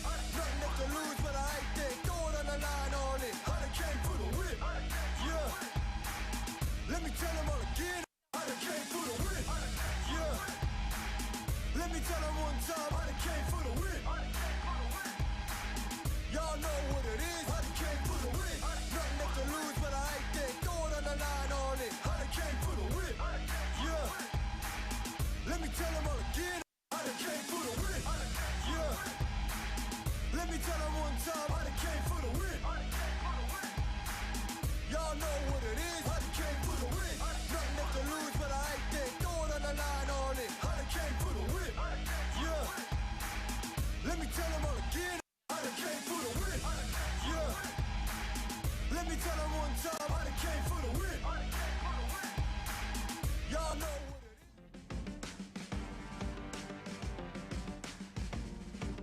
Alright, so I hope you guys saw what happened. and definitely it was a game changer. There's going to be a lot of surprises. I'm keeping all my emotions, guys, because usually the 4th and the 5th match, or let's say right for now, it is the 9 and the 10 match. A lot of surprises could happen, you know, like stealing of drop spots, crashing, and things like that. So I am really concerned for all of the players. You just need to watch your o'clocks. Like I was saying, you gotta be ready for anything, like a cat bouncing out of the back. And Mugen with the first chicken dinner of PMPL playoffs with 12 elimination points, 27 in the bag. Gringos with 8 elimination. Again, very consistently, very consistent. These Gringos. I really like how they have been playing, and also NC. Farang Legend really is surprising us today, for today especially. You know, they are really taking up the notch for all of the matches today, getting 2 elimination points, 12 at the end. Devilish suddenly pumping up the notch, no longer looking at the bottom for the current match. They are at number 4. Almighty also suddenly giving up all these things coming out from them. I hope it's okay, enough time for them to at least catch up to top 8. And see you at number 6 with 8 placement points. VXM Slumber, number 7. Number 8 is Divinity Sports. Number 9, XTF Kimi. Number 10, 𝗣𝗠𝗣𝗍. Number 11, Astra X. SM Vincent. Number 12. Number 13 is Estrella. And number 14 is Seal. And number 15 is H2OCG. So that's that. Elimination points that they have is quite evenly distributed also. We can see a few teams trying to eliminate one another. Hardly we see zeros anymore. At least 1 or 2 for every team. So definitely, I think they have hyped up. They know that it's the last match of the day. It's coming in. And there you go. Top 4 is still belongs to Malaysia, guys. NC with 118, 55 elimination points. VXM Slumber 62 elimination points, 115. Farang Legend 37 elimination points, 107. The Gringos Esport with 47 elimination, 96. Oh my god, look at the close calls of these points, guys. 95. Right below that is Mugen bubbling under from Singapore. That could be the only hope for Singapore. Astra X also having a tiebreaker here with 95 also.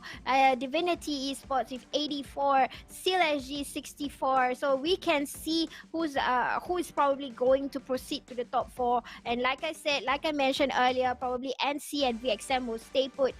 There might be changes in number 4, number 3. I'm not so sure. If they want it, they really need to earn it this time.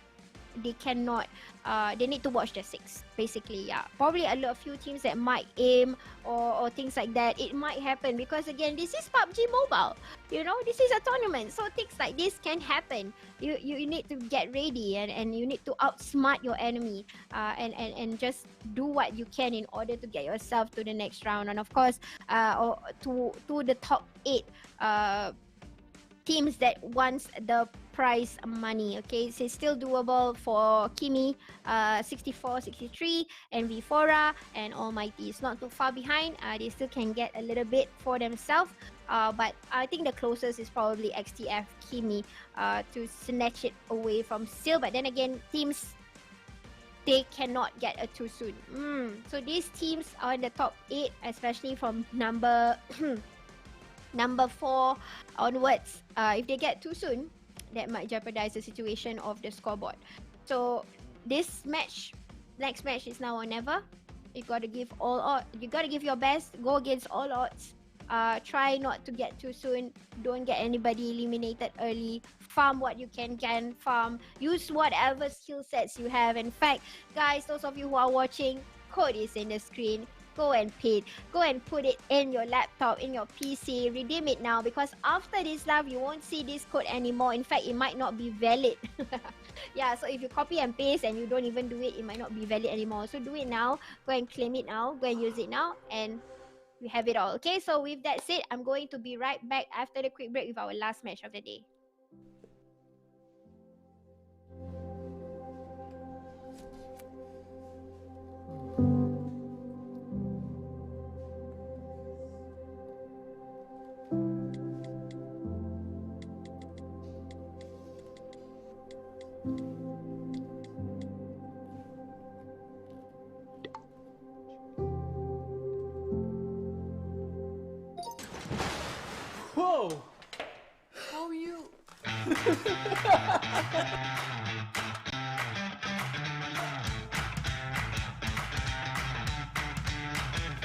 Yes!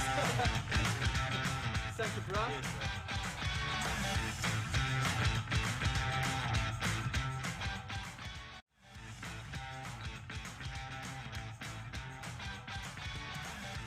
PUBG Mobile 1.5 Ignition is here. This major update brings all new gameplay, items, and loads of exciting content. Let's take a quick look at what's new. First, the new Mission Ignition gameplay will ignite your future. Strap yourselves in. The new game mode can be accessed via Evo Ground. Get ready to experience an all-new technological battlefield. 𝗤𝗂𝗍𝗆 gets a second makeover in Mission Ignition. The tech conglomerate Dynahex has completely overhauled 𝗤𝗂𝗍𝗆, modifying 6 major areas on the map. The new settings offer an all-new gaming experience. In the new dynamic battleground, you can set traps during battle, diversifying your battle tactics. First of all, vehicles have undergone a series of innovations, and alongside new items, allow you to quickly traverse the map. Mission Ignition also caught the attention of Tesla, which has established a gigafactory on 𝗤𝗂𝗍𝗆 and provides autonomous driving and transportation throughout the island. Take the Model Y out for a fully automated spin and receive a variety of supplies from the semi. You all must be excited already, but there's still much more waiting for you to explore. New weapons and attachments have been added to Mission Ignition. Behold the 𝗂𝗎𝗆𝗍𝒂. It's an assault rifle that fires 5.56mm rounds and features 3 firing modes: full auto, burst, and single fire.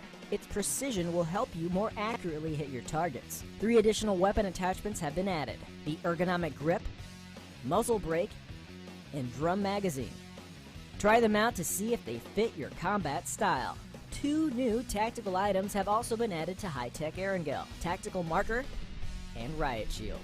These items will truly diversify your strategies. Use them wisely to come out on top. Besides the new Mission Ignition gameplay, Classic Mode is optimized to further enhance your experience. We've added a new weapon, the MG3, to airdrops. It fires 7.62mm rounds and has 2 unique firing modes, 660 and 990 rounds a minute. These modes will help you deal with all kinds of situations. Attach a bipod to the MG3 to greatly reduce recoil while prone. Say goodbye to the M249 in airdrops, and hello to finding it all over the place. It can now be found in all of the classic maps. In addition to the new weapons, a new feature, throwable consumables, has been added to Classic Mode. You can now throw consumables a short distance, sending supplies to teammates without having to dodge bullets. But wait, there's more. We've also added improved custom attachment configurations and sensitivity settings to firearms in version 1.5. You can now customize preferred attachments and the sensitivity of each firearm, greatly improving your gaming experience. We've heard your calls and added glass windows to 𝗤𝗂𝗍𝗆 and Miramar in this update. In these 2 maps, we've added glass windows to some buildings, which can be smashed using melee weapons, shot with firearms, or simply jump through. However, glass is noisy and does not respawn. Be mindful of making a racket when jumping through a window. Finally, to make chicken dinners even more exciting, the team MVP can now summon a statue in a designated location and use special celebratory emotes. Of course, there's much more to this update than we have time for. We'll leave it to you to uncover all of the upgrades and modifications. What are you waiting for? It's time to rally your crew for battle. Follow the official PUBG Mobile social media to stay up to date with the latest PUBG Mobile news and content.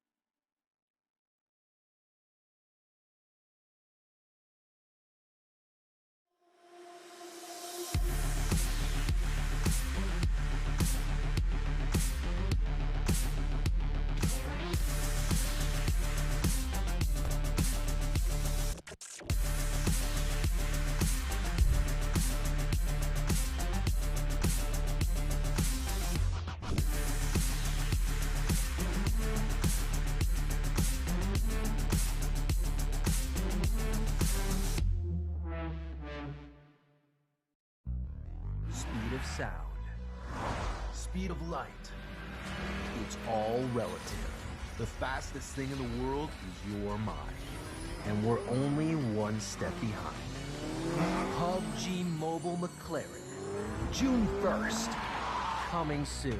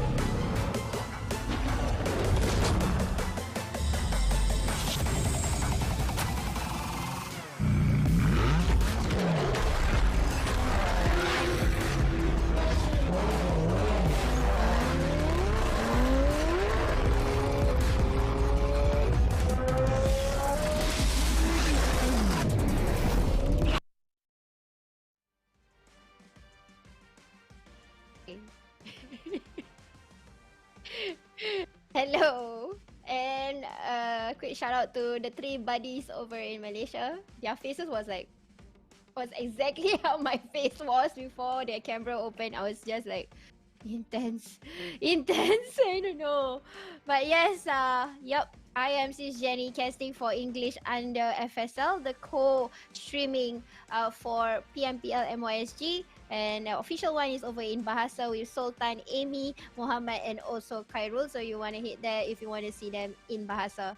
And of course, this is not possible if you don't have the Krafton Tencent games like Speed and Quantum. And of course, the sponsors for this tournament is Udo, a telco company by Celcom, and also Xiaomi, smartphone company, if I'm not mistaken, the Redmi Note 10 series. Something like that. Yes, challenge your boundaries. Yeah. Okay, guys. So let's snap out of whatever we are feeling. I am nervous because today is also the finals for PMWI. There's a lot of things to be nervous about. But of course, guys, I am here for you. You're here for me. I am also a viewer at the same time. So yes, I'm going to casting for you guys. At the same time, emotions will come in. So I try not to be, like taking over the emotions. It's all about me and stuff like that. No, but do forgive me. My voice sounds a little bit. I did not cry. It's just a sniffles. It's because the weather is super hot, scorching outside, and my room is aircon. So it's not good for me. But I cannot, because if not, I'm going to be sweating and things like that. I'm wearing like a lot of layers just to look good for you guys. So those of you who wants to find me, I am Sis Jenny. I am from Singapore. I have a page in and it's called Sis Jenny, or you can find for sure Jenny. But I think better is Sis Jenny lah. It's shorter. Okay, do follow me if you want to watch tournaments in English, and also follow FSL for tournaments that will have female gamers. Okay, guys. So in fact, today's match, there is a female gamer called Zero from the Green Ghost Esports. And in fact, over in PMPL, okay, moving forward to PMPL, the S4 qualifiers, the one that already made it there from Season 3 invitations, and also the one that just made it from PMNC, there is a lady who's a very powerful one that made it there already. I mean, she did not play, it's her team. She's called Yana Samsudin, YSX Esports. Yeah, so she actually gave birth to this team, and it got bigger. I I saw how it grew. Of course, I'm saying it is because on behalf of FSL, we are women, a female platform gaming thing, a female platform for gamers, and of course, there is a most of it will be females, and that's the reason why I'm saying it. So quick shout out to Yana Samsudin being the female representative of the team to be playing off in PMPL. Of course, we do want to see another one that is a player in Gringos. Hopefully, they also make it through. And now we have flew over the land of Erangel. How is the flight route this time? Oh, wow. I like the flight routes today. It's just so awesome. Again, the circle is a little bit of a headache. We are seeing that it starts from Novo, ends in shooting range. Doable for all these teams to go wherever they want to go. And do note, this is the last match, so there will be crashes, and maybe they will just not be at the same place where they are. They might do a different place, not necessarily crash, but they might go to a different place instead. So we're gonna see how they're gonna play it off. We can see that Sil has already alighted over to moving towards the military base, and apparently I'm seeing Mugen heading towards the center here portion. Not sure if they are heading towards Pochinki or somewhere away from that. We can see all the other teams that is going on towards the areas. Apparently NC is going near farm. Also everything looks okay, no problem. As of now, everything looks okay, doable. They are in their respective landing areas. Yeah. So, okay. Of course, these teams are challenging for the top 4 position on who will take what first. Where would they be? Where would they end up? I'm not so sure, but it's all about the numbers this time. They need to get the elimination points. They need to get the placement points. And now, of all matches, the circle decides to close a little bit into the island. I do. Oh my goodness, guys. I hate when this happens because it's usually the gatekeeps. It changed the entire momentum of the game. Especially if it really close into the island, it will be a headache. Honestly, it's going to be a huge headache for that. Because again, like I said, there will be gatekeeping, and because of that, there will be teams who will naturally get the farm kill early. So for now, we don't see any crashes. Every team is doing what they are supposed to do intendedly.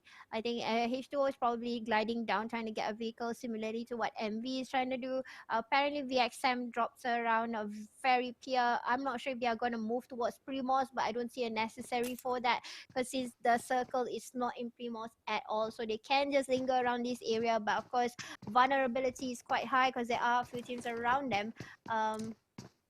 All the other teams are respectively going towards their areas. Maybe Devilish might see a different kind of drop zone this time. They are nearby Estrella, just the apartments behind the containers. They're not in Middletown Power. Like CF in Cerveny all alone. They just gotta calm down. Maybe that's something to worry about. Teams that is not in the circle, they gotta make the first rotation. And usually rotation are quite vulnerable. Sometimes you will get eliminated just because of rotating into the circle. And Agumi H2O just landed her already into the respective chosen place. Not sure exactly where this is. It's probably the outskirts of farm. Wait, this is not farm. It's near quarry. The houses near quarry. He's just gonna loot a little bit more. They have probably distributed the place down, and you can see H2O actually landed somewhere on up north. They are gonna go downwards, still keeping into the circle. Probably that's the strength for this game. At least EV also coming into all the small houses. 12 houses on top near Ferry Pier. Moki already got himself that Huo, and will change into a buggy apparently. I guess it's a better, actually buggy is a better vehicle to maneuver around any maps. It's faster, but of course vulnerability is high because you're exposed, but you can get away quite fast. TGE over in the school area very close by to Farang, which is over in Rosok. Sorry guys, just drink a little bit. Okay, so just looting first, and guns of choice as of now we are seeing AKM and DP in choice of 0. Ooh, this lady so feisty, yeah, the gun of choice.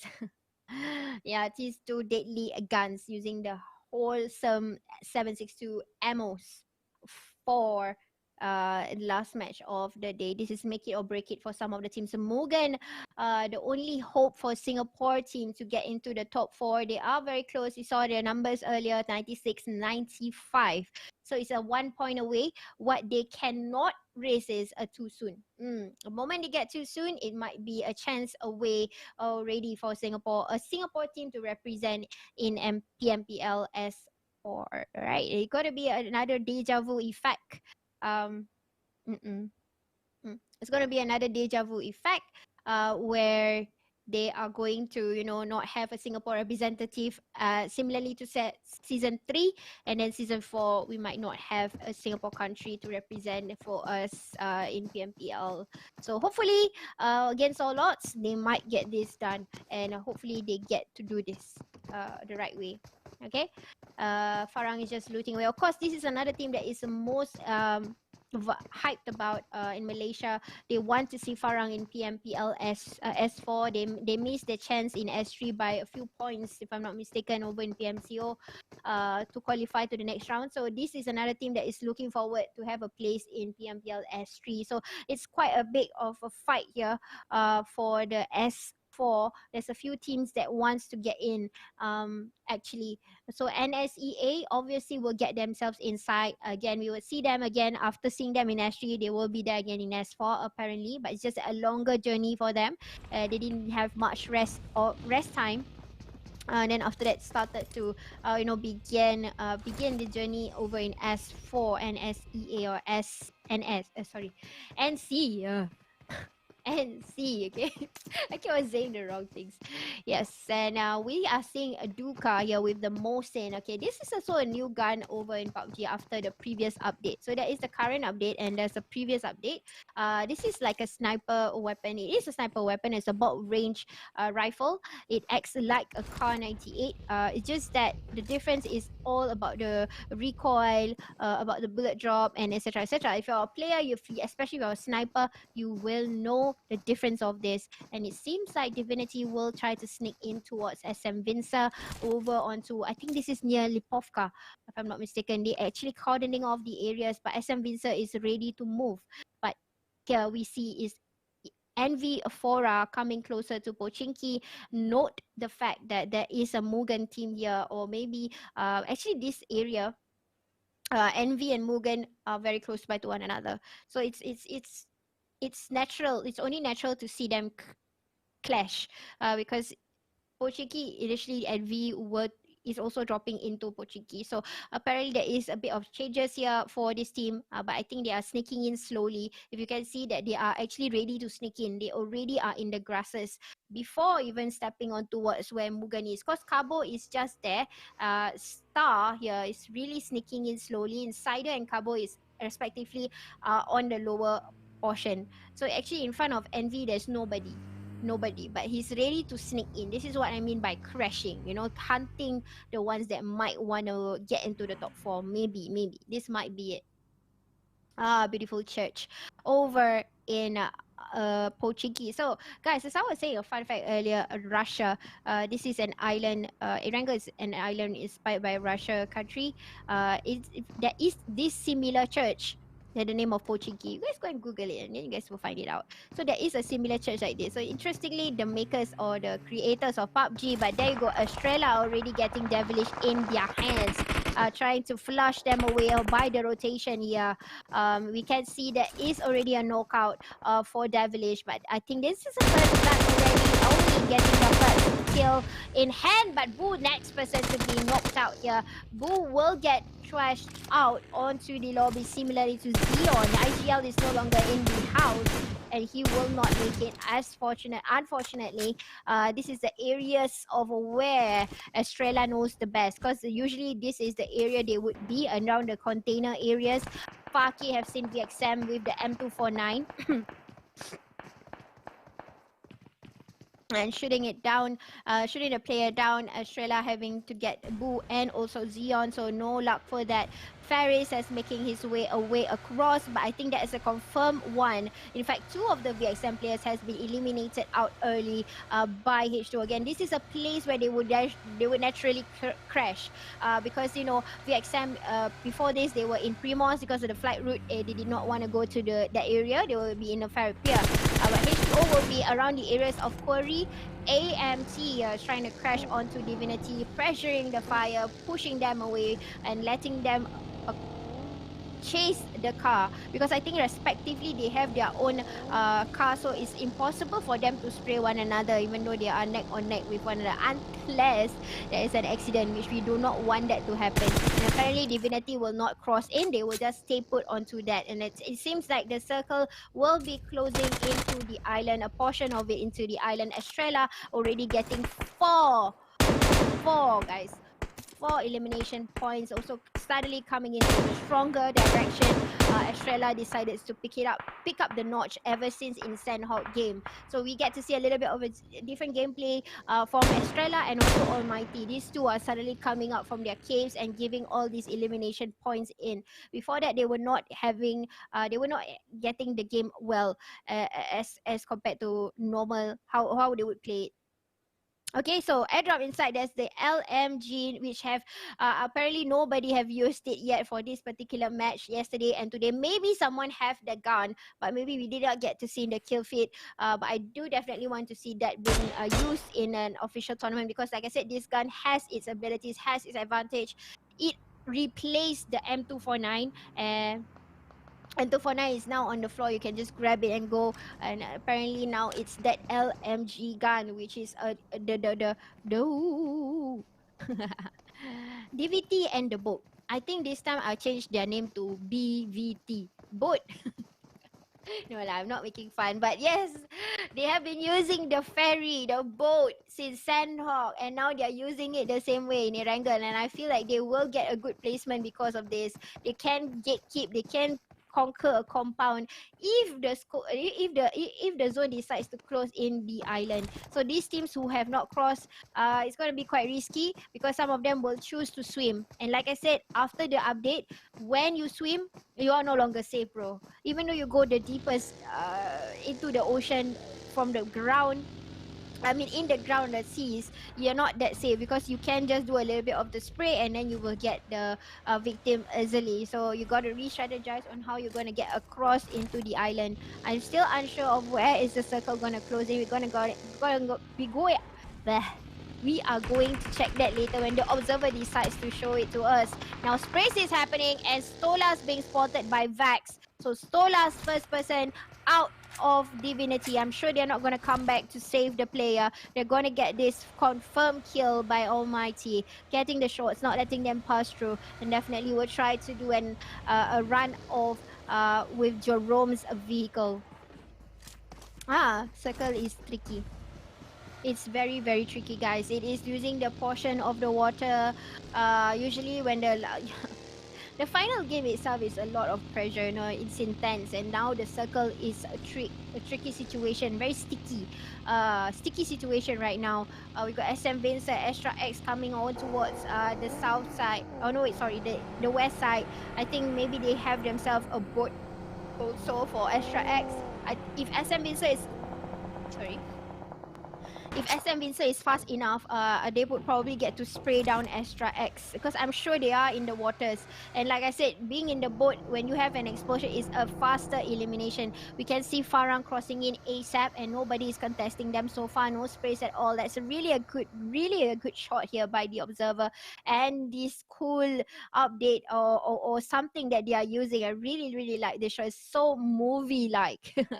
Yeah, but Jimmy passing by us, no problem. Farang getting a little bit of the blue zone, but still into the circle, getting into the island. So apparently the circle is going to be in Sovnoska.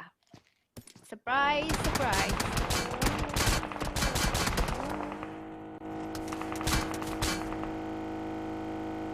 Okay guys, so anyways, coming back to the game. 3 teams have been contacted here. We got SM Vincent, TGE and Farang. So probably VXM, maybe they got themselves away. Sorry, no, Extra X. So Extra X, the one that was in the waters, probably they managed to. There you go. Oh, this is scary. This is like telepathy, you know. It's like as if I say and then the observer heard me and like, okay, I'm gonna change it for you. But now apparently Extra X is just right behind VXM, or actually vice versa. VXM is behind. Extra X is behind VXM. So he being the only person here guarding, he needs to go and eliminate this team, making it hard for them to cross in. Now this is the tricky portion. Sticky business again. Third circle in, not as painful, but I got a feeling this might be overpowering for Faris. And true enough, Chong has already seen him. So the only backup he can get is then a knockout has already happened. This might be overpowering. They will come with a storm. They would come with a storm. And Chong is just there standing by. The rest of the teams is not there yet. Faris first sacrifice out. What happened to the rest of the VXM guys? They are in front. They did not wait for Faris. The Rush is rushing in. Probably will gut in doing the gatekeep. One by one might go down because of the play zone. Now this is a huge problem guys. Huge problem.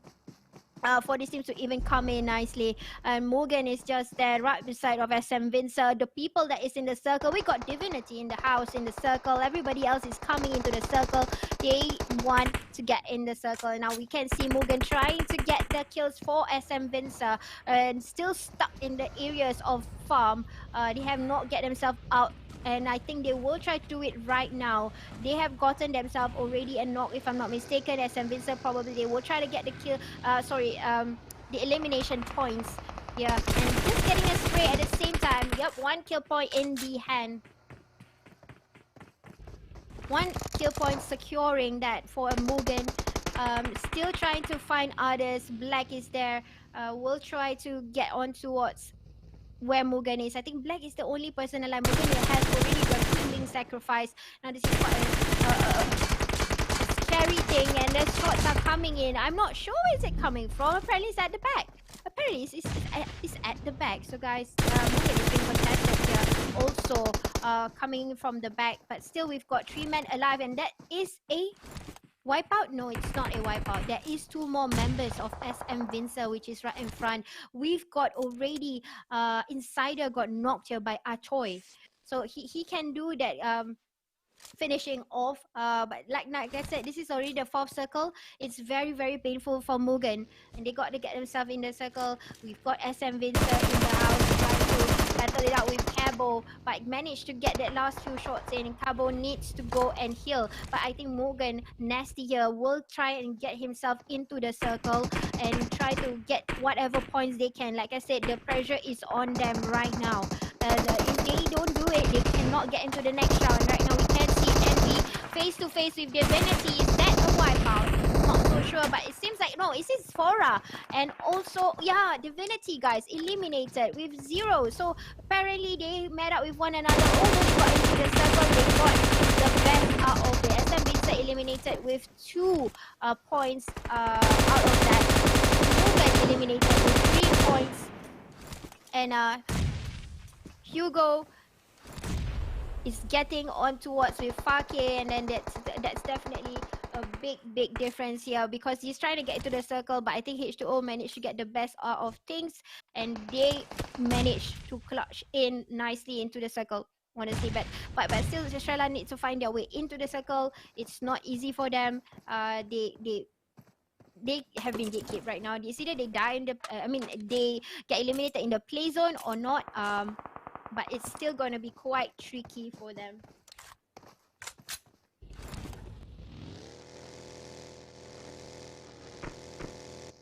Right. Okay, so let's look into the match here. And Faki again, like I said, apparently he got a good spot to actually spray onto the opponents. Yeah, he has a good spot to use this leverage to be on the platform and spray onto. But right now the problem is they all need to get into the circle. The circle is not nice. It's not a beautiful circle, honestly. It's really tough to come in. They need to prioritize beforehand. They need to pre-plan. And plus there are teams that is still alive inside. There are still teams that already make their way inside. No problem. They have been there. No problem. And I think Estrella already eliminated because of the play zone. They couldn't get in. Still thinking that they are being gatekept by H2O. There's 3 more members there. Envy is in the house trying to do some grenades here. NC realizing there is a potential, you know, they can farm the kills, why not? And Envy is in the house. So, you know, you can just rain grenades like what other teams have been doing. You can try to do that, no problem. Just raining on the grenades over towards these teams, no problem.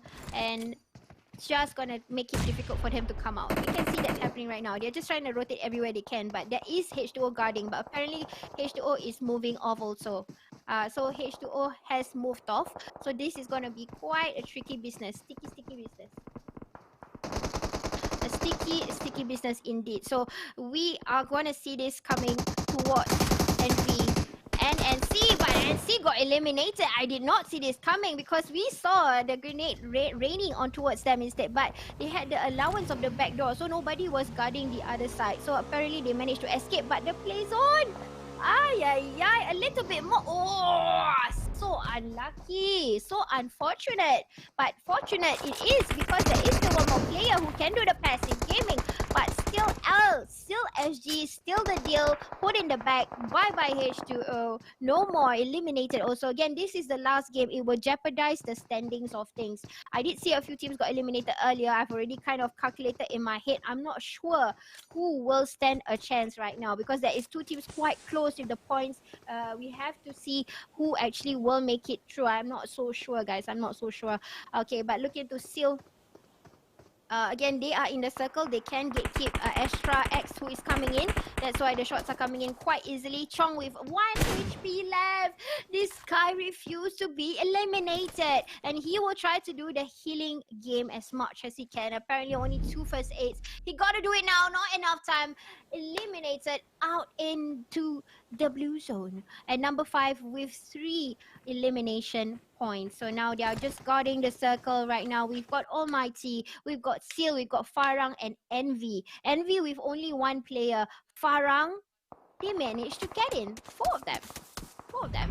When the observer look into the cars moving inside, and there you go, Envy no more. Now, is it going to be a Singapore chicken dinner or a Malaysian chicken dinner? Because right now we can see 2 Singapore teams, 1 Farang team.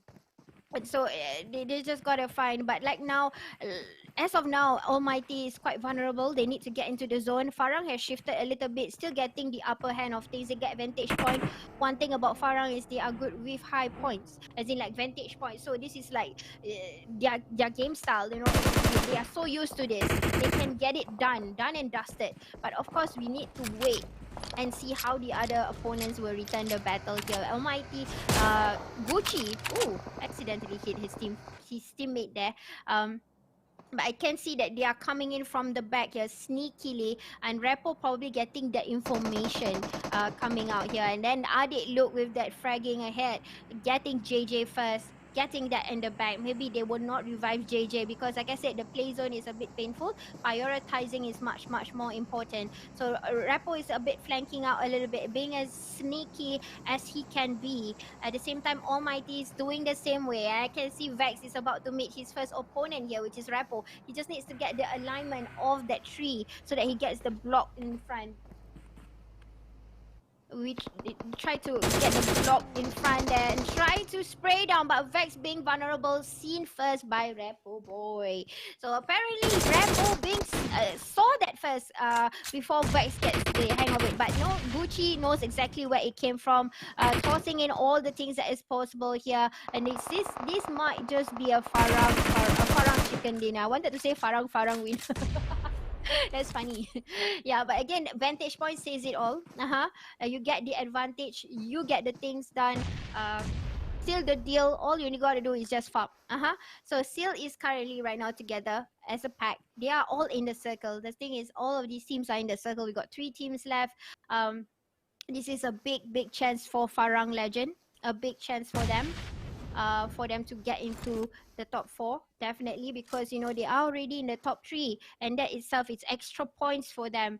Seal is just holding on, waiting for anybody to make the mistake. They're just deploying that, but Jimmy says no, Penta, no, you cannot throw anything. Penta goes down one by one like a domino. We're left with Helios. We are left with Razzie in the equation here, and they are quite vulnerable right now. They are in the grasses. Just a little bit of a jump, they can't see one another. Almighty is still downhill. They have not ended the game. They are still there waiting for the mistake to happen. But I think Razzie is actually cornering them, and that this might be vulnerable because Farang is actually listening, or probably can see the lifting up of the hand while throwing onto the grenade. So they can see that happening. But Razzie probably having this barricade nicely here, which is the reef. The cliffs are not cliff, but the ridges, sorry guys, the ridges, the elements is not as even as it is, so it's giving him that enough coverage for him to think of what to do next, you know, lay out the plan, what to come out first, either the gun, or this is a good time to also let go of your backpack, especially if you're on the lower compound, knowing there are people on the higher points. That's how you're gonna come in nicely. People might not see you in the grasses, but people of like Farang, they don't have to worry because you know they are on the vantage. Nobody is gonna be a threat to them unless they have been miscomprehended and you know it's been compromised and they get the shots coming in and one by one would come in. That would probably be the situation. But right now they are just slowly learning exactly, and I think they have. It seems like Ricky have a clue, but Razzie is at the back for Helios there just in time, and I think they already know exactly where the opponent came from, listening to the teammates' information. Razzie got hit a little bit there. Helios is still there. The troubles are coming in from Adik Look, but it's not on point. It's not exactly where Seal is, and Almighty is still taking their time in order to wait for this team to make the mistake. Similarly, these 3 teams are doing the same thing. They are doing the same thing. That's the problem, guys. That is the problem. They're doing the same thing, getting a little bit of the Molotov there from Adik Look, and there you go, ready, deploying off their handbag, sorry, their backpacks, guys. They are removing it, trying to get as concealed as they can. Okay, in tournaments like this, they are not allowed to take off their clothes, so they have to put it on no matter what. Even so, the zone is not on them or whatsoever. But guys, Farang still have 4 men still alive, and they are super close to one another. They are so close to one another, trying to spray it off. Adik Look is trying to spray away, but not getting it right. It's just a bit, an inch bit inside there, but he managed to escape, guys. He managed to escape, so no problem. Adik Look really definitely wanted it over and done with. They are really trying to get this chicken dinner. They are really trying to make it happen for them into a PMPL, and I think it is going to be possible. Looking at the scores, I think it is going to be possible for them. There might be a bit of adjustments of the team's placement later, but Farang, I think they can get it already. It's confirmed they can get it. Yeah, guys. So 4 men still alive for Farang. Probably one of them got sacrificed. Let's see. Yes, one of them got sacrificed. 4 kills. We are looking into a 3v3, v2 situation. They are going to take their entire time to bring down one another, deploying axe or troubles. But like I said, they refuse. They refuse to be eliminated. The sticky business right on the spot there. Finally being seen here. This is Helios. Now Razzie realizes that, oh no, I have lost one of my teammates. But look at the grenades coming from either Razzie or Almighty. Almighty is really sneaking their way back in. On top, I'm not sure. They cannot see Razzie. Definitely, they cannot see Razzie behind the tree. Moxie in front of them is actually a huge amount of deployed smoke. And getting ready here, and Rapper Boy realizing that Razzie no more now. It's between Farang versus Almighty. A 3v3 situation, guys. Who will win the winner chicken dinner? Who will be victorious? I am not sure. But the shots are coming in, and this is a Gucci towards the Rapper Boy. His life has definitely been engaged, and he's shifting a little bit, just realizing that can do a spray. He realizes the player is just there. He really wants to get that down with, but Adik Look is on the other side. Again, guys, this is a 3v3 situation. They can take each one opponent. It's just one person to get knocked. and one person get knocked, they would get that overconfidence already. But the first person got knocked was Gucci, and he gets eliminated immediately. Now the five Farah coming in very angry, wanting to get the winner chicken dinner. Second person, Jerome is the only one. Winner chicken dinner again. Farang, a legend. Let me tell them all again. I done came for the win. Yeah. Let me tell them one time. I done came for the win. Y'all know what it is. I done came for the win. Nothing left to lose, but I ain't dead. Going on the line on it. I done came for the win. Yeah. Let me tell them all again. I done came for the win. Yeah. Let me tell them one time. I done came for the win. Y'all know what it is. I done came for the win. Nothing left to lose, but I ain't dead. Going on the line on it. I done came for the win. Yeah. Let me tell them all again. I done came for the win. Yeah. Let me tell them one time. I done came for the win. Y'all know what it is. I done came for the win. Nothing left to lose, but I ain't dead. Going on the line on it. I done came for the win. Yeah. Let me tell them all again. I done came for the win. Yeah. Let me tell them one time. I done came for the win. Y'all know what it is. I done came for the win. Nothing left to lose, but I ain't dead. Going on the line on it. I done came for the win. Yeah. Let me tell them all again. I done came for the win. Yeah. Let me tell them one time. I done came for the win. Y'all know what it is. I done came for the win. Nothing left to lose, but I ain't dead. Going on the line on it. I done came for the win. Yeah. Let me tell them all again. I done came for the win. Yeah. Let me tell them one time. I done came for the win. Y'all know what it is. I done came for the win. Nothing left to lose, but I ain't dead. Going on the line on it. I done came for the win. Yeah.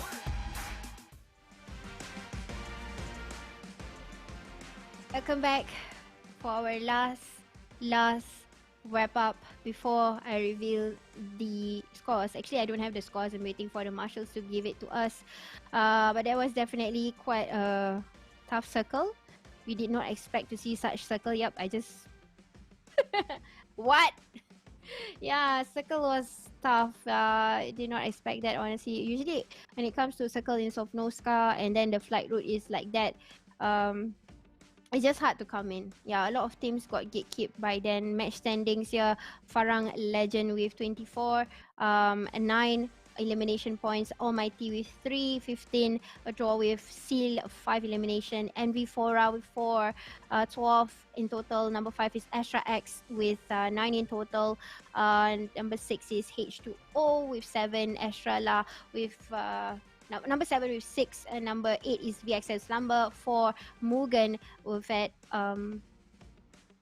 yeah, I can't, I'm still okay, Mugen with 4, and number 9, number 10 is SM Vincer, 3 and NC with 1, Gringos with 1, Divinity is Sports with 0, XTF Kimi with 0, Devilish with 0. So again, I did see like a very close call, and again, I do apologize to everybody if the emotion gets the best of me. I am trying to keep it cool, guys, but I did see the reaction of Emmy, Sultan, and also Khairul. They look a little bit worried at the same time, because you know what, we are also fans of PUBG, and we have teams that we oh, okay, so this is the qualified teams to S4. It's Farang, NC, VXM Slumber, and Astra X. So these are the 4 teams that got themselves a lift up and are qualified to S4. So unfortunately, none of them are from Singapore. So congratulations to the Malaysia teams that qualifies.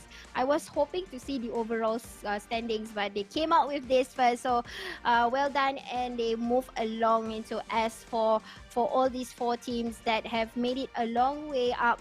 They have struggled from ever since PMNC, and then moving on to all the other rounds that try to make it count. But this is seriously a very close number to one another, guys. And there you go. The amount of points that they accumulated are in the 100 range. Mugen, unfortunately, very, very close call there. If they get to survive a little bit longer, they get a little bit more farm kills, and maybe it is quite possible for them, because you can see that it's only about like 5 points away from that, and that's doable with placements or even killing points. But it's okay. Probably another season for the Singapore teams. They did not qualify, but it is quite a good match. There is definitely a fight between Malaysia and Singapore teams. Mugen at number 5, number 6 is Gringos 97, Divinity is 84, Sileshi 79, 𝗣𝗠𝗣𝗍 67, number 9, number 10 is XTF Kimi 63, Almighty 62 at number 11, number 12 is Team H2O CG 33, number 13 Estrella 25. In total, SM Vincer with 24, and number 15 is Devilish with 19. So guys, this is the overall standings. Please don't give up hope, especially to teams who did not make it. But congratulations to those of them who are coming on top, especially Farang Legend. It's such a long way for them to climb, guys, and they not only climbed to the top 4, they got the number 1 slot. What? Yeah, so they really want it. That's something that I truly can see in Farang. When they want it, they get it.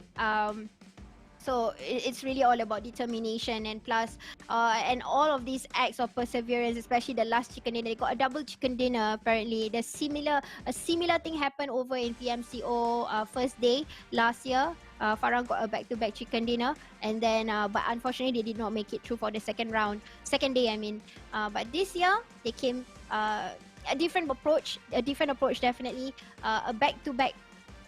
A back-to-back chicken dinner also, but this time making it to number 1. And look into the most valuable player, MVP from VXM Slumber, MY Moki, with a huge amount of damage, 2,404 with 11 kills using the M4, again that weapon of choice of most of the players here. That's a great amount of damage there by Moki himself, with getting 11 kills out of the entire rounds today. So well done, Moki. Really good, amazing job here. If I'm not mistaken, this might be the IGL, or I'm wrong, I'm not sure. But yeah, well done VXM Slumber with getting the MVP. It's definitely not an easy target to get into the MVP crowd. Then again, yeah, so hopefully you guys will come back for S5, those of them who did not make it and who barely make it. Actually, there's a few of these teams had a good fight. Their numbers are so close to one another. Just at the top 4, they managed to clutch into the 100 range. So it's just a little bit more push, and these teams can come back. But then again, they have to redo the rounds. You know, it's a little bit tiring. But I hope, you know, it's not going to be cutting any hopes for these teams, these players, because there's a bright future ahead. It's not that you cannot play. It's not that you are not good. It's just sometimes the luck. Like I said just now earlier, the zone was quite a mess. Yeah, it was into the island. It was very tricky. One of the kind of zones where you do not want it. You can't get into, because you can see the amount of number of players who did not make it into the zone, got gatekeep. You can't go anywhere basically if you are stuck. So yep, it is also about luck. Definitely the last game totally talked about luck. It's not about skills, it's totally luck. It's totally luck. You get inside first, like Farang, they managed to get into the zone first. That's the reason why they are quite safe. The 4 of them have not been getting any damage at all. They really prioritized the circle, and they rotated from Rozok all the way downwards with whatever loots that they carried. They told themselves that, hey, I want to get the circle. I think the circle is here. You need to have the amount of experience and prediction in order to be the best, especially when it comes to the last few circles, sorry, not last few circles, but the last few rounds of a tournament. That is very, very important. Yeah. All right, guys. I would like to thank again Tencent for giving me this chance to cast for English, and also FSL for the platform co-streaming for PMPL Pro League S4 MYSG. And this will not be possible without Krafton, Tencent Games, and also Lightspeed and Quantum. And our sponsors today, Udo, a telco company, and also Xiaomi, a smartphone company. Without this, it won't be possible. You won't be seeing this live stream. So please, if there is live stream, support, watch, do follow, like and share, do what is needed, and then we can give you more of this, right guys? I'm sure you want that. So I hope to see you guys for the PMPL. Maybe you might see me, maybe you might not. I'm not so sure, but it's just a maybe. And I am really happy to be here and finally talking to every one of you who is currently watching. So I still have not received anything yet for this round, but for this round, for this period at least, I'm still gonna go on and talk a little bit more. Oh yes, I totally forgot about redemption code, guys. Redemption code is still up for grabs, so you guys can go ahead and go and key in and go and claim it for 3 days purpose. You guys can get those 3 days outfit for your content and all things like that. So you remember how to redeem it, right? Just go to the website and yeah, the 3 steps, which is you cannot use mobile, that's for sure. You need to use a laptop or a PC, that is for sure. Right, so on behalf of Sis Jenny, I would like to shout out to the Bahasa channel, you know, Sultan, Amy Muhammad, and also Khairul for taking their time to cast the same as me. At this point of time, we are not working together, but I can sometimes see them in my screen, and so I think they are definitely happy. But this is not the end for Singapore, okay? This is not the end. Don't be disheartened. And of course, some of the Malaysia teams who did not get in, this is not the end for you. You still have a long way to go. There is still season 5, and the seasons will go keep on coming, just similarly to our RP season pass. Now season 20 already. Now you see the season keeps coming, so we need all the support. The pro players keep coming, keep building up the momentum, learn from your mistakes, and try not to, be negative about it. Yes, maybe take some time to break down a little bit, cry, shout or whatever. I think some of the teams are very, very happy that they make it. They were quite disheartened that their journey end there at that point of time. I still remembered, again, I'm talking about Farang. They were so close last year, so the journey ended there. So they already felt that. Last year. So this year they came back and they made it. So if they can do it, those teams who got cut off by the borderline, you need to feel like what Farang felt. Or what Yudu felt. Yudu had the same thing when it comes to PMPL thing. They got cut. The journey got cut. But that is not the end, guys. And these are teams that already have been playing in the C level. So you guys have to have the same momentum, have the same mindset, come in together, the same team, the same player. And this time, you will not barely make it. You will make it. Because the second attempt is the beauty. Yes, it will not end for you, and I pray very hard that you guys will succeed one day. Those of them who did not make it to the cut, especially the numbers that is so close to one another, guys. So close, so close.